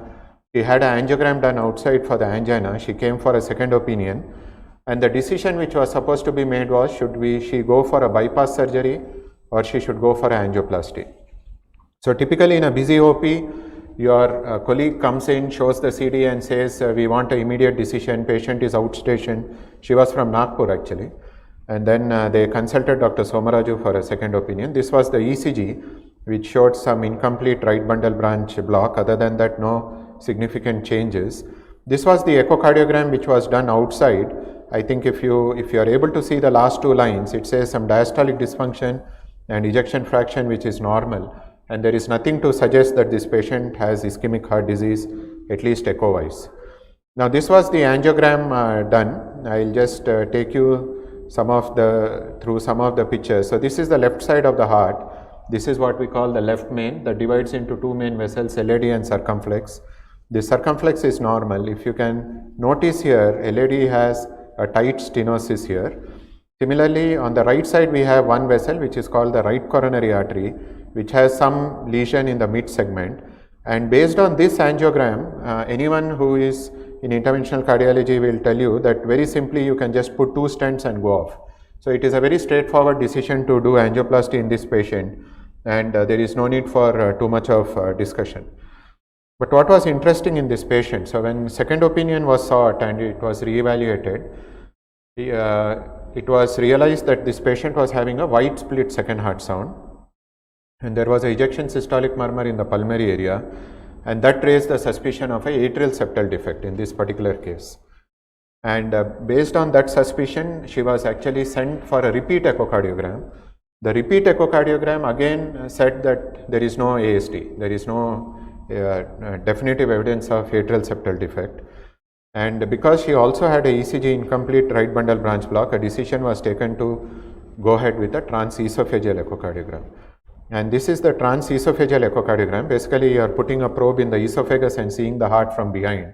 Because air is not there between the probe and the heart, you are able to see it better. Now, this is the right atrium, this is the left atrium. Normally, you should have a line here, that is the septum, interatrial septum. If you see here, there is nothing there, it is just blank. So that means the whole septum is deficient. So there is a extremely large atrial septal defect. You can see here some small residual part of the septum is still there, but otherwise that is the size of the atrial septal defect. The whole thing is not seen at all. And this is the blood flow. Whatever you are seeing in blue is the blood flow which is coming from the left atrium to the right atrium. So that means this patient now has a large atrial septal defect. Now when you have a ASD, there are two ways. You can do surgery or you can just put a device. But for the device, you need something to hold it. Those are called the rims of the atrial septal defect. Now this patient on TE, we realized that ASD had deficient rims and PAH. So there is no way that you can put a device. So the only treatment for that ASD is actually to do a surgery. So imagine you have done angioplasty to this patient based on angiogram, and you have left the ASD like that. This patient would have come back after 5 years with a severe irreversible pulmonary artery hypertension, destined to die in the next 5 to 10 years. So just that astute auscultation helped in identifying this, and the patient naturally went for bypass surgery along with ASD closure. So coming back to our topic on auscultation, there are certain basics of auscultation which you should understand to actually interpret the auscultatory findings. So one is amplitude. So when you talk about sounds and murmurs, you talk about few things. One is amplitude. What is amplitude? Amplitude is just loudness. A simple way of saying is loud. So less loud or more loud, that is amplitude. Frequency is divided into high frequency, low frequency or mixed frequency. So this is the hertz. If it's more than 400, it is high, 60 to 200 is intermediate, is low, and mixed is when it is in between. So during our intermediate days, again classically it used to be told that if you look at the roar of a lion and the humming of a bee, so roar of a lion is high amplitude, it's very loud, but it is rough, it is low frequency. Whereas the humming of a bee is extremely high frequency, but it is very, the loudness is very less. Okay, so the amplitude is less, but frequency is very high for the humming, whereas for the roar, the amplitude is very high, the frequency is very less. So that's how you differentiate loudness from frequency. Finally, you come to timbre or quality. So for you to understand timbre or quality, a simple way of remembering is, suppose songs, there are the song is repeated in an instrument. Say somebody is playing on a violin, somebody is playing on a flute, somebody is playing on a guitar, right? Now you know that even if you are in one room, from the other room somebody is playing, you can say, okay, he's playing on the flute. You will say that he's playing on a guitar. You will say that he's playing on a piano or on a violin. How do you identify? The song is being played exactly at the same amplitude and at the same frequency, but you are still able to identify the instrument because of the quality of the instrument, or what we call the timbre of the instrument. So when I am talking, you have identified that this is Rajiv Menon. So somebody else might again talk at exactly my amplitude and frequency, but still you will be able to identify that, okay, this is Mr. A and this is Mr. B. How do you identify? That is the quality, right? This is an extremely under-recognized part of auscultation. We always think that the timing, frequency, amplitude is very important, and we don't give importance to the quality. But remember, during your formative ages, if you start learning to identify the quality, then it significantly helps, because when the heart rates are very high, you may not be able to differentiate between systole and diastole also. But just the quality, okay, you know it is mitral stenosis speaking, you know it is mitral regurgitation speaking, you know it is aortic regurgitation speaking, okay. So start developing that attitude of trying to identify the murmurs by their quality. So the people who do the best auscultation, they actually, the moment they put the stent, they will tell you what the murmur is. The way they tell is because they know, okay, that is AR speaking to them or MS speaking to them. So that's the quality. So try to identify sounds and murmurs by that particular aspect. Not that the other things are not important, but don't ignore this aspect. This is extremely important. How do you describe auscultation? So again, during MBBS times, there was a wrong concept. You talk mitral area, aortic area. The first heart sound in the aortic area is similar to the first heart sound at the apex. There are no two different heart sounds which you are hearing, okay. So when you describe auscultation, first you talk about the normal heart sounds. You describe S1 in its entirety, then you describe S2 in its entirety, then you talk about the additional heart sounds. So what are the additional heart sounds? You have the S3, third heart sound, S4, then you have opening snap, you have the ejection click, non-ejection click, then you talk about murmurs. So you don't say S1 and S2, systolic murmur heard, S3 heard. That's not the way to describe. You say, talk about first heart sound, second heart sound, S3 heard, then you say pansystolic murmur. So first finish off the heart sounds, finish the description of heart sounds, then talk about the murmur in its entirety, and then finally come to pericardial rub. So that's how you describe the auscultation. That's the language of auscultation. You should know the areas of auscultation. So first is the apex. So previously it used to be called the mitral area. Nowadays you don't call it by names, because if the patient has dextrocardia, then the heart is not on left, it is on the right side. So you talk based on the anatomical area where you are trying to auscultate. So you call it as apex, then the tricuspid area you call as the left lower sternal border. The pulmonary area you call it as the left second intercostal space, and the aortic area is the right second intercostal space. Okay, so you talk about the anatomical area. So right second intercostal space is aortic area, left second intercostal space is pulmonary area, left lower sternal border is the tricuspid area, and the apex or the fifth intercostal space in the mid-axillary line is the mitral area. Now you also have some additional areas like the left third intercostal space, which is called the neo-aortic area, or it's also called as the herbs area. Those are the areas of auscultation. Now these are the heart sounds. So first heart sound, you have the mitral component and the tricuspid component. Okay. Second heart sound, you have the aortic component and the pulmonary component. Between the first heart sound and the second heart sound is systole. Okay. Between the second heart sound and the first heart sound is the diastole. Okay. The systolic sounds are the ejection click, early systolic. Mid systolic is the non-ejection click. Whereas in diastole, first heart sound to be heard is opening snap, because the valve has to open first before the other sounds come. Then you have S3, then you have S4. So say diastole you have opening snap S3, then you have S4, and after that you have the second heart sound in diastole. Okay. So those are all the heart sounds. So you have first heart sound, second heart sound. Between first and second heart sound is the systole. There are only two sounds which you hear, ejection click, non-ejection click. In diastole is between S2 and S1. Initially you have the opening snap, that's the opening of the mitral valve. Then you have third heart sound, which is the fast filling of the ventricle.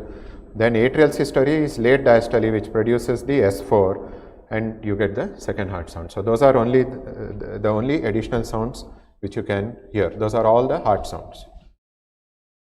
So how does first heart sound occur? So first heart sound occurs because of the closure of the mitral valve and the tricuspid valve. So the systole has started, the ventricle has started contracting, and once the ventricular pressure is above the atrial pressure, the mitral valve and the tricuspid valve are going to close. Both of them occur so close to each other that they sound as a single sound. So split of first heart sound is normally not heard. How do you describe the first heart sound? So you don't say S1 heard, it doesn't make any sense. It's not possible that S1 cannot be heard. Patient won't be alive if S1 or S2 are not heard. So S1 heard doesn't make sense. You have to describe S1. How do you describe? So you first talk about the intensity of the first heart sound. That means you tell S1 is of normal intensity, or you say S1 is loud, or you say S1 is soft. Then you mention that it is constant or variable. Okay. Now what determines the intensity of the first heart sound? First is the mitral valve has to be normal. You cannot have an abnormal valve with a normal S1. Second is, what is the position of the aortic valve at the time of ventricular contraction? How do you understand that? So suppose you have a door. Okay, easy way of remembering is, in your house there is a door. If the door is slightly open and you are closing, what is the sound it makes, versus it is fully open and then you are closing, right? So when it is fully open and then you are closing it, it makes a louder sound. When it is slightly open and it is closing, it makes a lesser sound. Okay. When is it wide open? It is wide open when the atrial pressure is very high and it is keeping the mitral valve continuously open.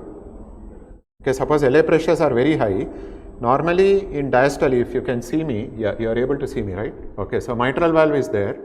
It is called the mitral valve dance. So in diastole, it's not that mitral valve opens, closes. It's not boring like that. So the mitral valve first opens. There is a rapid flow, then it comes to diastasis, so it comes into a partially closed position, then atrial contraction pushes it, then ventricle contracts and closes it. So it's like, that's how the mitral valve is moving during diastole. So open, slightly close, atrial contraction and fully closed. Okay, so that's the movement of the mitral valve. So if you have a situation where the mitral valve is significantly open when the ventricle is contracting, then you will have a loud sound. What are the situations? LA pressure is very high. So when will the LA pressure be very high? Mitral stenosis. Okay, so conditions like mitral stenosis or tachycardia, any of those situations, you can have a significantly high LA pressure. 2, the atrial contraction is occurring. When atrium is contracting, the mitral valve is opened up and the ventricle is immediately contracting after that. So short PR interval. Suppose you have a prolonged PR interval, the atrium has contracted, the mitral valve has again come back to closed position, now the ventricle has contracted, so the movement is less. Whereas atrium has contracted, it's opened, immediately the ventricle has contracted, it will be loud. So short PR interval. Diastolic time is reduced, automatically PR will come down, so tachycardia. So short PR interval, mitral stenosis, tachycardia, all these are conditions which can produce a loud first heart sound. The opposite of that can produce a soft first heart sound. Suppose you have mitral regurgitation. In mitral regurgitation, the isovolumic contraction phase is absent. When it is closing, there is a leakage. So there is, what is isovolumic contraction? Mitral valve has to close, plus aortic valve is closed and the ventricle is contracting. So the volume is same, but there is a steep increase in the pressure. Now when the ventricle is leaking back into the atrium, it cannot close. So there is no isovolumic contraction phase, so the S1 will be soft. So in mitral regurgitation, you won't be able to hear the S1, it will be muffled. So if you understand that, then it becomes easy. So that is what is given here. Naturally, ventricular contraction, if ventricle is weak, it's not able to contract well, naturally the S1 will be soft. Okay. So Those are the determinants of intensity, but we first start off understanding how do you say that S1 is normal intensity or not. So for you to say S1 is of a normal intensity, S1 should be louder than S2 at the apex and softer than S2 at the base.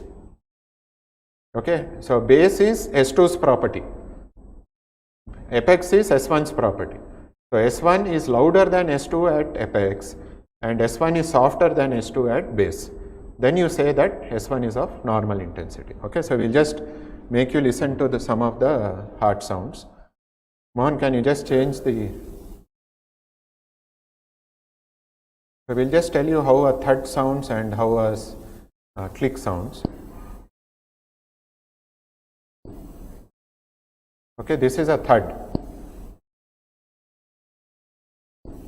So this is a low frequency sound. Okay. This is a click. You can hear the high frequency sound, how it sounds. Okay. Then this is how a variable murmur will be. Crescendo, decrescendo. It's going up, coming down. Okay. So now listen to the normal first and second heart sounds at apex and base.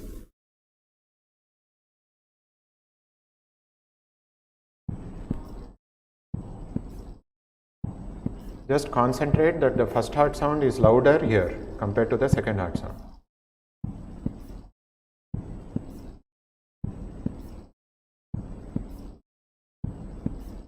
Okay. The same thing at the base.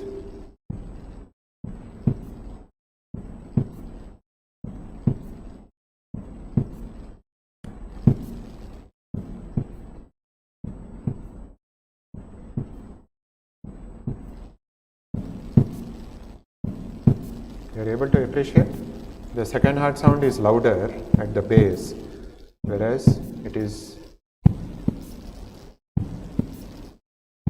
louder at the apex. So at the base, if you find that the first heart sound is louder than the second heart sound, then it is a loud first heart sound. Okay. Let us show you some examples of loud first heart sound.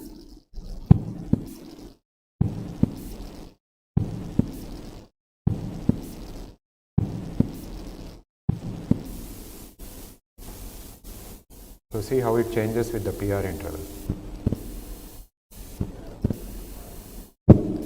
See this PR interval, it is long, then it becomes short.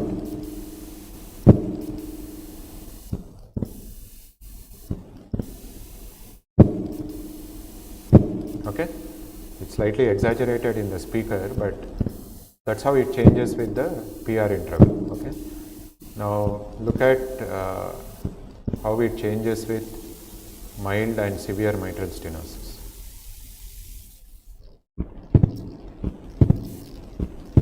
So this is mild mitral stenosis. Just concentrate on first heart sound. Don't get confused with the second heart sound.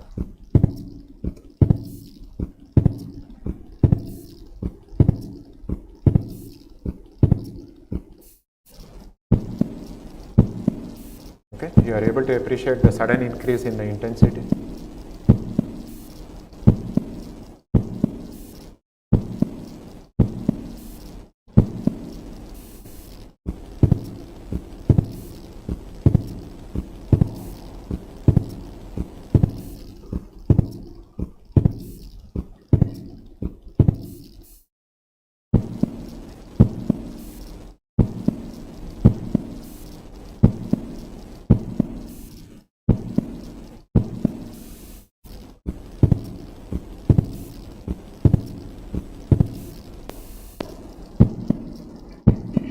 Okay, so that's how the difference between the first heart sound and the second heart sound occurs.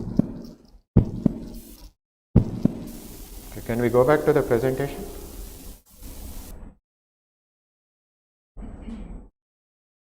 Okay, so you again to recap, if the patient has normal first heart sound, you will say S1 is normal in intensity and it is constant. So what is this constant and variable?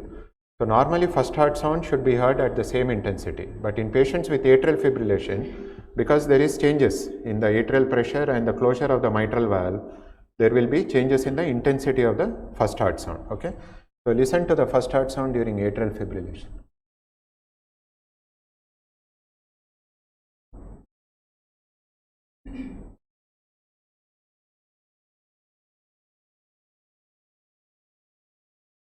Probably we'll show you later when we come to some other thing. I'll just show you there how with AFib it keeps changing. So that's as far as S1 is concerned. Now next, after S1 you talk about S2. So what do you talk when you describe a S2? So when you describe a S2, the first thing you describe is what is called as the split. Okay, can you just reduce the volume? I think there is some echoing. Okay, so the first thing you talk about is the split. After you talk about the split, then you talk about the intensity of A2 and P2. Why do you talk about the split first? Why not directly talk about A2 and P2 intensity? The reason why you talk about split first is based on split, you identify which is A2 and P2. Okay, so once you describe the split, then you will be telling whether the first sound which you are hearing is A2 or the first sound which you are hearing is P2. Okay, so unless you tell the split, you cannot tell whether it is A2 first or P2 first. Why? The split can be normal, it can be wide variable, it can be wide fixed, or it can be paradoxical. So once we explain split, then you will understand this concept. So what is a normal split? Normal split means during expiration, you hear the second heart sound as a single heart sound, whereas during inspiration, you hear the split. Now remember that it is not called as two different second heart sounds, it is called a split. There is a difference. The reason why many of us do not identify split is, till now we think split will be heard as two different sounds, like tuck, tadak, tuck, tadak, like that. It doesn't happen that way. Split is just the corruption of the sound. That is, you just feel as if the sound is replicating or it is just echoing. So that is the split. I don't know whether I can show somewhere. If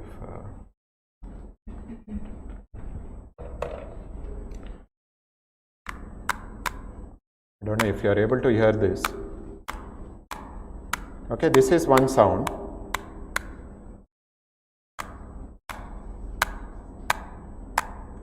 This is two sounds. Okay, so though it sounds almost one, but it's not one. Okay, it is two. So that's how the split sounds. So the day you identify a normal split, the best way of identifying a normal split is to auscultate yourself and see how the split sounds in inspiration. In inspiration, once you are able to identify the two components, then everything else becomes easy. So the first time you identify the split, it's difficult. Once you identify the split, then it becomes extremely easy after that, and everything else is semantics. After that, it's very easy to identify what type of split it is. So normal split by definition is where S2 is heard as a single heart sound during expiration and it is heard as split, or the split is heard only during inspiration. So split during inspiration, no split during expiration is the normal split. Why does a normal split occur? So there are different mechanisms which have been described for a normal split. So one of the theories which was proposed initially is when you inspire with inspiration, the right side of the heart fills more. There is increase in the venous return to the right side of the heart. So when there is increase in the venous return to the right side of the heart, the right ventricle ejects for a longer time. So the P2 occurs later. So initially the left ventricle and right ventricle have started contracting. The left ventricle has finished contraction. The diastole is starting and the aortic valve has closed. But the right ventricle is ejecting for a longer time because more blood has come into the right ventricle compared to the left ventricle. So the pulmonary valve closes later. Okay, that was a very simple, straightforward explanation. But then something interesting happened. So if you take atrial septal defect, you will realize that there is more flow onto the right side because there is a shunt from left atrium. The blood is coming into the right atrium. Okay, so if you can just see the screen. Normally we said that with inspiration there is an increase in blood flow to the right side of the heart. Now suppose the patient has a atrial septal defect. One, there is an increased flow here, plus there is an increase in shunt from the left side. So say about 30 ml is coming more during inspiration, another 20 ml is coming from the shunt. So 50 ml extra is coming from the right ventricle. So the P2 will occur later.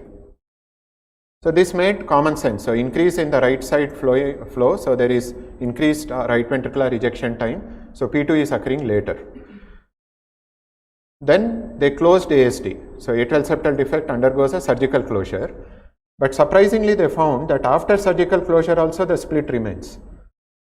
So still the split remained, even though the patient's surgical closure was done, the white split remained.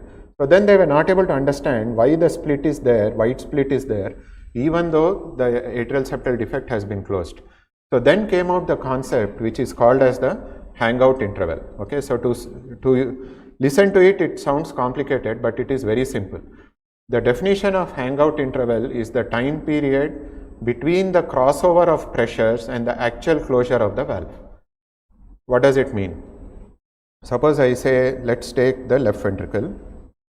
Okay, and you have the aorta which is coming out. So systole has started. After the diastole has started, you have reached a pressure of 120, then 100, then you have come to 80. Say 80 is the diastolic pressure. So at 80 diastolic pressure, the aortic valve closes. That produces your dicrotic notch in the aortic tracing. Okay. Then after that, the diastole, it goes down and the pressure comes down. Now 80 is the pressure when the crossover has occurred. That means aortic pressure is 80, and then once the LV pressure becomes less than 80, say 78, then the aortic valve will close. Both are 80, aortic valve won't close. So this is the crossover pressure. But it's not that the valve is here, is open and suddenly it has closed, right? When the crossover has occurred, the valve has taken some time to close. That time is the hangout interval. Okay. So even though the pressure crossover has occurred, say for example, again, let us take an example, you are closing the door. One person is pushing the door from one side and you are pushing the door from opposite side to close. Okay. At a point where your pressure increases more than the opposite person's pressure, you are successfully closing the door. Agreed? But when the pressure increases beyond that, it doesn't mean suddenly the door has closed. It will take some time for the door to close, right? That is the hangout interval. So in English language, if you interpret, it is the time period between the crossover of pressure. What crossover? Aorta crossing over LV or pulmonary artery crossing over right ventricle, and the actual closure of the valve when it has actually fully closed. That is the hangout interval. Okay. Now you tell me, suppose a valve is closing at a pressure of 80 versus the pulmonary artery pressure will be about say 20 or 30. So say 20. So a valve closing at a pressure of 80 will close faster, or a valve closing at a pressure of 20 will close faster. 80 will close faster. Okay. So A2 occurs. That is the reason why A2 will occur before P2, because the hangover interval on the left side is much shorter than on the right side. Okay. With inspiration, because there is negative intrathoracic pressure, the pulmonary compliance increases further. Okay, the vessels dilate and they become more compliant. So instead of 20 pressure, it might become even 10, 15. So the hangout interval increases further during inspiration. So the P2 occurs even later. So with the inspiration, so with expiration, suppose the time period is this much. With inspiration, it becomes even more. So you are able to hear the split. Okay. Now what determines this closure or hangout interval? One is the pressure which we mentioned. Second is the compliance. That means the vessel is pushing back the valve. If the vessel is very compliant, it will take its own time to push it back. If the vessel is stiff, it will push back fast. Okay. So more the compliance, longer the hangout interval. Okay. So what happens in atrial septal defect? What happens with inspiration? So with inspiration, the compliance increases. So P2, the hangout interval increases. So P2 occurs later. In patients with atrial septal defect, because there is continuously increased flow into the pulmonary circulation, the pulmonary vasculature compliance keeps increasing. Because the compliance keeps increasing, the hangout interval increases significantly. That produces the white split. Okay. Now what they realized is, when you do the surgery, after surgical closure also, still the compliance of the pulmonary circulation remains high. So the hangout interval remains high. That's the reason why split will be there even after surgical closure of a atrial septal defect. So the concept of hangout interval came after understanding the concept of white split in atrial septal defect. Is it clear? At least understand that right side the filling is more, so RV takes a longer time to eject. So pulmonary valve will close later. That's the reason why you get split during inspiration and no split during expiration. Agreed? Okay to continue? Right. So after you understand normal split, then you should know what is wide split. So wide split is where you are able to hear the split both during inspiration as well as during expiration. So we said if you are hearing only during inspiration, it is normal. If you are able to hear both during inspiration and expiration, it is wide. If it is increasing with inspiration, it is called wide variable. If both inspiration and expiration it sounds similar, then it is a wide fixed split. Okay. What is paradoxical split?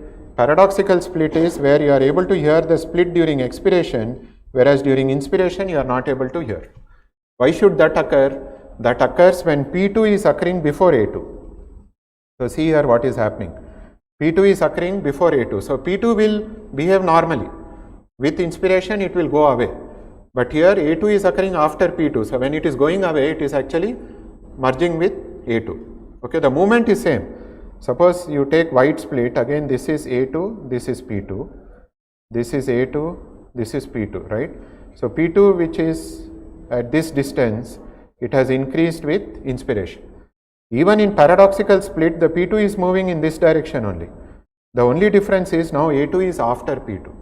For whatever reason, now the aortic valve is closing after the pulmonary valve. So with inspiration, when P2 is moving away, it actually goes and merges with A2. So it becomes a single sound. So that is called a paradoxical split. So you are able to hear the split during expiration, but with inspiration you hear it as a single sound. That is called paradoxical split. Now we come back to the issue of why you should tell split first.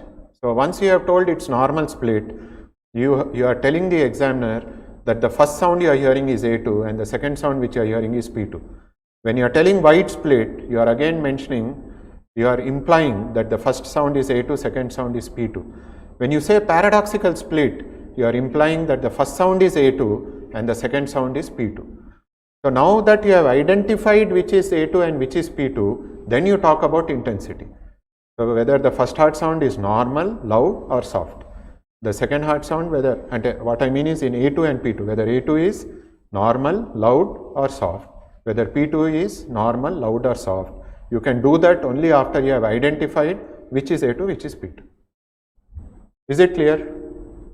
Any doubt in this about the split? So we will just show you how second heart sound sounds.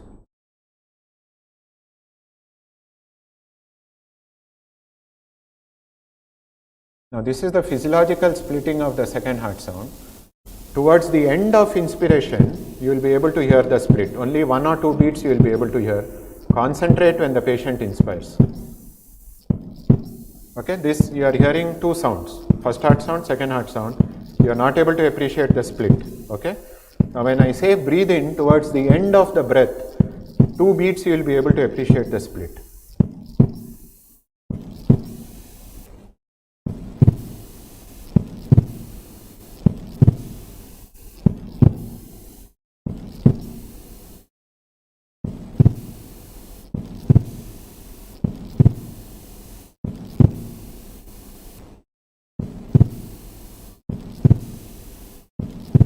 Able to appreciate? That is a split, that's all. You don't get 2 absolutely separate sounds. That's the split which you hear.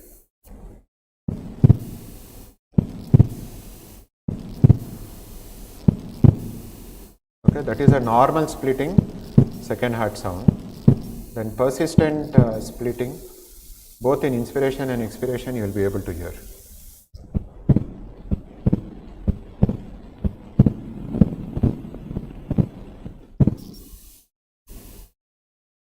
Generally, this one thing is not very clear.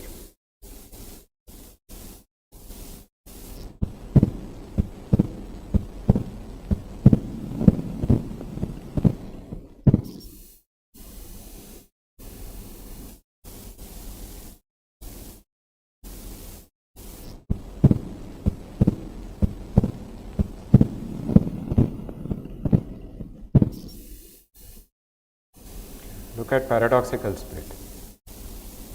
This you will be able to hear clearly.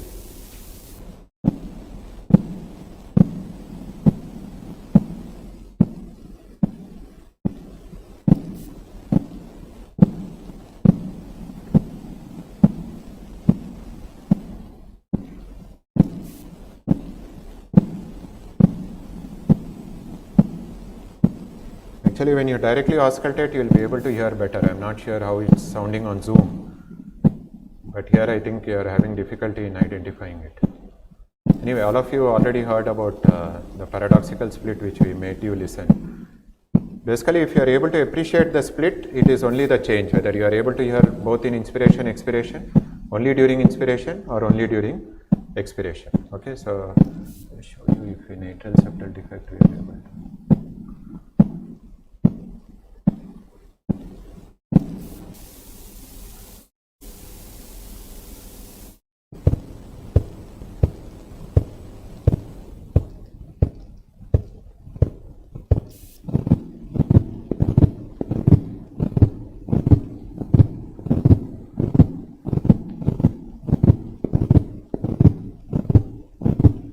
Concentrate on first heart sound or murmur, just concentrate on the second heart sound. Appreciate the continuous fixed split.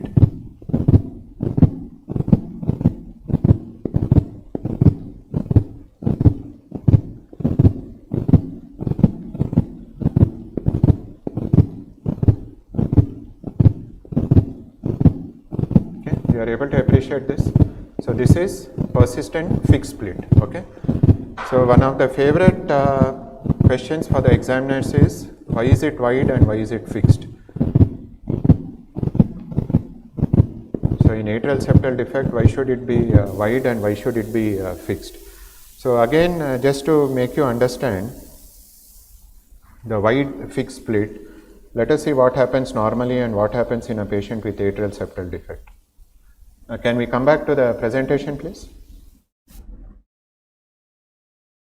Okay, so now this is the right side of the heart, this is the left side of the heart, and this is the atrial septal defect.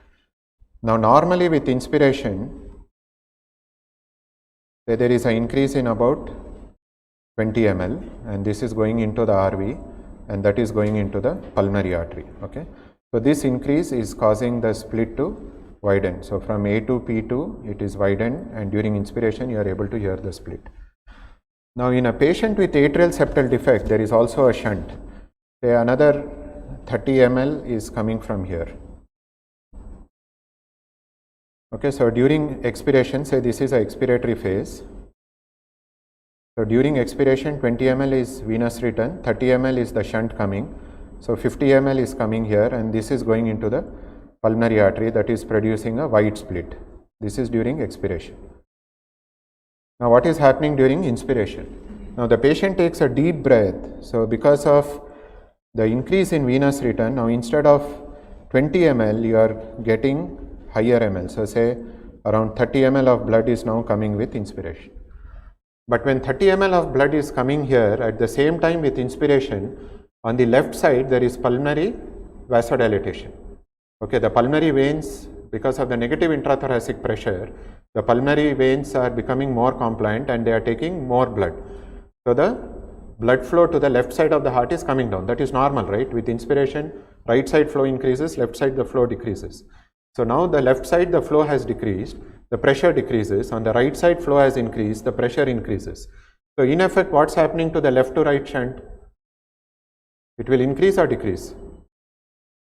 It will decrease, because now from the left side, instead of 30 ml coming from left side to right atrium, only 20 ml will come now. Okay, so with inspiration, the shunt has decreased, the venous return has increased, but shunt has decreased. So in effect, again it is 50 ml which is going. So A2 and P2 will be in the same position. Okay, so if you want to put it in sentence form, what it says is, the increase in the venous return is compensated by a simultaneous decrease in the shunt from left to right, in effect causing the same amount of blood going into the pulmonary circulation, which produces a fixed split. So wide is because of the shunt, fixed is because with either inspiration or expiration, when right side venous return increases, the shunt decreases. when right side venous return decreases, the shunt increases.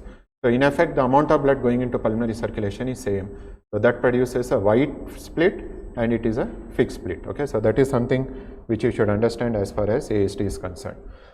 So just to cool down your brains, it might have heated up after the split A2, P2. Generally after listening to these talks, even when you sleep, you suddenly get up and say A2, P2 and all that. So at least to cool down your mind, we'll give you an example. Morning also we described this case.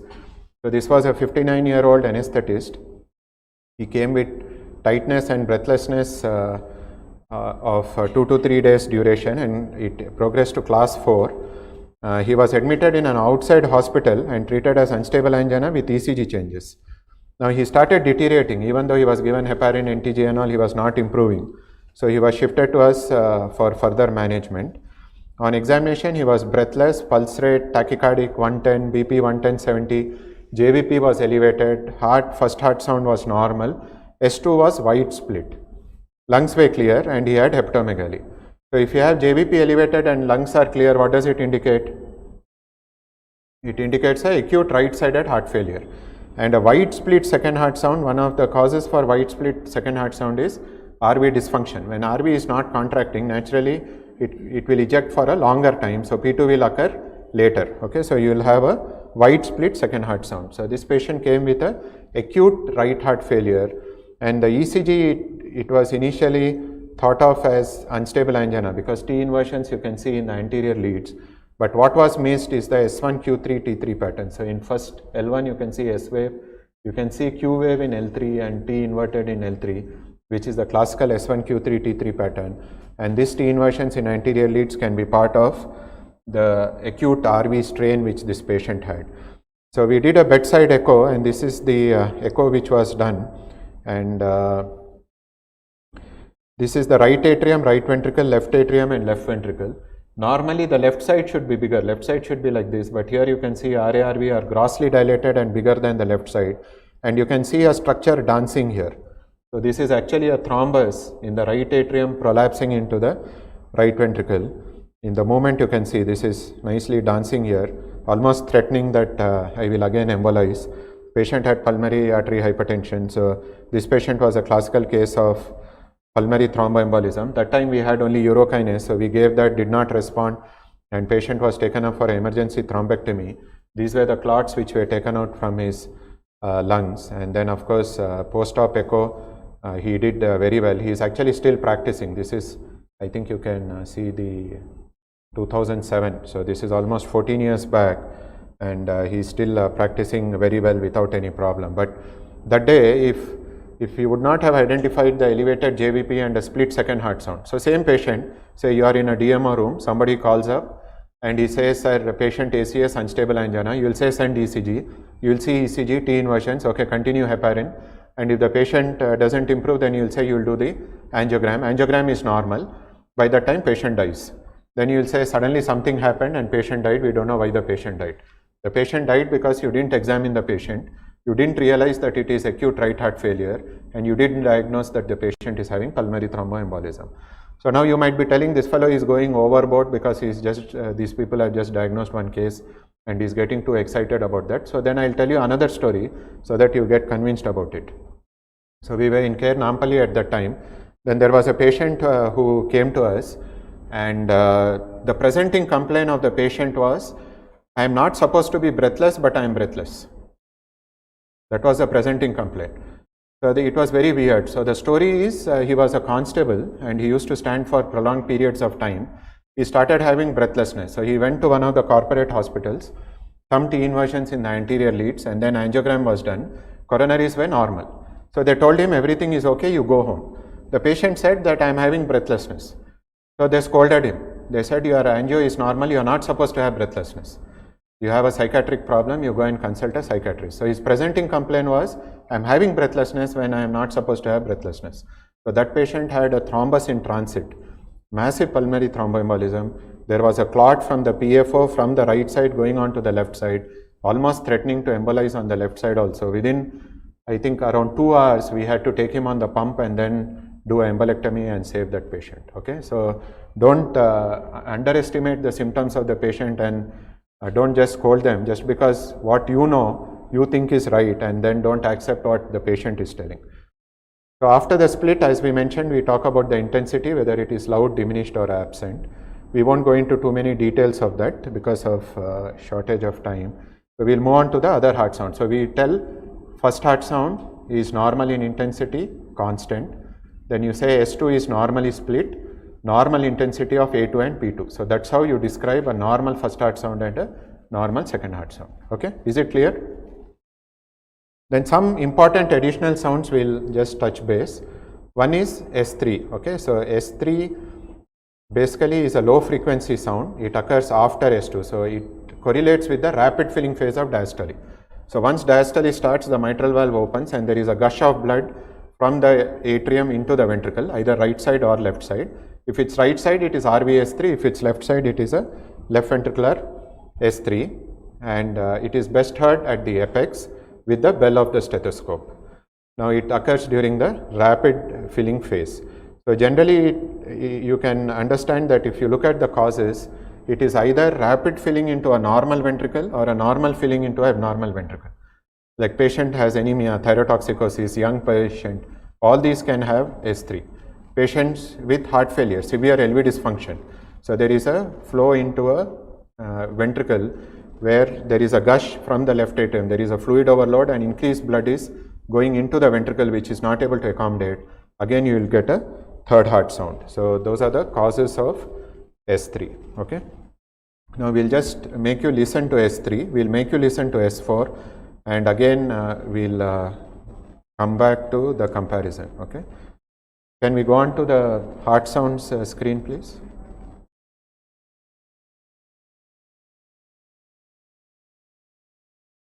Ganesh, we'll go to the heart sound. Slightly volume has to be increased.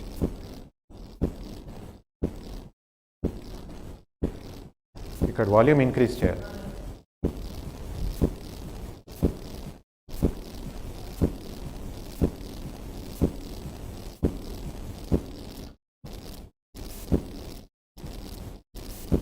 So it is a low frequency sound, so imagine how much difficulty we are having trying to listen to it. You are able to hear? That side it's heard better. Okay, but it won't be this slow, so we'll just make you play in the normal speed.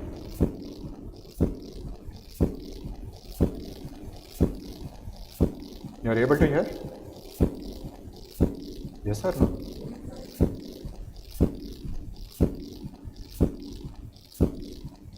Okay, so it is like a horse galloping. Tak tadak, tak tadak, tak tadak, tak tadak.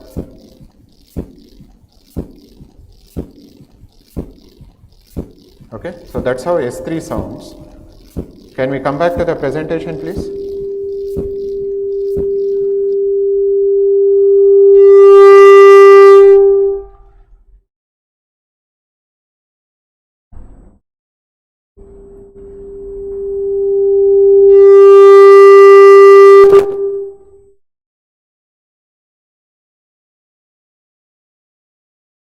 Then let's listen to S4, how S4 sounds. So S4 again is a low frequency sound. It is best heard at the apex if it is a left-sided S4. All right-sided are better heard in the tricuspid area. Now this is a late diastolic sound. Why is it late diastolic? Because it occurs with atrial contraction. So atrial contraction against a non-compliant ventricle. So ventricle is stiff and now the atrium is contracting against a non-compliant ventricle. That produces a fourth heart sound. Atrial systole we know occurs at end diastole, it is pre-systolic. So early diastole is rapid filling phase, then diastasis, then atrial contraction. So S4 occurs with atrial contraction, so it is the late part of diastole or it is pre-systole, just before the first heart sound, and it is caused because of the atrial contraction against a non-compliant ventricle. So what is necessary? You require a healthy atrium, atrium which cannot contract naturally, cannot produce a fourth heart sound. You require a non-compliant ventricle. If the ventricle is compliant and it's accommodating the increased blood flow, it cannot produce a S4. And the aortic valve has to be, the AV valve, the atrioventricular valve, mitral or tricuspid, has to be normal. If it's abnormal, naturally that force is not transmitted into the ventricle. So those are the prerequisites for having a S4, and naturally sinus rhythm has to be there. Without that you cannot have a S4. Okay, so now let us make you just listen to the S4. Can we go on to the presentation, please?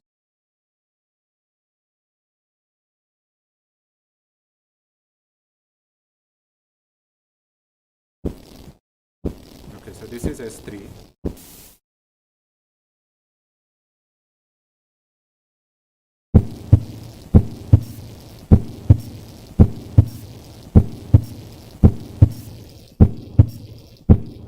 So this is S4. So basically, remember, in S3 it was tuck, tadak, tuck, tadak. So that's how the gallop goes. In S4 it is tadak, tuck. So it's before the first heart sound. It correlates with the first heart sound. So tadak, tuck, tadak, tuck, tadak, tuck, tadak, tuck, like that. With earphones you will be able to hear better. Zoom, they are able to hear properly. You are able to hear properly.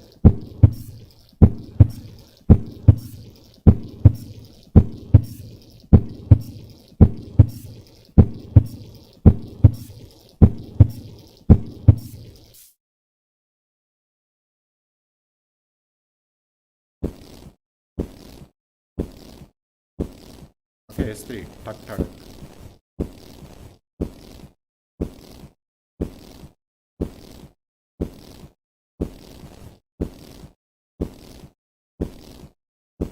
S4.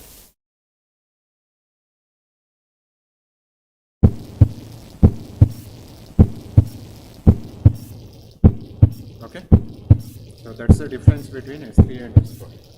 Okay, can we come back to the presentation, please? So we'll just go on to one more heart sound. We'll just talk about opening snap, because again this is extremely important for your examination, and it is something which you need to understand. So the mechanism is thickening of the valve, high pressure in the left atrium, and doming of the stenotic valve. So if you can just see me, the mitral valve normally opens like this, what we mentioned. So if it's opening like that, right, that produces the opening snap. At a time when it is opening, it produces the opening snap. Now, what is important is its correlation with mitral stenosis severity. So more severe the mitral stenosis, shorter the A2 opening snap. So what is this A2OS? So now you know that the aortic valve is closing. Once the aortic valve has closed, diastole has started. You have the isovolumic relaxation phase. So aortic valve has closed at a pressure of 80. Then the LV has started dilating. Aortic valve is closed, mitral valve, both are closed now. So isovolumic relaxation phase, sudden drop in pressure. So 80, 70, 60, 50, 40, 20, 10. Once it has reached say 10, LA pressure is 10, the mitral valve opens and diastole starts and blood starts flowing into the ventricle. Okay, so that's what happens normally. So A2 closes, after that mitral valve opens. That time period is the A2 opening snap. Okay. Now if you see here, aortic valve say is closing at a pressure of around 80, and now the isovolumic relaxation phase has started, and the mitral valve has to open once the LV pressure is less than the LA pressure. Okay. Now take for instance that LA pressure is around 20. Okay. So if the LA pressure is around 20, I'll just draw here so that you understand what actually is happening. So now the pressure is 80. This is the time period. Yes, so 80, 60, 40, 20, 10, 0. This is time. Now at 80, A2 has occurred. Now the patient has mild mitral stenosis and LA pressure is 20. So A2 has occurred, 60 still not opened, 40 still not open, 20 still not open, it has become 10. Now the patient mitral valve has opened because the LA pressure is 20 for that mitral valve. So it is LA pressure has become more than the ventricular pressure and mitral valve has opened and produced opening snap, right? So what is the time period? It is from here till here. Agreed? Now the patient has severe mitral stenosis and say the LA pressures are around 40. So again A2 has occurred. Now 60, 40, the moment it has reached less than 40, the opening snap has occurred. So the A2OS interval is only this one. The opening snap has occurred earlier. Okay. So more severe the mitral stenosis, higher the LA pressure, mitral valve will open earlier. Since the mitral valve will open earlier, the opening snap occurs closer to A2, so A2OS interval becomes short. Is it clear? So the duration of A2OS is inversely proportional to the severity of mitral stenosis. Severe mitral stenosis, short A2OS interval, mild mitral stenosis, long A2OS interval. Is it clear till here? Okay, now the question comes, what is short for you might be long for me. What is short for me might be long for you. How do you say this is short A2OS interval or this is long A2OS interval? So you have to correlate with something which you hear more commonly. So if you hear the A2OS interval as if it is the split of second heart sound, then it is a short A2OS interval. If you feel the A2OS is sounding like S2, S3, then it is a long A2OS interval. Okay, the correlation. So you have multiple times heard S3, you have every time heard split. Now you have hearing an opening snap and that sounds like a split second heart sound, then it is a short A2OS interval.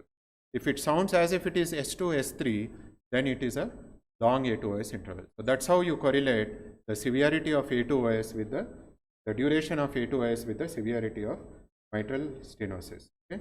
So these are the durations. We won't go into details, but remember here that the normal split second heart sound will be around 40 to 50 millisecond, okay, in inspiration, whereas a normal physiological S3, you have a S2, S3 interval, it is usually around 120 to 160 milliseconds, the duration. So if you correlate this with mild, moderate and severe mitral stenosis, in severe mitral stenosis this is 40, in mild it is 120. So this is exactly what we saw here. So split is about 40 and S3 is around 120. So that's how you correlate with A2OS. Okay. So can we come back to the heart sounds, please?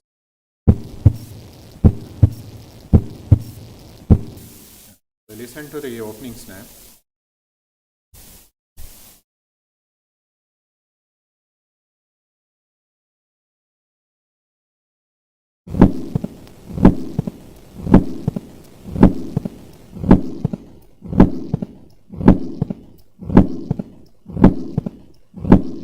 So there is a diastolic murmur which is ending with a loud first heart sound. After that there is one sound, Z, tadak, Z, tadak.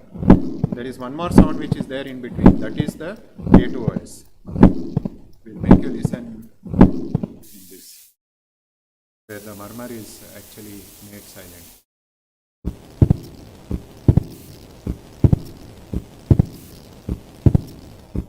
The second heart sound appears split.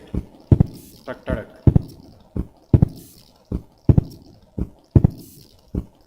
Okay, this is how the third heart sound sounds. So this is mild mitral stenosis. This is a long A2OS interval. Okay.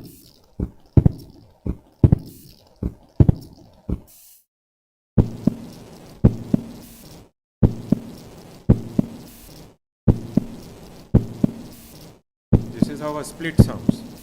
This is a short A2OS interval.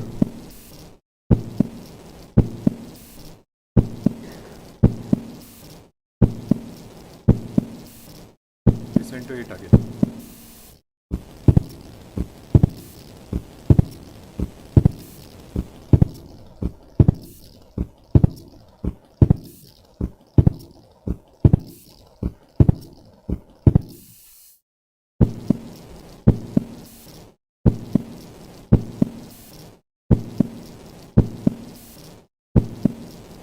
You are able to appreciate?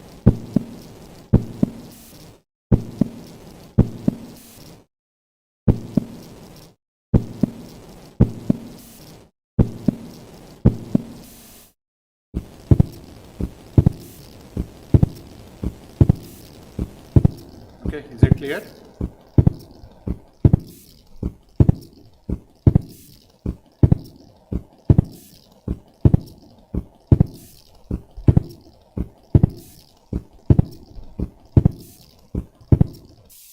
Is it clear? As I said, you can't learn whole of auscultation in these 2 hours. You have to go back to the patient and listen. But at least if you understand the concept, you are able to at least appreciate that that second heart sound looks broken. Poor thing looks as if it is 2 sounds, right? And one appears as if they are close to each other, the other appears as if they are away from each other. At least that much you are able to appreciate, right? So if you look at the confusion around the first heart sound, second heart sound, we don't have time to discuss, but you have to take everything into consideration to decide. So if you ask me, why are you telling that it is A2OS, it is S2S3? Or why are you saying that it is a narrow A2OS interval, it is a split second heart sound? You cannot differentiate unless you take the clinical context. So you have to find out which is the area you are auscultating, you are hearing with the bell or the diaphragm of the stethoscope, what are the changes with respiration, what are the changes with position. When you integrate all these things, then only you will be able to differentiate whether it is A2OS, whether it is S2S3, or whether it is a split second heart. Okay, so at least S3, S4 and opening snap, you should be able to understand at MBBS level, split of second heart. That's what we'll cover. After that, we'll go on to murmurs. Do you have energy or you need a break? Oh, no energy to tell whether you want a break or not. Go ahead. 5 minutes, okay. We'll have a 5 minutes break. It's 3:05, 3:10 we'll again assemble.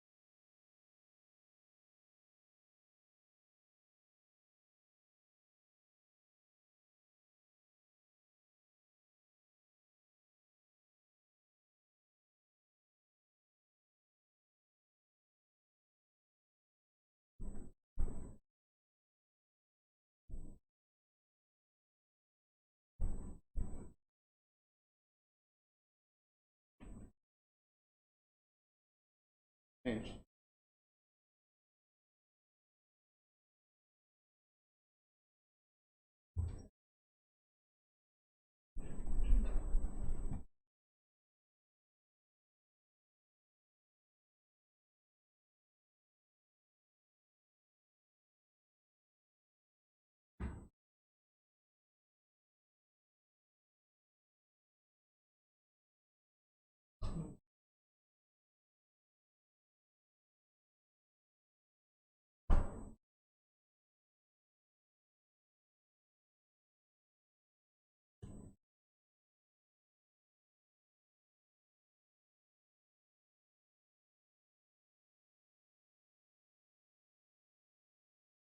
It is.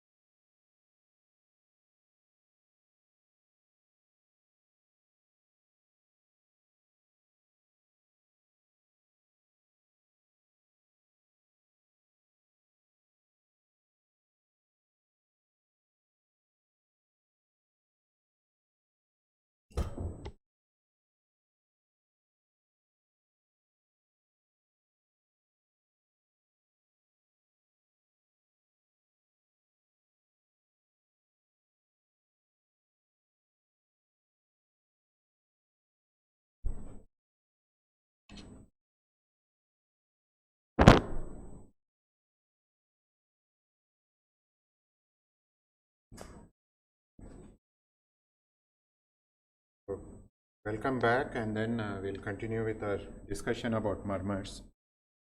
So murmurs, again, typically in the examination or later when someone asks you what is the murmur, you will suddenly tell MDM sir, PSM sir, that's all. Then you need to ask where it is, what is the character, all those things have to be asked. That irritates the examiner, and sometimes the student doesn't cross that particular point also. So it's important for you to know that murmurs have to be described in its entirety. So what are the characteristics of the murmur which you describe?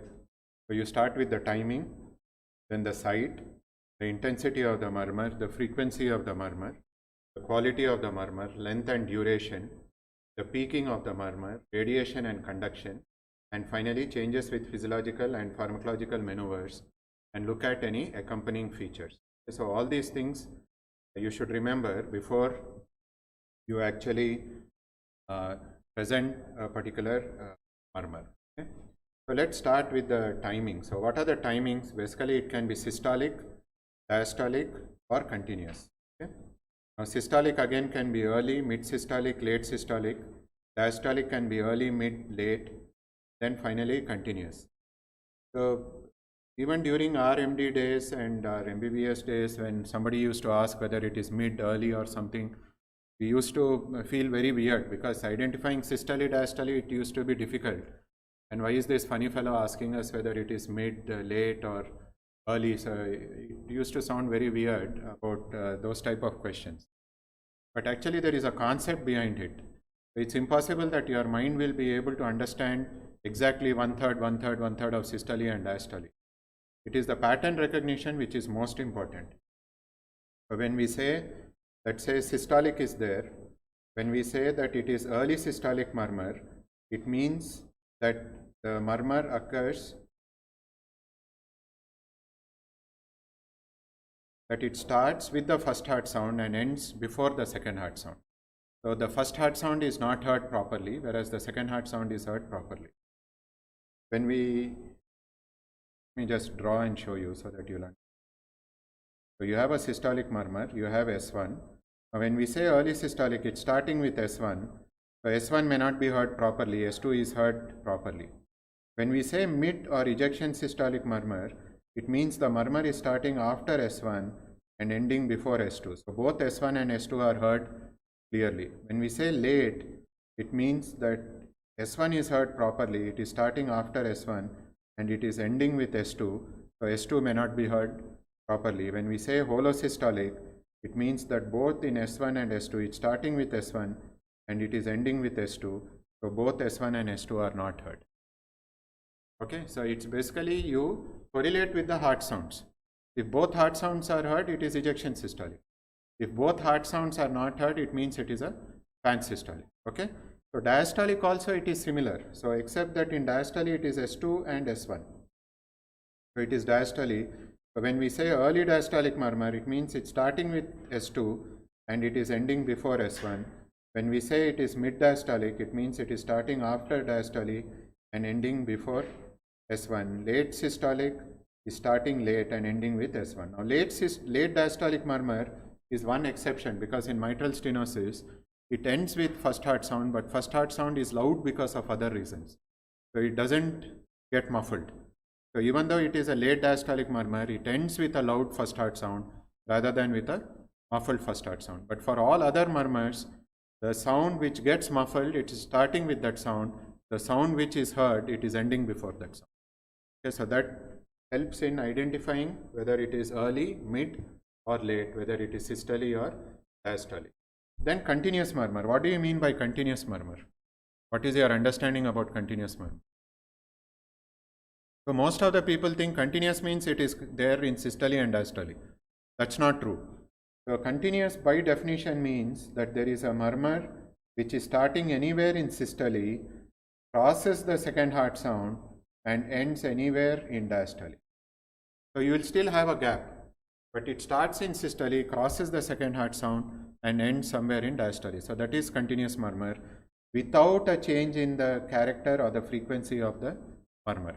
It's not that during systole the character is different and during diastole the character is different. Okay, so it starts anywhere in systole, crosses the second heart sound, ends somewhere in diastole without change in the frequency or character of the murmur. So that is a continuous murmur.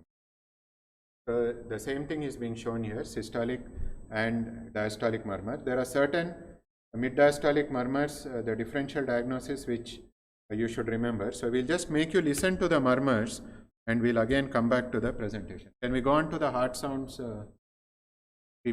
heart sounds screen please? Early systolic murmur you need not worry much. So we'll start with pansystolic murmurs.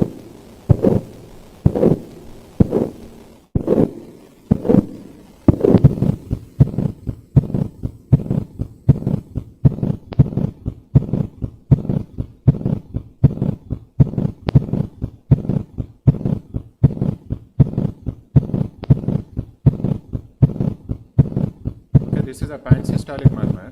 You are hardly able to hear S1 or S2. Okay, S1 is muffled. There is another sound which you are hearing. What is that sound? Murmur and a sound. Yes or no? You are hearing a murmur and a sound. What is that S2?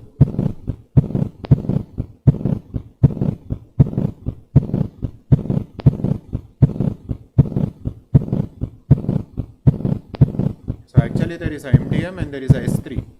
Okay, the reason why you should listen to this murmur is commonly you mistake it. You will think that that is the second heart sound, so you will think it's early systolic murmur. So neither S1 is heard nor S2 is heard.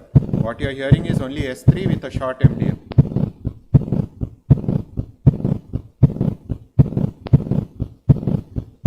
Okay, so this is a classical mitral regurgitation of rheumatic heart disease.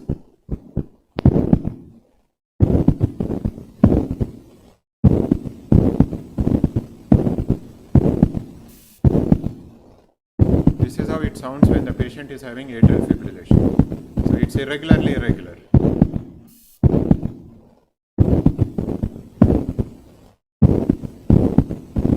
And when somebody says rheumatic, don't tell S3 or S4. At least during our times, if you tell S3, S4 in a patient with rheumatic mitral stenosis, they used to tell not even 6 months. It will be like 1 year. Don't come back after 6 months, come back after 1 year. 6 months won't be sufficient for you to understand the physiology.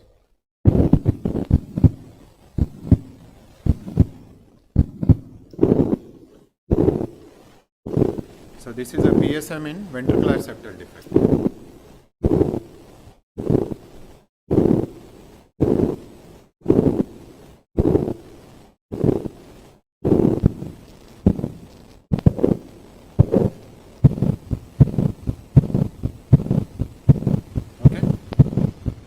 this murmur and the VSD murmur sound different, right? Yes or no? If you are not convinced, listen to this.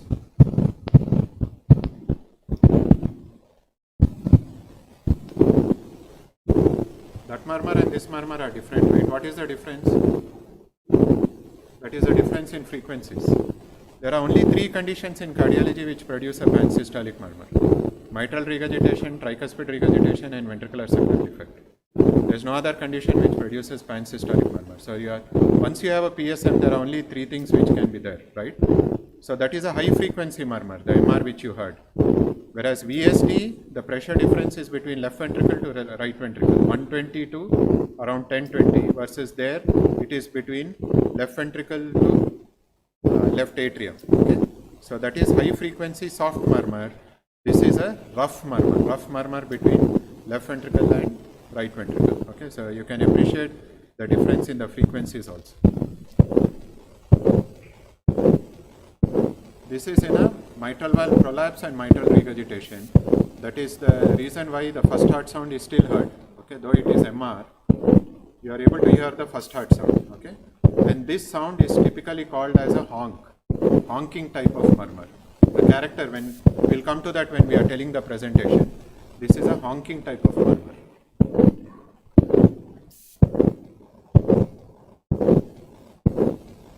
When you hear this honking type of murmur, you know it is a MVP MR with some kind of a caudal rupture or something. Okay, listen to the chromatic MR again.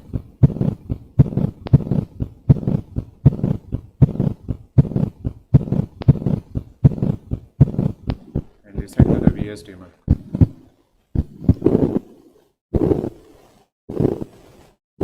Okay? So those are all pansystolic murmurs. This is ejection systolic murmur. So here of course there is a ejection click also. So you have the first heart sound, second heart sound, both heard, and you have a crescendo decrescendo murmur.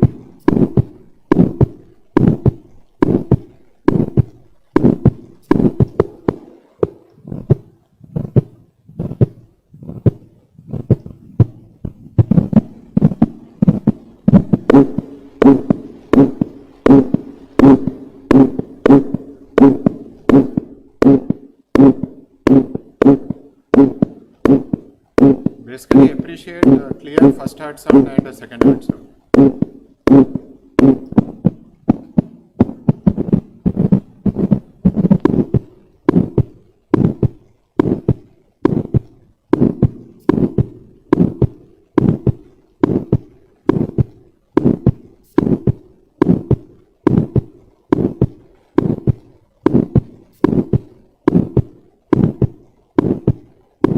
Okay?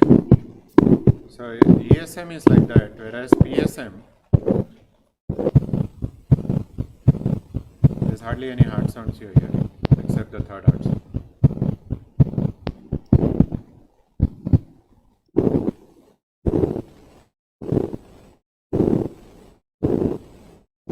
Okay? So that's how PSM and ESM sound. Now let's look at the diastolic murmurs.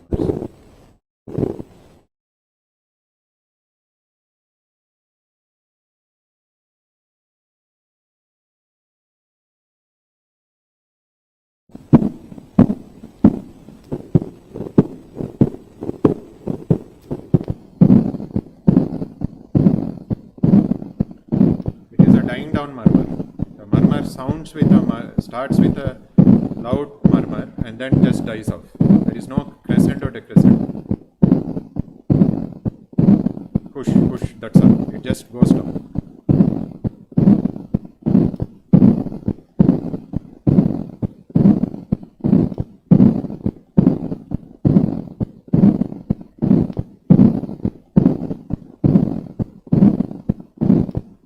Remember, the sound which you are hearing is the first heart sound, not the second heart sound.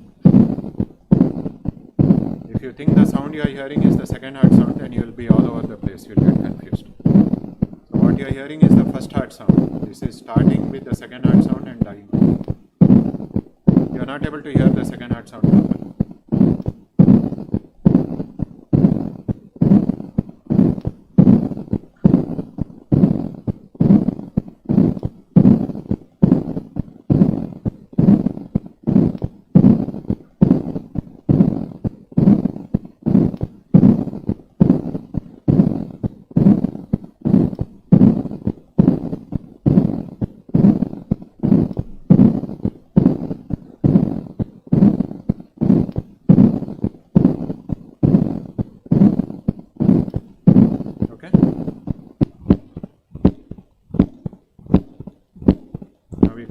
mid-diastolic murmurs.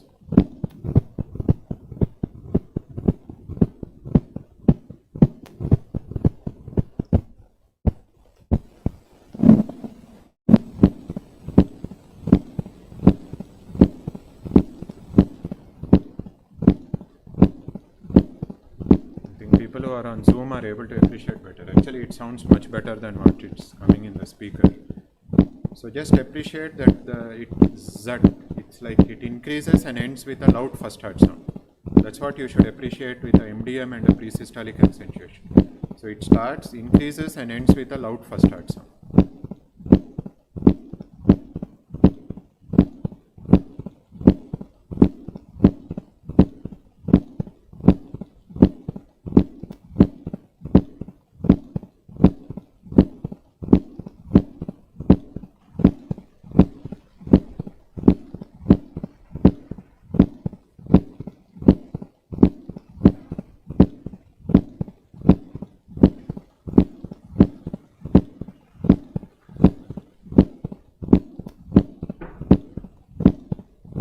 Auditorium it is difficult only to understand, but I think people who are on Zoom or who are hearing on the YouTube, they will be able to appreciate better. So there is a murmur which is ending with the sound, and then there is another sound. That sound is S1OS, A2OS, and the murmur is ending with the loud first heart sound. Okay. The same thing will be heard in the next case also.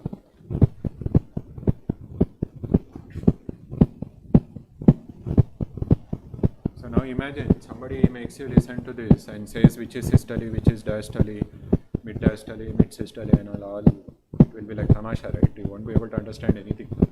And if you put this on carotid, then try to time, by the time your mind understands there's a murmur, where the murmur is, where your finger is, carotid has come up or gone down, and based on that you correlate. By the time the ear is changed, you will be all over the place. Systole you'll make diastole, diastole you'll make systole. That's why the quality is important. So the moment you hear this, you should know that this is mitral stenosis. There's a crescendo murmur which is ending with the first heart sound. Once you start trying to think that if I hear like this is actually MDM with first heart sound, this is MS, then you will be able to appreciate it better.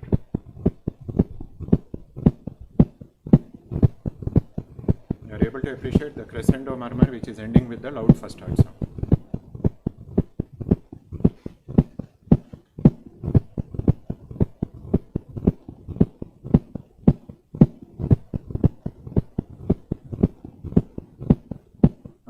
Those are mid-diastolic murmurs.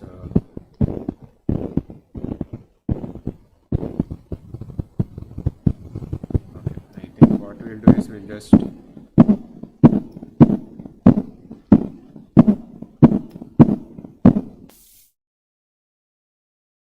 go on to the continuous murmurs. Actually, the reason why you should listen to continuous murmurs is when you feel very depressed after listening to systolic, diastolic murmurs. You came with lot of hopes to this presentation. You thought you'll become pundits in auscultation. After listening to this, you'll realize that whatever you knew also you have forgotten, and now you are even afraid to catch a stethoscope and go near the patient. Then to again regain back some confidence, you should listen to continuous murmurs, because even if you are deaf, you will be able to listen to this. Okay, this gives some confidence. So this is a continuous murmur of PDA, patent ductus arteriosus. Appreciate how it increases during S2 and then comes down during diastole.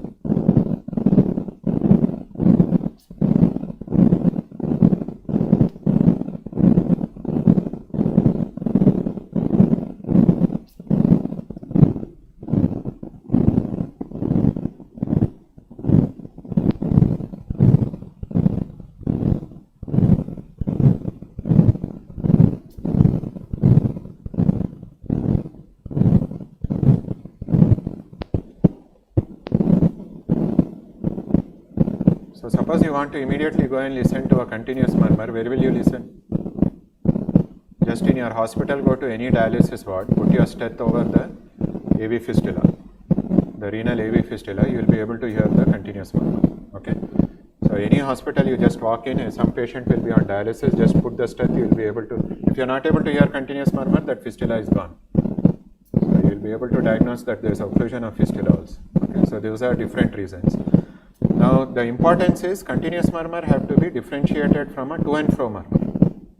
So you can have, say, pansystolic murmur of MR with early diastolic murmur of AR. So it will appear continuous. The way you differentiate is, now you know that it is the same murmur you are hearing, right? The frequency is not changing. The frequency is same throughout, okay? Whereas to and fro, it will be like a saw. Whoosh, hoo, whoosh, hoo, like that you will find that there is a change in the frequency. Listen to this.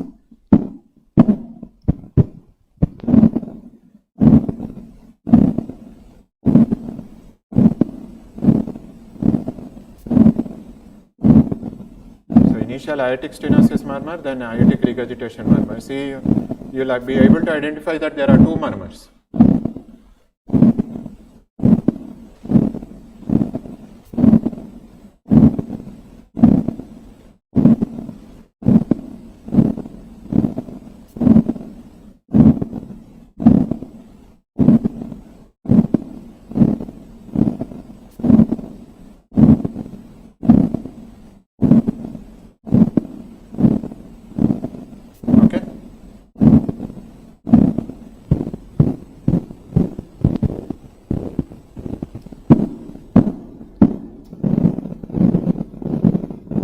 This, which is continuous,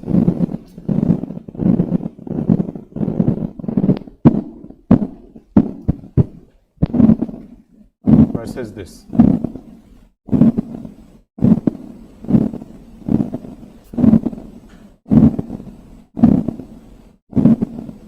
Are you able to differentiate?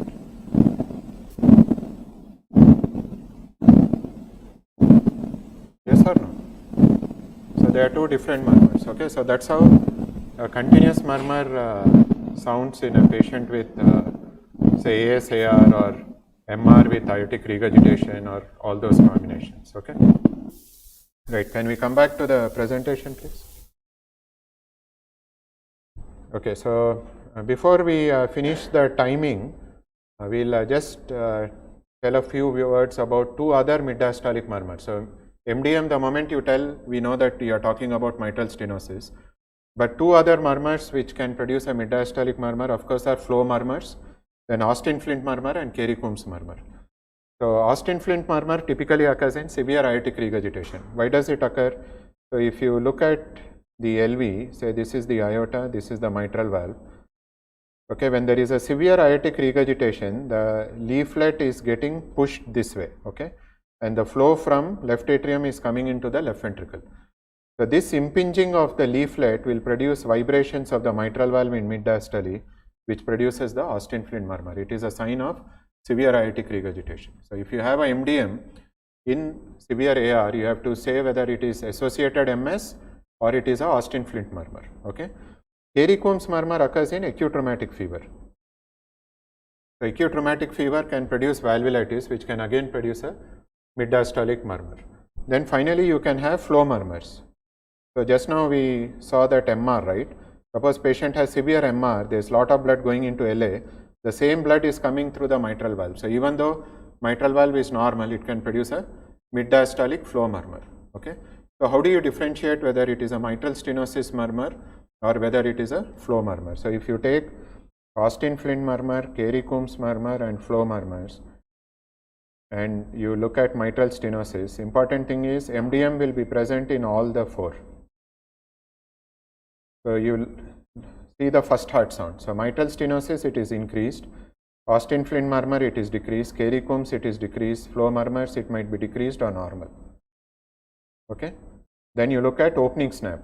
So opening snap is present in mitral stenosis. It's not present in any of the other conditions.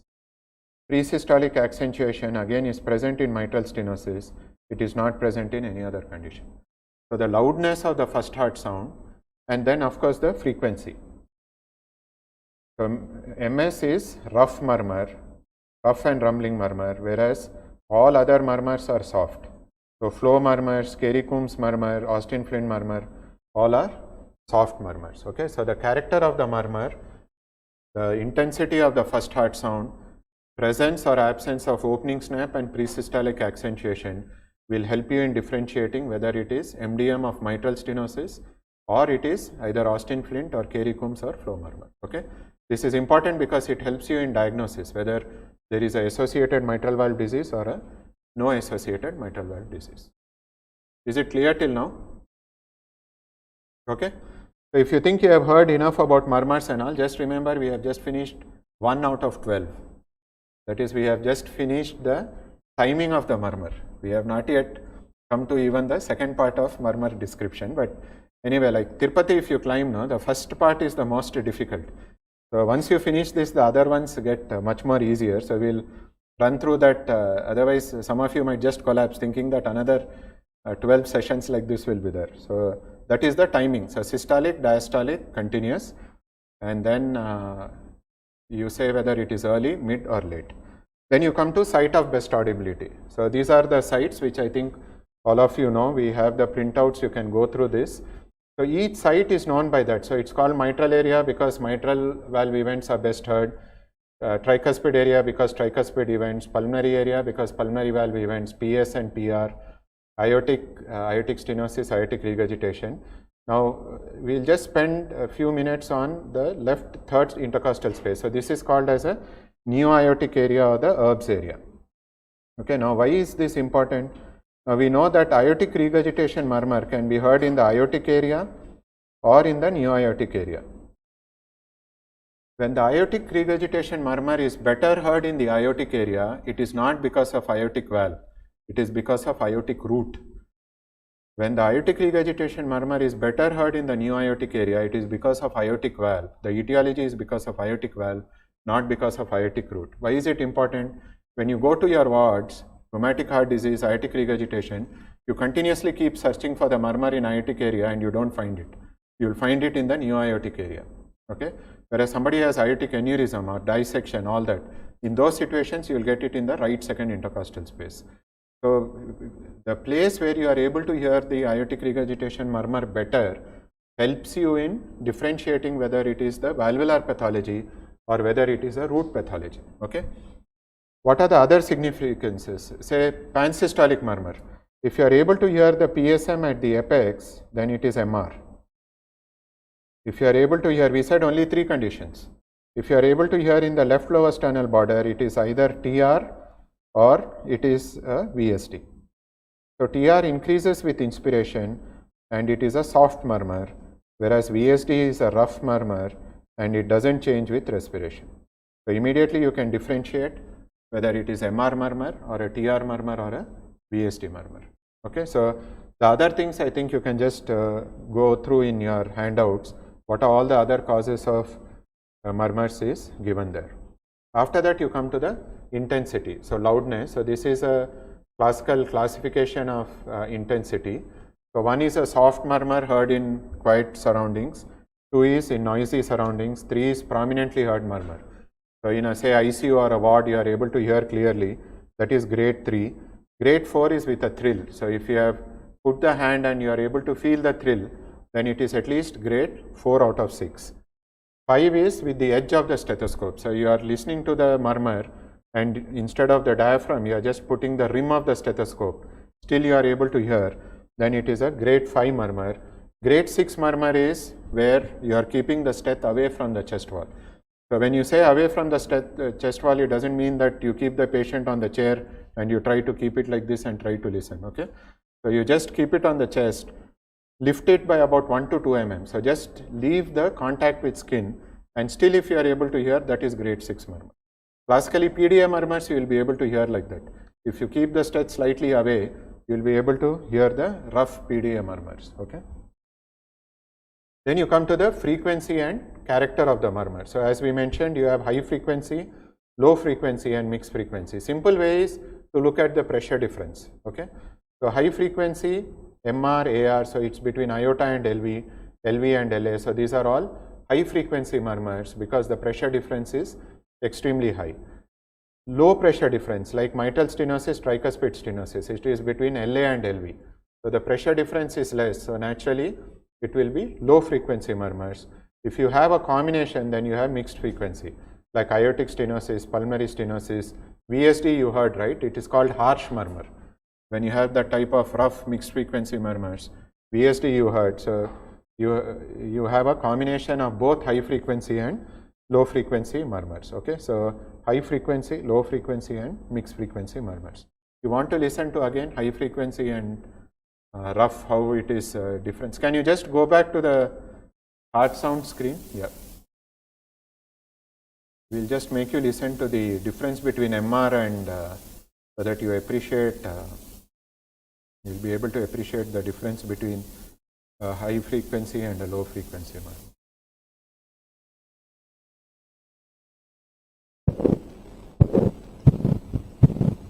So this is high frequency soft murmur.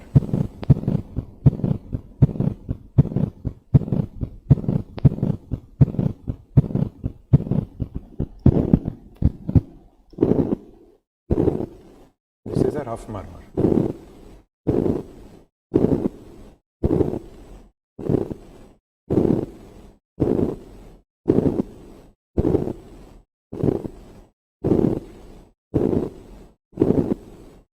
Okay, so that's how the frequency varies. Character we mentioned, right? So that's the honking type of murmur.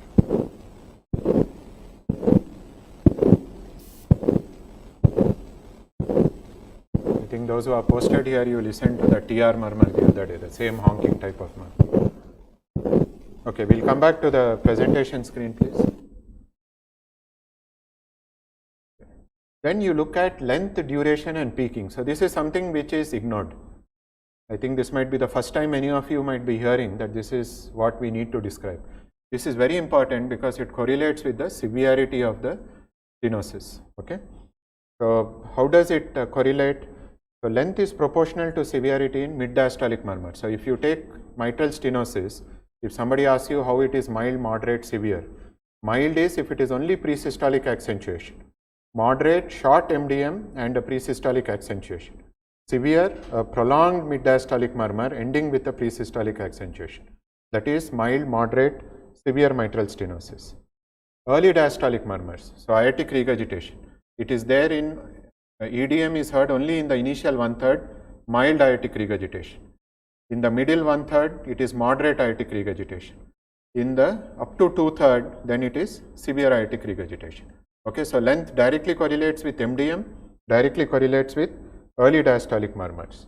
How does peaking help? So this is in the semilunar valve stenosis, you take peaking as the criteria. So if you take aortic stenosis, if it is early peaking, then it is mild aortic stenosis. If it is mid peaking, it is moderate aortic stenosis. If it is late peaking, it is severe aortic stenosis. Similarly for pulmonary stenosis, early peaking, mid peaking and late peaking. What are the murmurs which have no relation to the length or severity? The most fundamental one is pansystolic murmur, because anyway it's pansystolic. How can it change? There cannot be any change in the length or the duration. It's already pansystolic. So that's why MR is not correlated with just the presence of pansystolic murmur. So mitral stenosis we told how severity, mild, moderate, severe. Aortic stenosis we told you, pulmonary stenosis we told you, aortic regurgitation we told you the severity.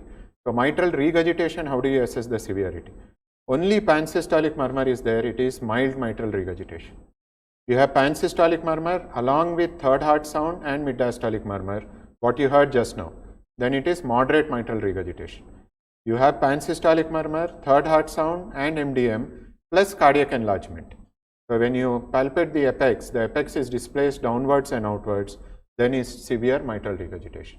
So do not make the mistake in the exam, you have heard PSM, so it is severe MR. No. You should have PSM, you should have S3 MDM, and you should have a apex which is, or heart which is dilated, apex which is displaced, then it is severe mitral regurgitation. Okay. So last few minutes we have told you how to assess severity of valvular heart disease. Mitral stenosis, mitral regurgitation, aortic stenosis, aortic regurgitation. Okay. Pulmonary regurgitation, pulmonary stenosis correlate similarly, similar to what we told about aortic stenosis and aortic regurgitation. Okay. Is it clear?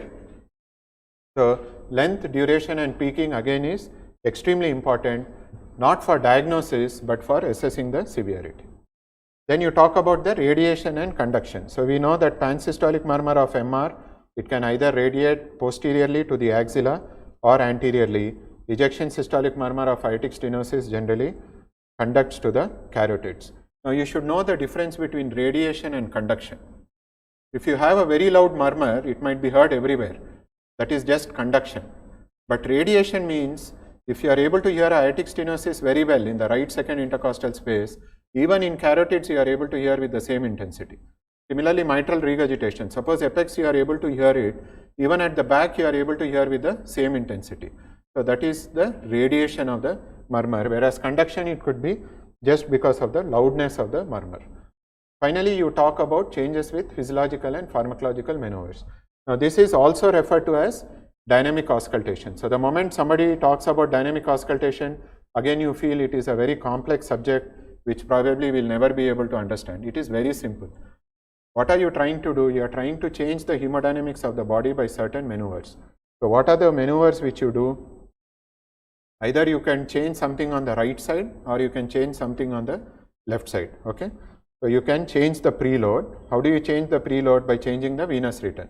So either you increase or decrease the venous return. How do you change the afterload? Afterload is with peripheral vascular resistance. So suppose I do hand grip, it's going to increase the systemic vascular resistance. If I lift the leg, it's increasing the venous return to the right side. If I take a deep breath, it is increasing the venous return to the right side. Okay. Then you can change the contractility of the heart. Say patient has a ventricular premature complex. So there was a beat, then patient has a VPC. After that, there is a prolonged diastole. More blood is coming into diastole, ventricle is contracting more. So the contractility of the heart is increased. Okay. Some people used to make the patient cough to induce VPCs. Okay. So VPCs can be induced and that can produce a increase in contractility. So right side either change in preload or afterload, left side change in preload or afterload, change in the contractility and the heart rate. Those are the only things which you can do.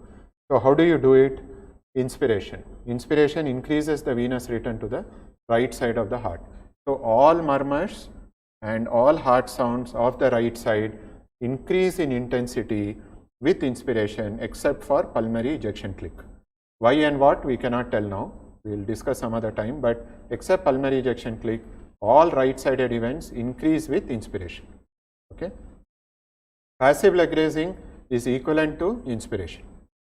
You are increasing the venous return. Now remember, we are telling passive leg raising. That means you make the patient lie down and lift the leg. You don't ask the patient to lift the leg, because if you might have done exercise, right? If you are doing abdominals and you lift the leg, you are actually doing Valsalva. So the venous return suddenly drops. You are not increasing. So you have to lift the leg so that passively the blood comes down. Okay. Then position, lateral decubitus and bending forward. So this is purely physical. It's a mechanical thing. It has nothing to do with hemodynamics. So when I turn to the left side, my heart is coming closer to the chest wall. Mitral valve events I am able to hear better. So MDM I am not able to hear in the lying down position. I turn to the left side and then try to listen for the mid-diastolic murmur. Okay. Aortic regurgitation, aortic stenosis, aortic valve. You want the heart to come closer to chest wall. You make the patient sit up and then bend forward. So the heart comes closer to the chest wall. You are able to hear better. Okay. So that is a pure mechanical effect. It has nothing to do with hemodynamics. Hand grip. So we said it will increase the systemic vascular resistance. What is the importance of knowing this? Many times you will realize that whenever you are putting an IV line, you will ask the patient to make a fist. When you are doing house surgery and all, it's a common thing. If the patient is having an acute ischemic event, evolving myocardial infarction, acute coronary syndrome, you ask the patient to make a hand grip, you are increasing the systemic vascular resistance. You can push the patient into VTVF. They can start developing arrhythmias. So whenever you are putting an IV line and all in a patient with acute coronary syndrome, never ask them to do a hand grip. Just with the normal hand only, you try to put the lines. Okay. So hand grip should never be done in a patient who is unstable, because it suddenly increases the systemic vascular resistance. Okay. Then squatting and standing. What happens with squatting? When you squat, suddenly mechanically both the iliacs get compressed. So there is a sudden increase in the afterload. At the same time, the legs are pushing the abdomen. So it increases the venous return also. Okay, so it increases the venous return and increases the systemic vascular resistance. So in effect, it dilates the heart when you squat. The moment you stand up, there is a sudden release of the afterload, sudden decrease in the preload, so the heart becomes small. Okay, what is the importance? I will come to later. So you are using squatting and standing basically to dilate the heart or to make the heart small.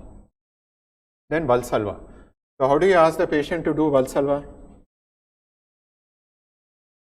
So one, Valsalva maneuver is forced expiration against a closed glottis. So if you tell the patient please expire against a closed glottis, he will look at you in a very weird fashion that this fellow has gone mad or something, right? So one, you can ask him to reproduce what he does while straining at stools. That is Valsalva. Two, you can ask the patient to close the nose and mouth and again blow. But a simple way of doing it is just make the patient lie down, put your hand over the abdomen, ask him to push your hand. I am not able to do it because I am talking, so my glottis is open. Okay, so he has to close the glottis, and then if he has to push the hand, he has to do a Valsalva to push your hand up. Okay, that's a simple bedside way of doing Valsalva maneuver. Just make the patient lie down.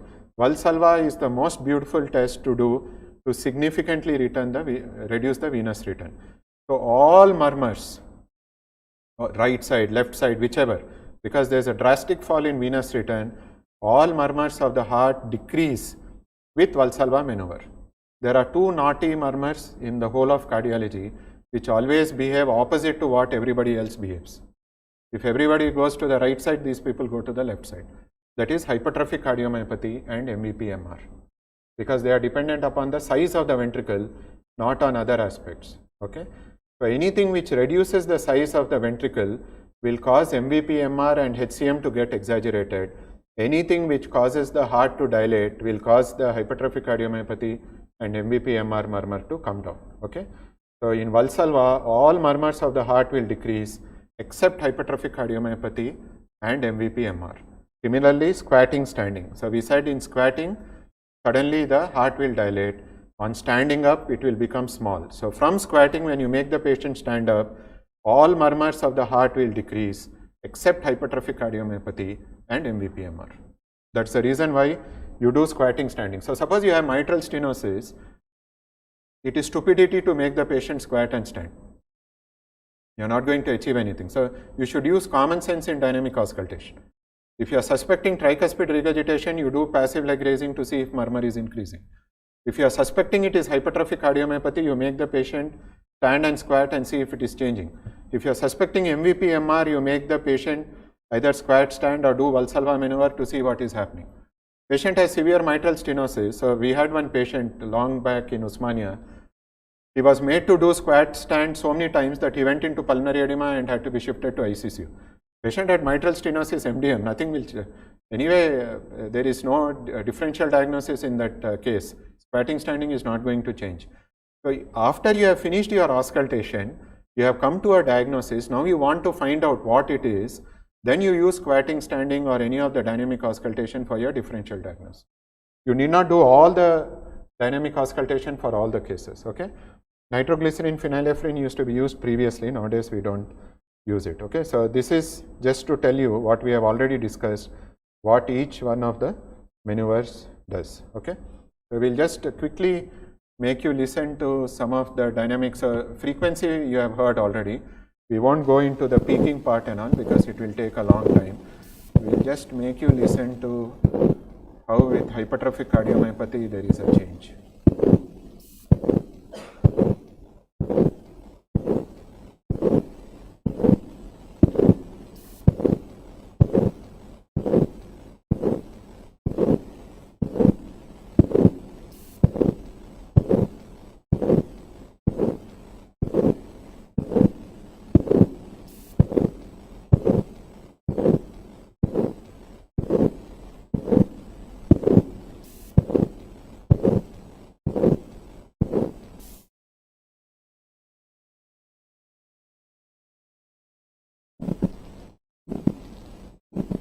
Can we increase the volume?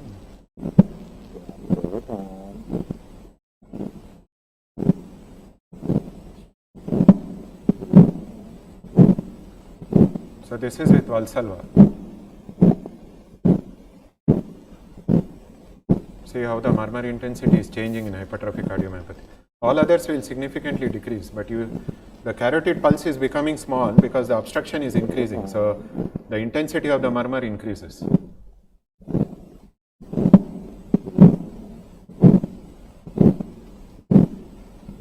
This murmur is louder than the previous murmur.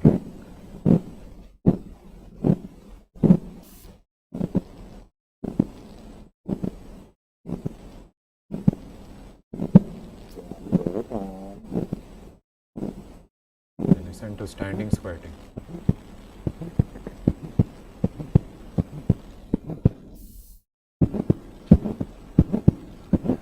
So the moment patient has stood up, there is an increase in the intensity.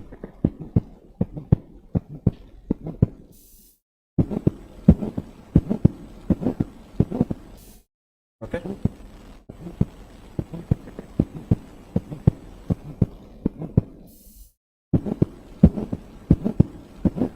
Okay? So that's how it changes. MVPMR also behaves similarly. So that's about dynamic auscultation. I think we'll come back to the presentation slide. Finally, you have the pericardial rub. So again, if we go back, we first said you talk about the heart sounds, first heart sound, second heart sound, talk about murmurs its in entirety, and then talk about the pericardial rub. So this is usually superficial, scratchy. It can be biphasic, triphasic, or uniphasic. It is best heard in expiration with the patient bending forwards. Okay? So just make you listen to the pericardial rub. Can we go back to the the murmurs, please?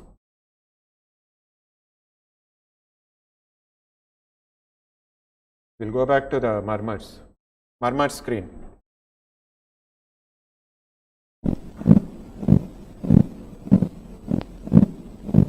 Okay, so this is a biphasic pericardial rub.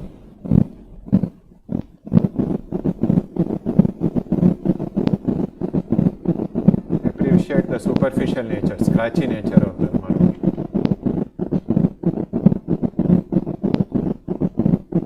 So commonly it is mistaken for a continuous murmur or a pansystolic murmur.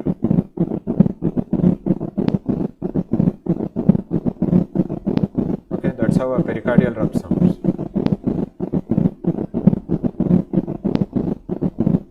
So again, it's the clinical context which is important, and the changes with respiration, changes with position, all those things help you in differentiating pericardial rub from the murmur. Okay, can we come back to the presentation? I think that's about auscultation. I'll end my talk with a case example. So this is my all-time favorite case, and probably one of the reasons why I developed passion in clinical medicine and description of all these signs is because of this one case. So this was long time back. This is a 15-year-old boy with right heart failure and pulmonary artery hypertension. So he had come with sudden onset of breathlessness, giddiness, pre-syncope, palpitations, and he didn't have any other chest pain, cough, or hemoptysis. 1 year back he had similar episode, and that time he was diagnosed as primary PH. So for those of you who are not aware of primary PH, it's a very bad disease to have. It's almost like cancer with a very bad prognosis. Most of the patients during that time, of course, now we have some medicines. During that time there were no medicines. It was like almost a death sentence once you diagnose a primary PH. He had some decreased physical activity and decreased appetite. He used to take a mixed diet. This is way back in the emergency this patient came, and all these things which I have written are from the notes which I wrote down in the case sheet. He was referred for further management. He was on some diuretics, digoxin, and primary PH generally we give anticoagulation. So he was on acetrom, which is an anticoagulant. On examination he was moderately built and nourished. He had some dermatitis like skin lesions, some glossitis, pedal edema, looked malnourished, no icterus clubbing or pallor. JVP was raised with prominent A and B waves, and he was afebrile. His pulse was 62, BP was 80 systolic, so he was in cardiogenic shock. So primary PH with cardiogenic shock. The second heart sound, there was a loud P2, right ventricular S3 was there was a parasternal heave, and there was a ejection systolic murmur in the left second intercostal space. He had hepatomegaly and his saturations were okay. Hemoglobin was all right. His potassium was high. The creatinine was 1.7, urea was very high. So disproportionate urea to creatinine elevation indicating a pre-renal pathology, because patient was in cardiogenic shock. There was a pre-renal azotemia which the patient had, and even ABG showed metabolic acidosis, pH of 7.25 with a bicarb of 11.5. This was the ECG, again showing V1 showing QR with a right axis deviation suggestive of RV strain. X-ray again showing pulmonary artery dilatation and peripheral oligemia consistent with the diagnosis of primary pulmonary artery hypertension. This was his echo. I think this is 2004, so almost 17 years back. And you can see dilated RARV and tricuspid regurgitation. If you carefully notice the PA pressures, which I found out at that time, you can see my name also, around 93 or something like that was the PA pressures, and significant pulmonary artery hypertension. So the diagnosis which I made at that time was severe primary, severe PH, query primary. Whenever you have high pressures, you try to see if there are any shunts or pulmonary thromboembolism. So I thought we should rule out a chronic pulmonary thromboembolism, and he was in NYHA class 4 CHF and cardiogenic shock. I started him on some inotropes, and the plan was to start sildenafil later once pressures increase. Now, having done this, we realized that patient with primary PH, cardiogenic shock, it's almost end stage. He was from a poor socioeconomic background, so I spoke to the family. His mother was there. I told her to consult with other family members, and if needed, he was from Vijayawada side, and asked to take her off, because other than wasting money, there is nothing active which we can do. Heart-lung transplant we can't do, and there is no other treatment for primary PH with cardiogenic shock. And I asked them to take him off, and actually I almost gave her a death sentence, saying that maximum I don't think he will survive for next day also. I had to travel out of station. We used to go to a place called Amlapuram at that time. So I went there, and after about 10 days I came back. 1 week I think. After 1 week I came back, and that time I was posted in Dr. Somaraju's IP, so I came back. I was doing rounds. Then there was one boy who was looking very bright and very happily eating his lunch. Then I asked the nurse, what happened, what is this case? She said, no, you know this case, sir, you admitted this patient. I said, it's 1 week since I have been in the hospital. How is it possible? You might have mistaken. Then she got the case sheet and she showed me. Then I was surprised to see that the patient whom I said will not survive 24 hours is now sitting like this. Then I asked her, what happened? How is it that this patient has become all right?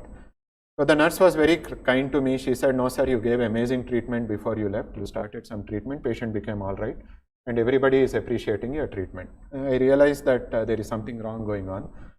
Then I just tried to find out the details, what actually happened after I left. So this patient was actually admitted under Dr. Somaraju. So as a routine, before he goes home, he goes to the ER and then sees the patients who are there.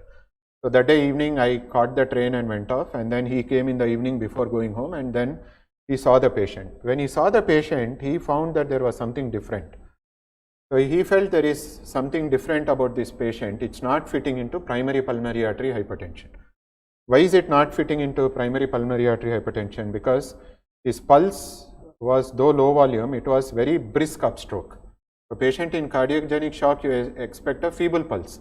But here it was brisk upstroke, and he had warm extremities. Again, cardiogenic shock classically should have cold peripheries, but here it was warm peripheries.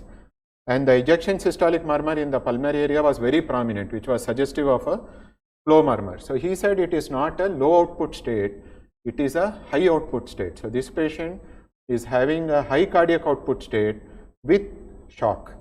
So what is that high cardiogenic shock, high output state which can produce pulmonary artery hypertension plus cardiogenic shock? So he made a diagnosis of cardiac beriberi. He suspected that this could be cardiac beriberi. So then started him on thiamine. So what happened after thiamine was initiated? There was a dramatic improvement in the general condition. Within 48 hours, his BP became normal. He was pouring out more than 1.5 liters of urine. All the inotropes were discontinued. Urea started coming down. Creatinine started coming down. You can see his heart has suddenly got excited. You can see the LV briskly contracting. RARV dilatation has come down, pulmonary artery hypertension came down. This is January 2004.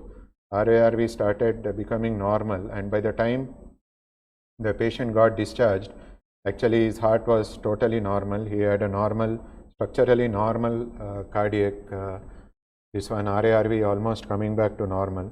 This patient actually went on to do his ITI, joined a software company. I think he is married, he is having children, and he still comes for follow-up. So this patient, whom we actually thought would die in few hours, actually 17 years later, 17 and a half years later, is doing quite well. So this case, now if I ask you a question, you have the best of technology, you have CT, you have MRI, you have PET scan. We started the talk like that, right? So you have the best of technology, and then this patient comes to your ER. Tell me which test would have saved this patient. There is no test which would have actually saved this patient. It was just astute pickup that there is a brisk pulse and there is a prominent ejection systolic murmur, there are warm peripheries, that completely changed the life of this child from impending death to a normal life. Just detailed clinical examination, spending few minutes, actually changed the life of the patient. That's the reason why you should have listened to this talk for the last 2 hours. Okay, so that's my final slide, and thank you very much for bearing with me for about 2 hours.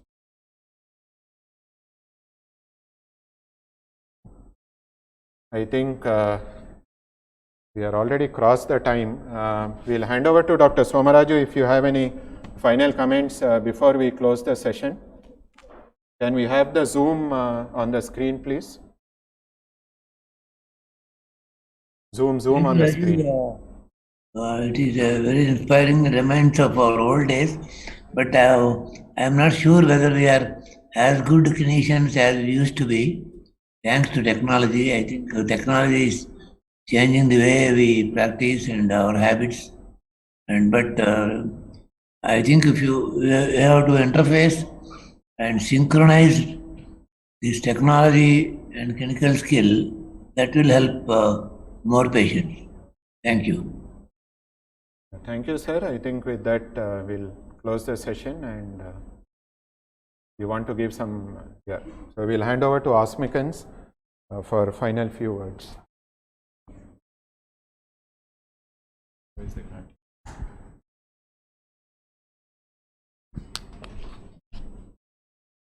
Thank you very much, Dr. Rajiv Menon, sir. Hope all the delegates enjoyed learning heart sounds and being a part of this workshop. Thank you for your presence and making this event successful. I would also like to thank all the organizers and support team who have worked hard to make this event possible. Feedback link will be forwarded in the delegates group. I request all the delegates to fill the feedback forms, and after 2 to 3 days, you will receive e-certificate via your email. Thank you.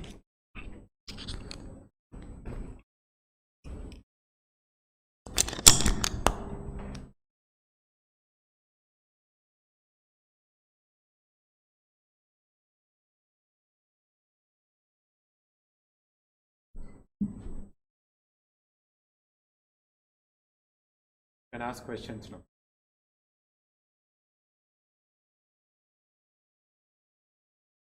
The other heart sounds and all we'll cover later. We'll have ejection click, non-ejection click, then murmur, speaking, how you differentiate, early peaking, late. That will make. Actually, that stethoscope what we have recorded are beautiful. They are much better than this particular program. You can directly go on the net and then present it. I think by next year we should be ready with it.